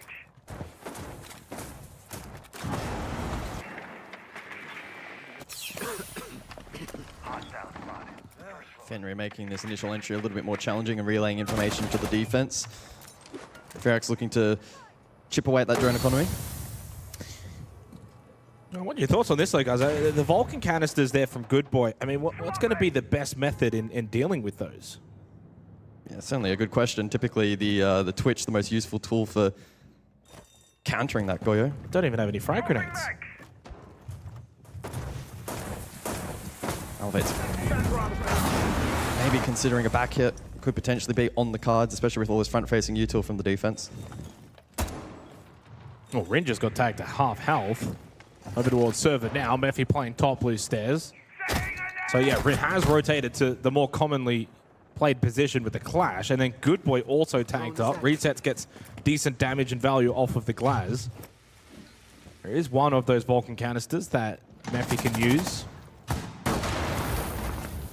Pops it now, still a gas babe available. Rin there for cover to deny the square hatch drop into server. For White, well, we see the swing as well. Resets lost the battle against Good Boy. Mephi was just spamming the shotgun, hoping and praying, but Stemp dropped the hatch, got the double. Mephi thought he was covered by the Clash, but the Clash had already lost his life. Elevate get the man advantage. Yeah, ends up being quite a strong clear there from Elevate, but 45 seconds on the board. Tachanka's still up. And has that Goyo utility on the side itself been dealt with by Elevate? Still got the Quan Hive launcher, 4 canisters available, the Death Mark as well for Stemp, but you go back to the utility on site, it's ever present. Don't really have the utility and the means to deal with it naturally. Yeah, so they rotate Soko over towards main. They've still got pressure red hatch. The default plant, not an option. Oh, good swing from Coded. And then wraps the fall as well. Well, the star for VRX now making his mark known. Ion, the only one left with 10 seconds left. He actually does know where both players are located. Will push, but Coded will swing. VRX will win their first round in this lower bracket final on map 2. Yeah, much better there from VRX, leaning into the setup nicely. Great stall out over towards blue stairs, and despite then being dealt with, limited time on the clock, as we alluded to, the Goyo clear was going to be a challenge as well. Default no longer an option. And despite even the Grim from Elevate as well, extracting value nicely in the late round, 1v2, always a challenge. Defenders, protect your bombs. With that scores, of course, equalize, and yeah, VRX able to tick off a repeat. Love the edge out there, and there's just nothing that Rin can do about it. They cleared out Mephi then too, but it was the on-site defense from Coded. That's the difference. Yeah, really strong anchor work, clean shots from Coded. Ion had a read at the end there, but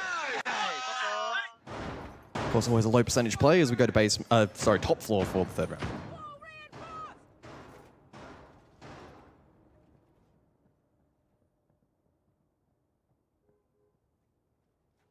And if the Clash is to be a bit of a helping hand here for VRX, it'll most likely just get taken away from them pretty quickly. Bomb located by attack. After this round. Coded though 4-0. That's a good start for, well, I guess technically not 4-0. We forgot we had the rehost after one round, but 4-1.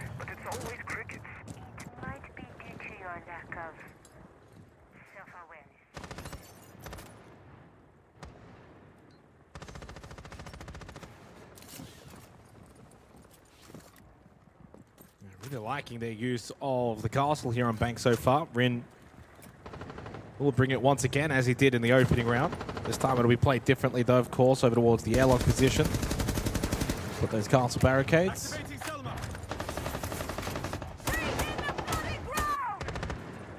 Kanto should be able to get opened up in this round, so it's not going to be a safe position for Good Boy forever if Elevate do want to open it up. Oh! Stemp has just taken out Rin with a Rotero. That's not something you see every day of the week. I was watching the overhead. I wasn't even watching the PGM here. I was watching the overhead. I just see an explosion and someone died. So a blunder from VRX to open up round 3. I wonder if we can get a replay of that.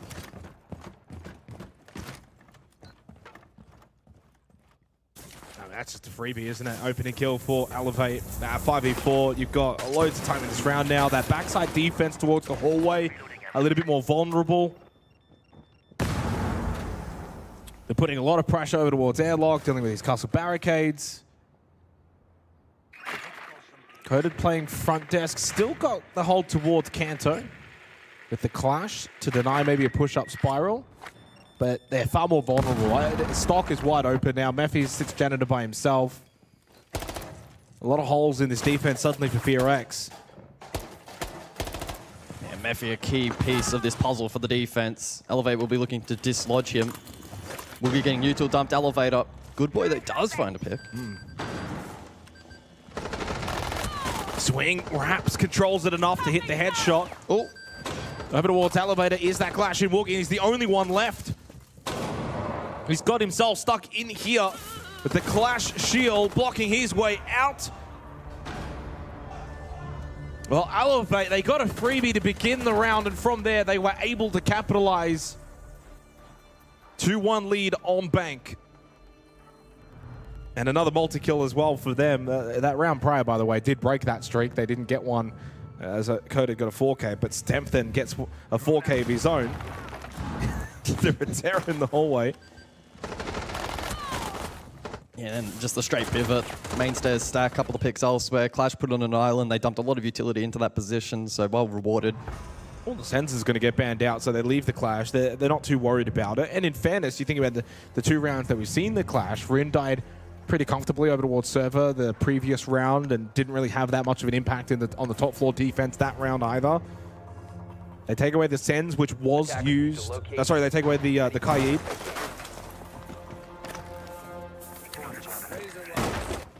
The Sens actually was used in the opening round by Psycho. That's it. I mean, honestly, both of these bans are quite interesting. They have not really been used.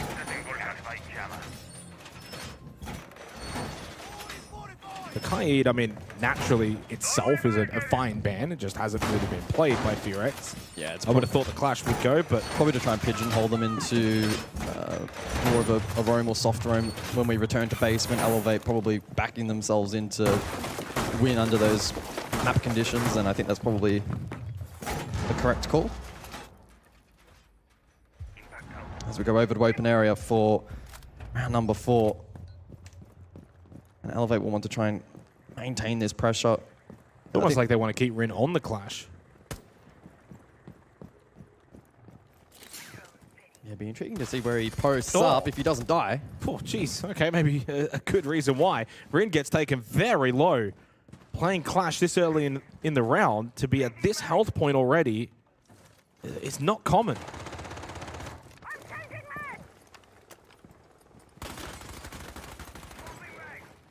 So vote in play here from Elevate, likely to go for the CEO across take and flush out vertically that defense back towards the objective.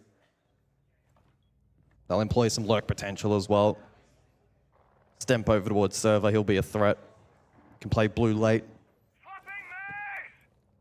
FearX goes searching for information. Reloading, cover me.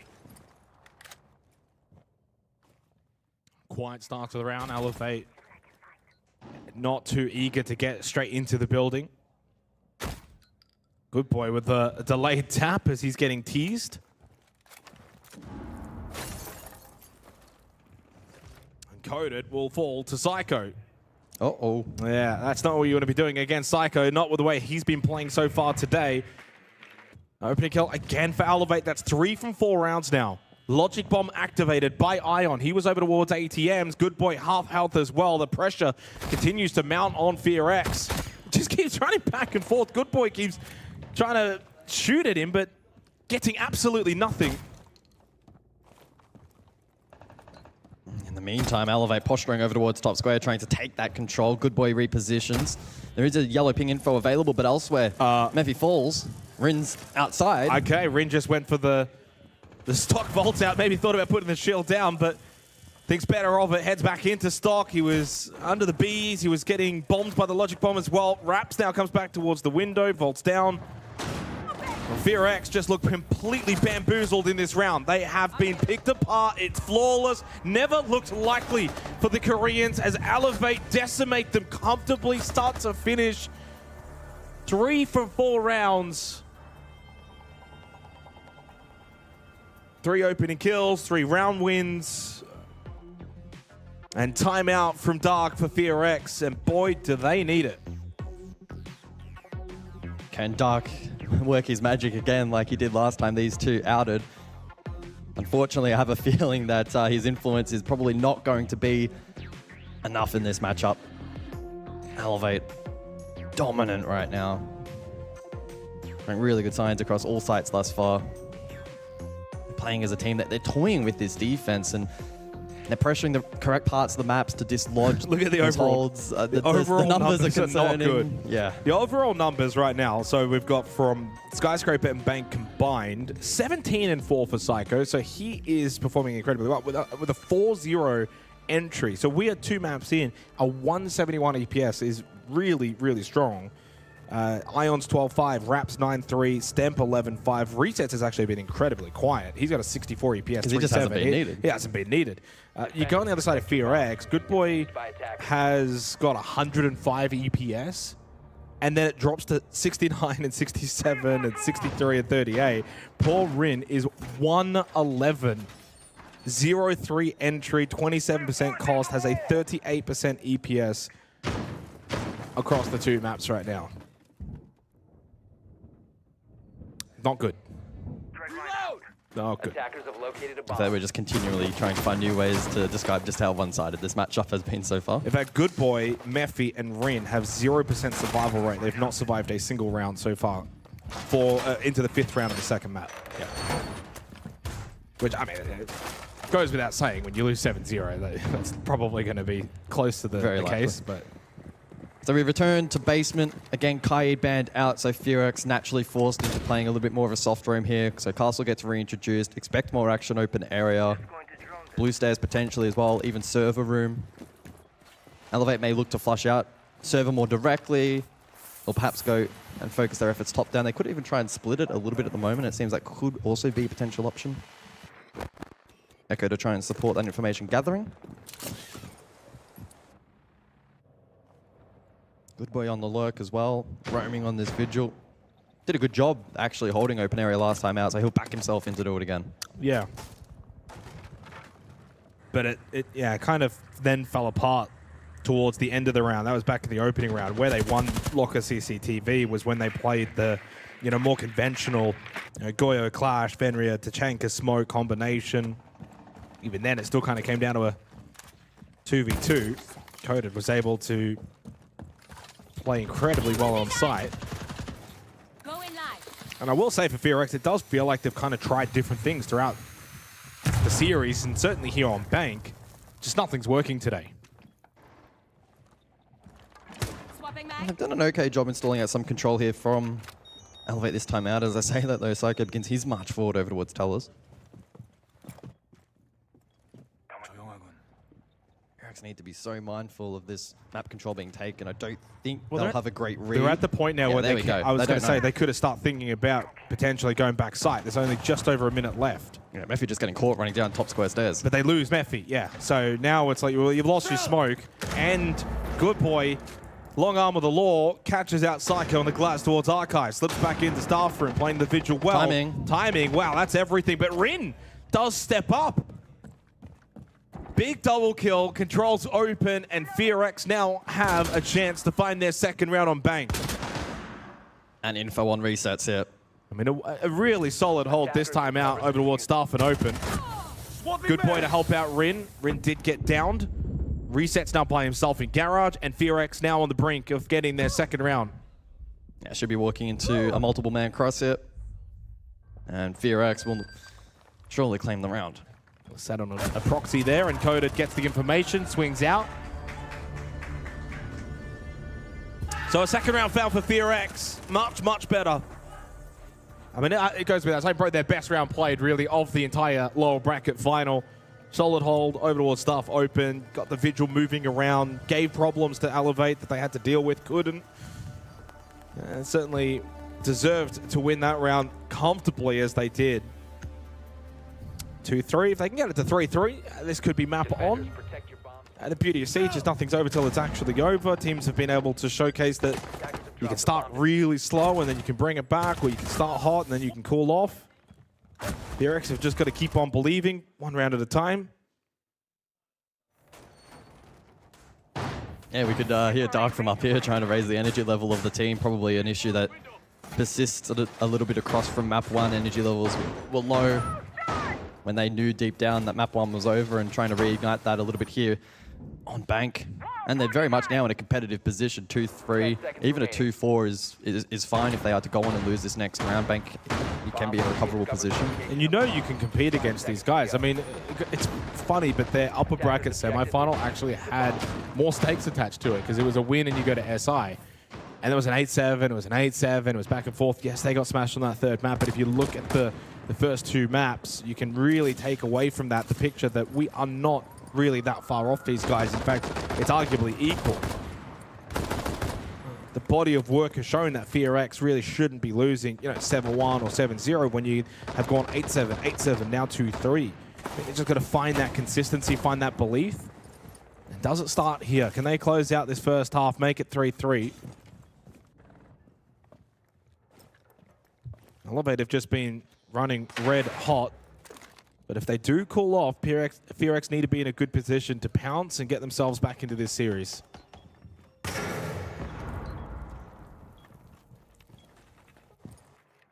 So again, the clash in play, but looking to be a little bit more proactive this time as opposed to just anchoring in that elevated position. It's Good Boy to hold that currently. Can be active with Bandit batteries on that Kanto wall. No ranged hard breach, though, available to the attack, so that's not going to be their game plan for the round. It seems like it'll be airlock focus, top square focus. And then Ion is that kind of X factor. Where does he use the grapple? He could position it to go up stock. Outside chance of that, especially if they're able to clear the hallway. It'll just be a test for Fearx and just how you're going to hold your positions, what your role is.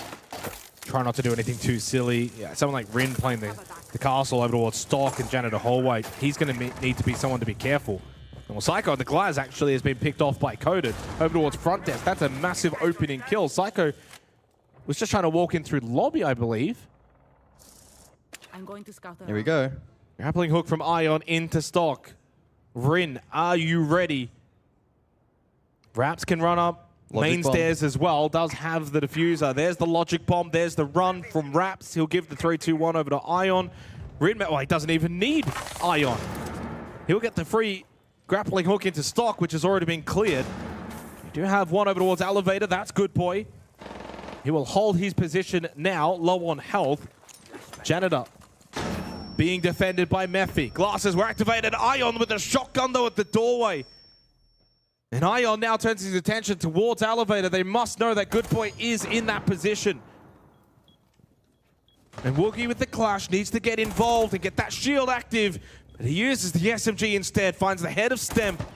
With 15 seconds left, anyone's round. Oh, Good Boy finds one, needs to find a second here. Absolutely critical. Goes prone, good shot, good play from Good Boy. And now resets is by himself, doesn't have the diffuser. This is going to be a 3-3 half. Fearx make it back-to-back round wins.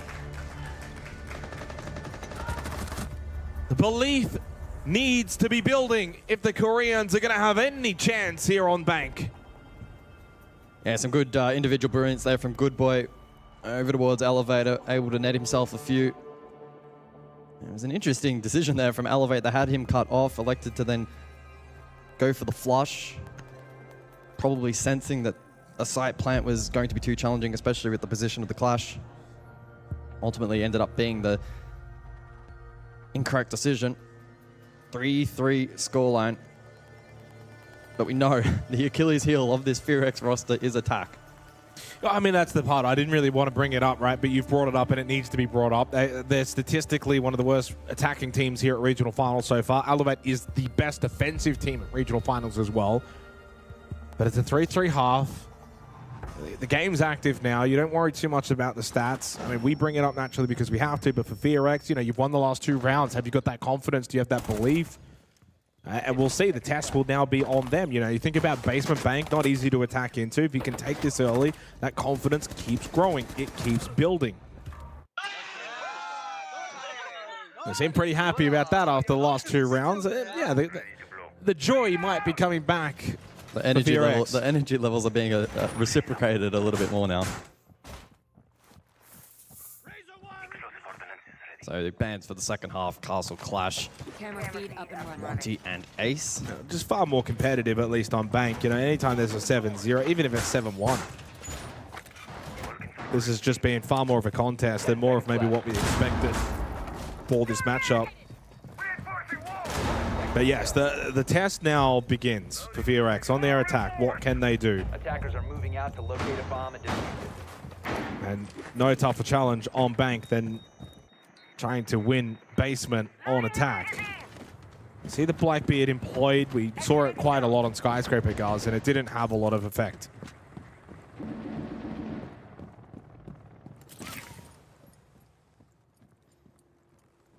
So despite the castle being banned out, heavy roam here from Elevate.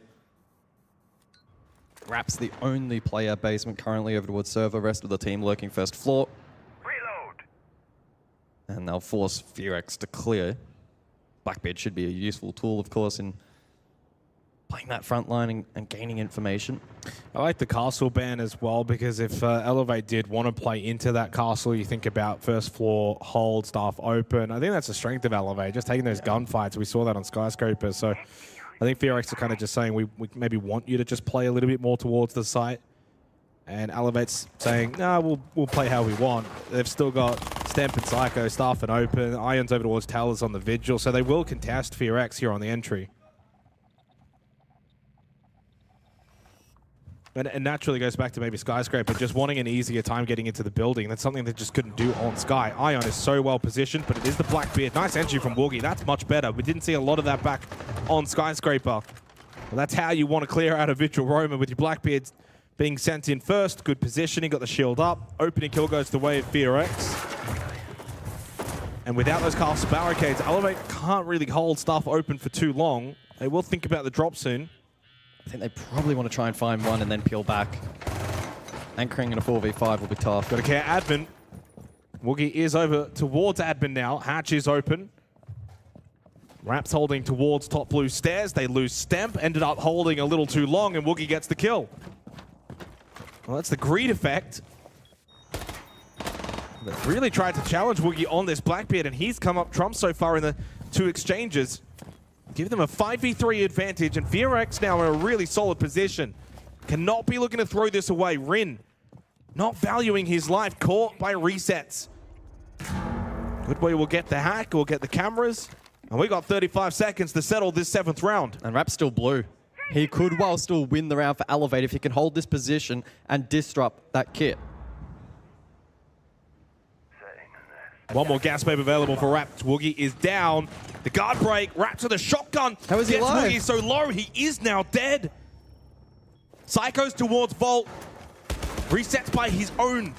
Hazard Nitrocell wants to create the opening. Psycho's made the run over, but only into the DMR of Goodboy. 5 seconds, still has that Nitro, but shots from above through the hatch come from Coded. FearX have made it 3 rounds straight in this lower bracket final. They take the lead for the first time on Bank. Yeah, showing some much better fight here. I mean, they opened it up so nicely, their account, the Blackbeard onto the Vigil. Such a perfect counter. It offers the Vigil, especially with Boss G, such a small margin for error.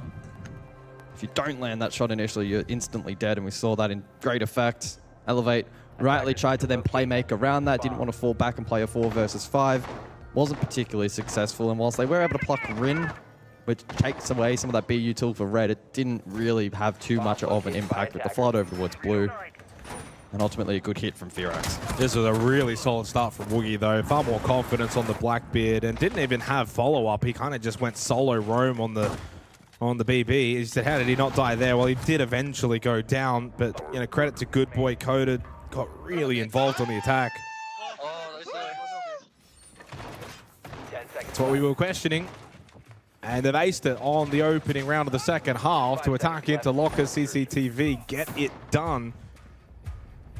They take the lead for the first time on Bank, and the beauty of best of 3 siege is that 7-0 on Skyscraper is null and void. It doesn't matter. If we go map 3, who cares? It's in the back of your mind. It doesn't matter. It doesn't matter if you lose 8-7 or 7-0. Reloading!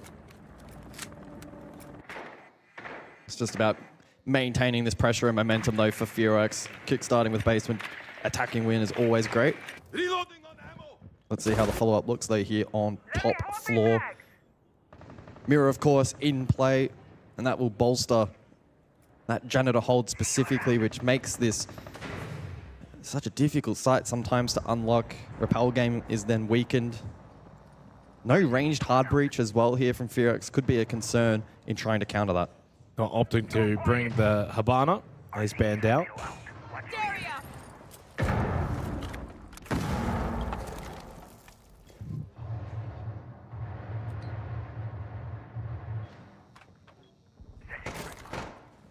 3 Nitro Cells available for Elevate on defense.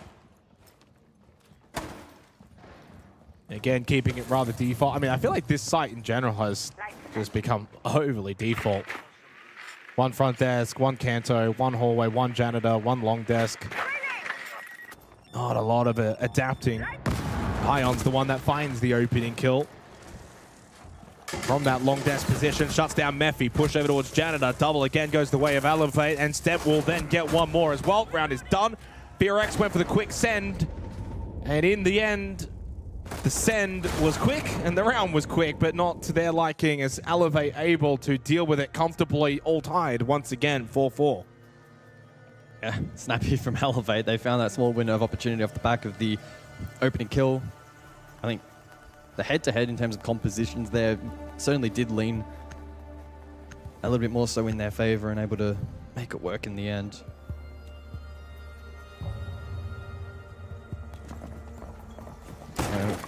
At the blink of an eye, it's a 4-4 scoreline, open area for the 9th round.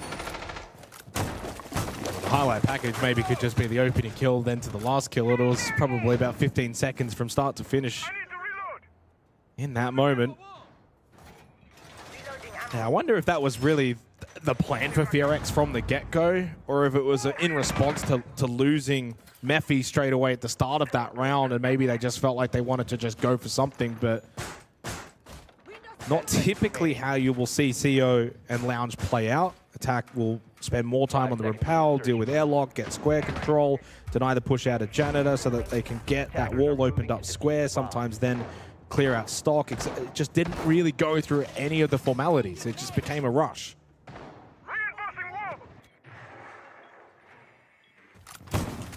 And to the credit of Elevate, they were very much ready for that.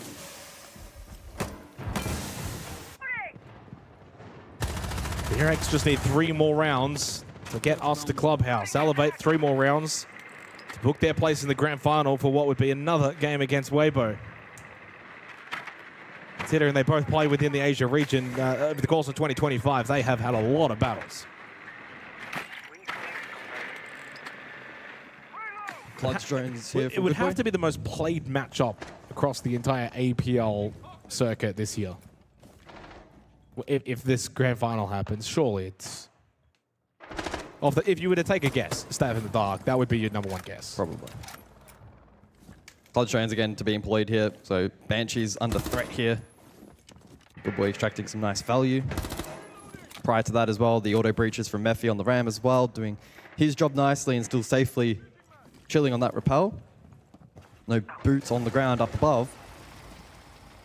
Maybe could offer resets an opportunity if he continues to lurk around here. And Ferox lack information. First time seeing the Blitz as well, by the way. Dead. And the Blitz is dead. I was about to make a point that we haven't actually seen the Blitz so far in this series, and I do worry about maybe its effectiveness, and unfortunately it's all in hindsight now because he's dead. Raps has lost his life as well, so countered by getting rid of the Warden. Ren will have to take that Goo Mine out. Mephi takes out Psycho. That's pretty handy. That gives Ferox the extra player advantage now. Ion will slip over towards Admin. Nitrocell Was thrown, didn't hear the explosion. 2 flashes, 2 smokes available for the attack. Good boy doesn't need it. Got the double. Ion finally shuts him down, but the damage has already been done. Much better from FearX. Oh, that's a freebie though onto Murphy. Ion will need the ace. All 5 kills required. Red ping. Red ping, spray, but just millimeters above his head. But should know he's there. Spotted his shoulder as he started to move away from the kit.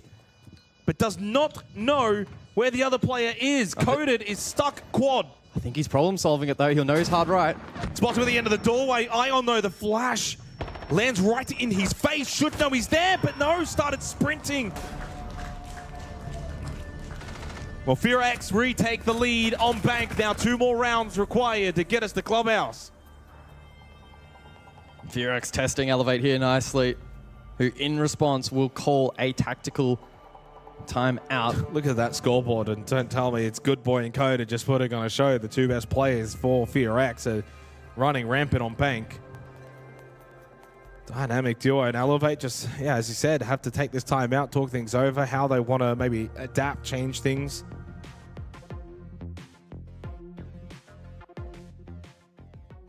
In fact, you look at the opening kills across the 9 rounds played, 7 converted, 2 have not been converted, both of those Elevate.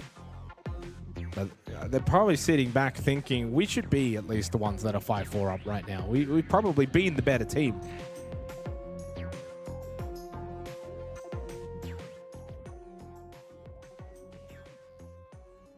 So the round 10 ban phase then. We anticipate Elevate to return to basement for this next defensive round. They lost it back in round number 7. Quite a convincing attack, it must be said, from FearX. Psycho's really cooled off from Skyscraper to the point now where Good Boy is actually the top fragger in the lobby, tied with him across both maps, which is staggering considering they got 0-7. That's just how good Good Boy has been so far here on bank.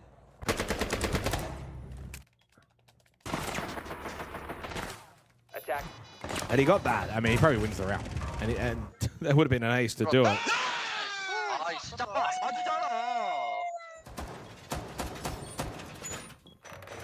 Now, they won this out last time, FearX, but again, will be tested. So looking at the lineup change here, so last time out, Elevate, you know, they brought the Vigil, they brought the Warden, they brought the Valkyrie. They wanted to play a little bit on that first floor defense without fully committing. Again, the castle banned away. This time, now, full well knowing, with the bans Mirror Ying, no Ying available for FearX, so execution will not be as strong without those Candelas, and now they look to me to go, let's go full site defense.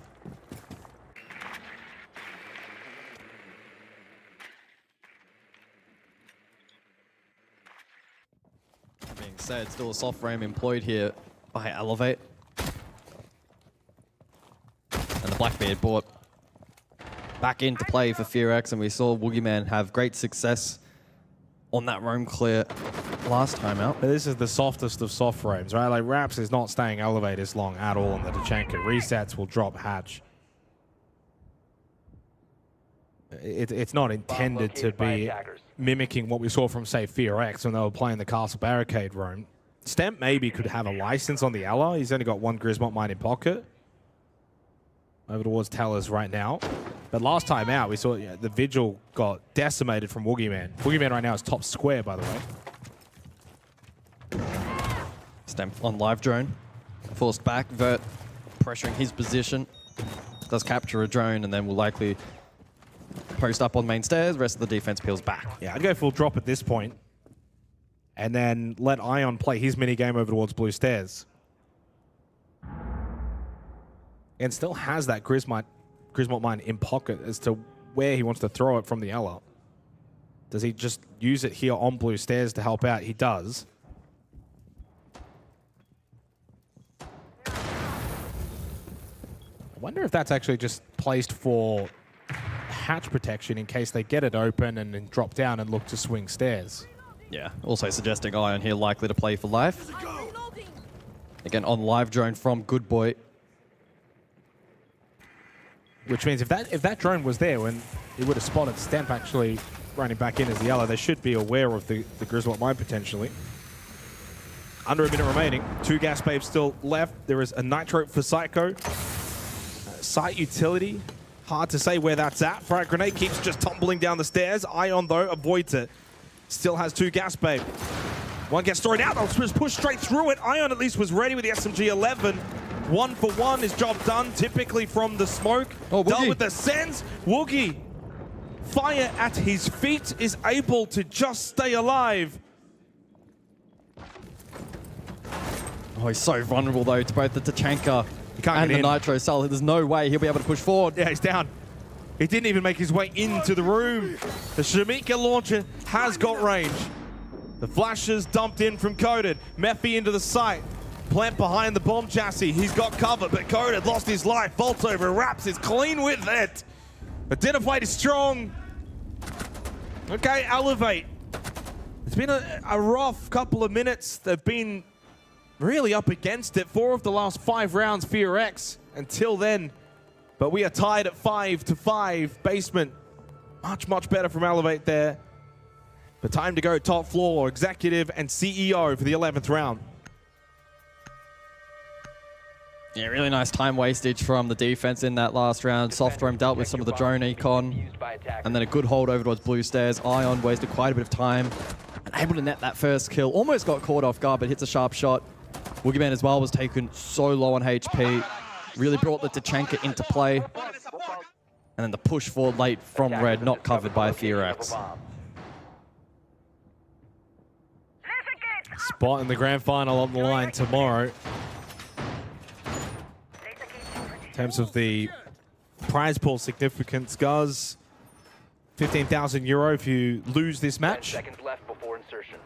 25,000 for second, so it's a 10k jump just getting into the grand final, and then 45k for winning.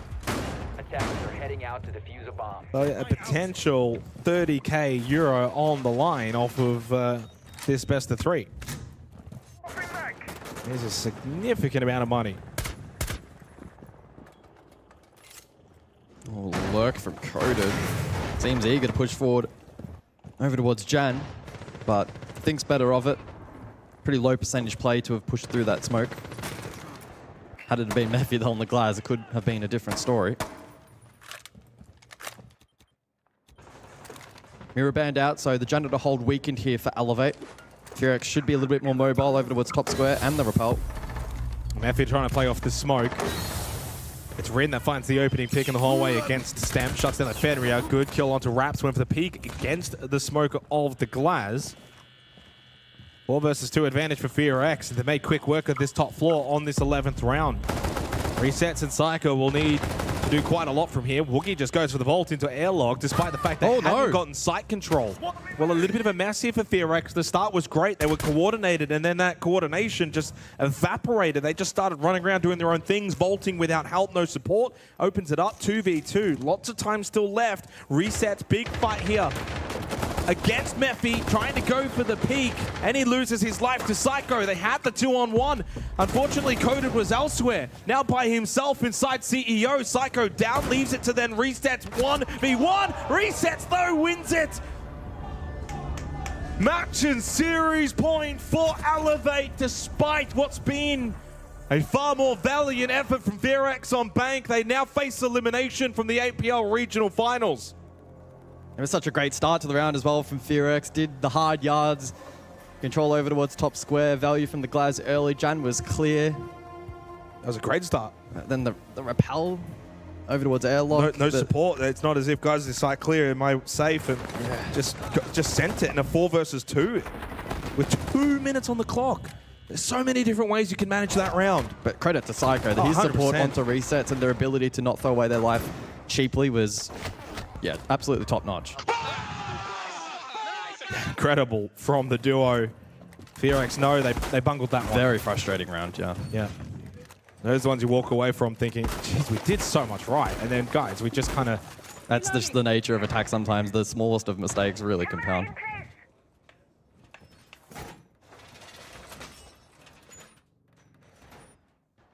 and is the first round on bank that FearX got an opening kill and didn't convert the round win. They haven't been wasteful in that regard. They also haven't gotten a lot of those rounds. It's actually only their 4th from 11 rounds played. Elevate being far and away better in the opening kill department. Open area for the match point round here. Series point, of course, for Elevate. Once again, the ram to be deployed here from FearX for that Seago vert across. Also highlighting the IQ as well in play for the Valk. Well, there was 3 top floor. I mean, Resets is basically around top main stairs, so there is quite a lot of numbers for Elevate on this top floor, so they will contest FearX. Boogeyman actually in CCTV basement. Both teams are kind of on maybe opposite sides of what they kind of want to do in this round.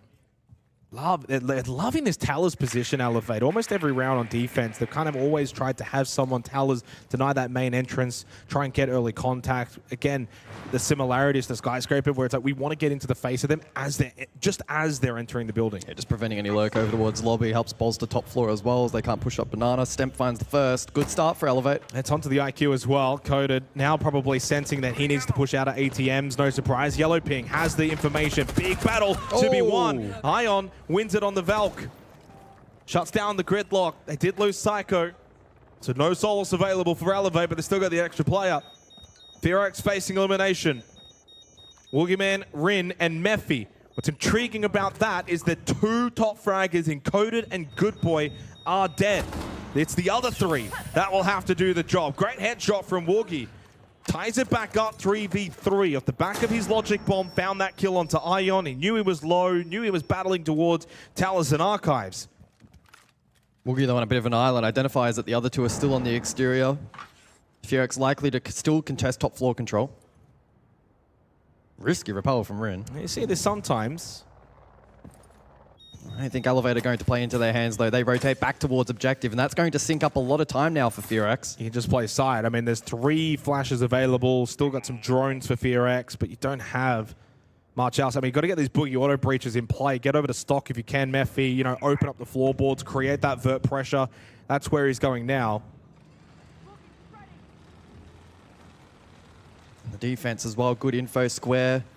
Office hallway as well with the Vault Cam. FearX may be forced to just straight drop I here. don't like a drop here, though. But they will have the flashes, and they will have quite a few flashes to go for this drop. Nicely done. Mephi gets himself down, contested everywhere. So many angles. Rin also drops and makes it a 1v1. He gets 2 for the price of 1. Now pushing his Raps. 9 seconds. Rin can get off if he wants, but Raps doesn't fully commit. Allows the plan to go down. It becomes a game of crouch, and it's easily done for Raps and for Elevate. They get straight through the Koreans, 7-0, 7-5. The lower bracket final is theirs for the Brazilians, and that destiny again awaits in a grand final rematch against Weibo. It's always Elevate and Weibo, but this time for quite a large sum of money on the line. Elevate certainly the better team on the day. Credit though to FearX. The ability to fight back after such a devastating opening map. Showed some great siege there on bank, but Elevate outclassing them in the end, and I'm very excited for that rematch. Yeah, I mean, I just hope that we can actually get a close one between those 2. It feels like it's always one-sided. Weibo typically have got the answers for Elevate. We'll see tomorrow. The grand final is set. Elevate, Weibo, they do it again. The double kings of Asia as we bid farewell to the Koreans and FearX from APAC North. Over to the couch to wrap up today's proceedings. There's no questioning it now. The Asia region is indeed the best of the APL. Elevate and Weibo have definitely, I can say this without a shadow of doubt, they have looked the best. And I think that right now, with the position, especially with what Jake was just saying then about Weibo have notoriously had, you know, the kind of advantage on Elevate, especially in that last series. They looked ridiculously good. This is really good signs. I think that Elevate bouncing back and doing what they've just done to B&K FearX, consistency, ability to adapt, it's looking good. Vinny, what's your take on this one? Yeah, I mean, props to FearX for bouncing back after that 7-0 loss. It's pretty tough to reset the mental after that. They really didn't have any real chance in that first map. And then yeah, I mean it was a story of what we've seen across the event so far. Good Boy and Coded combined for 25 kills. Wow. And the rest of the team combined for 15. So doing their best to keep their team in it. Unfortunately, as a whole, they just weren't able to get it done. Yeah, not too dissimilar from the first or second series that we've seen FearX play, where it literally is Coded and Good Boy. We need to start to see a bit more of a spread and open things up. The discussion is there, though. B&K FearX have clearly shown when they do their research, when they are prepared, they can be one of the best teams in APAC.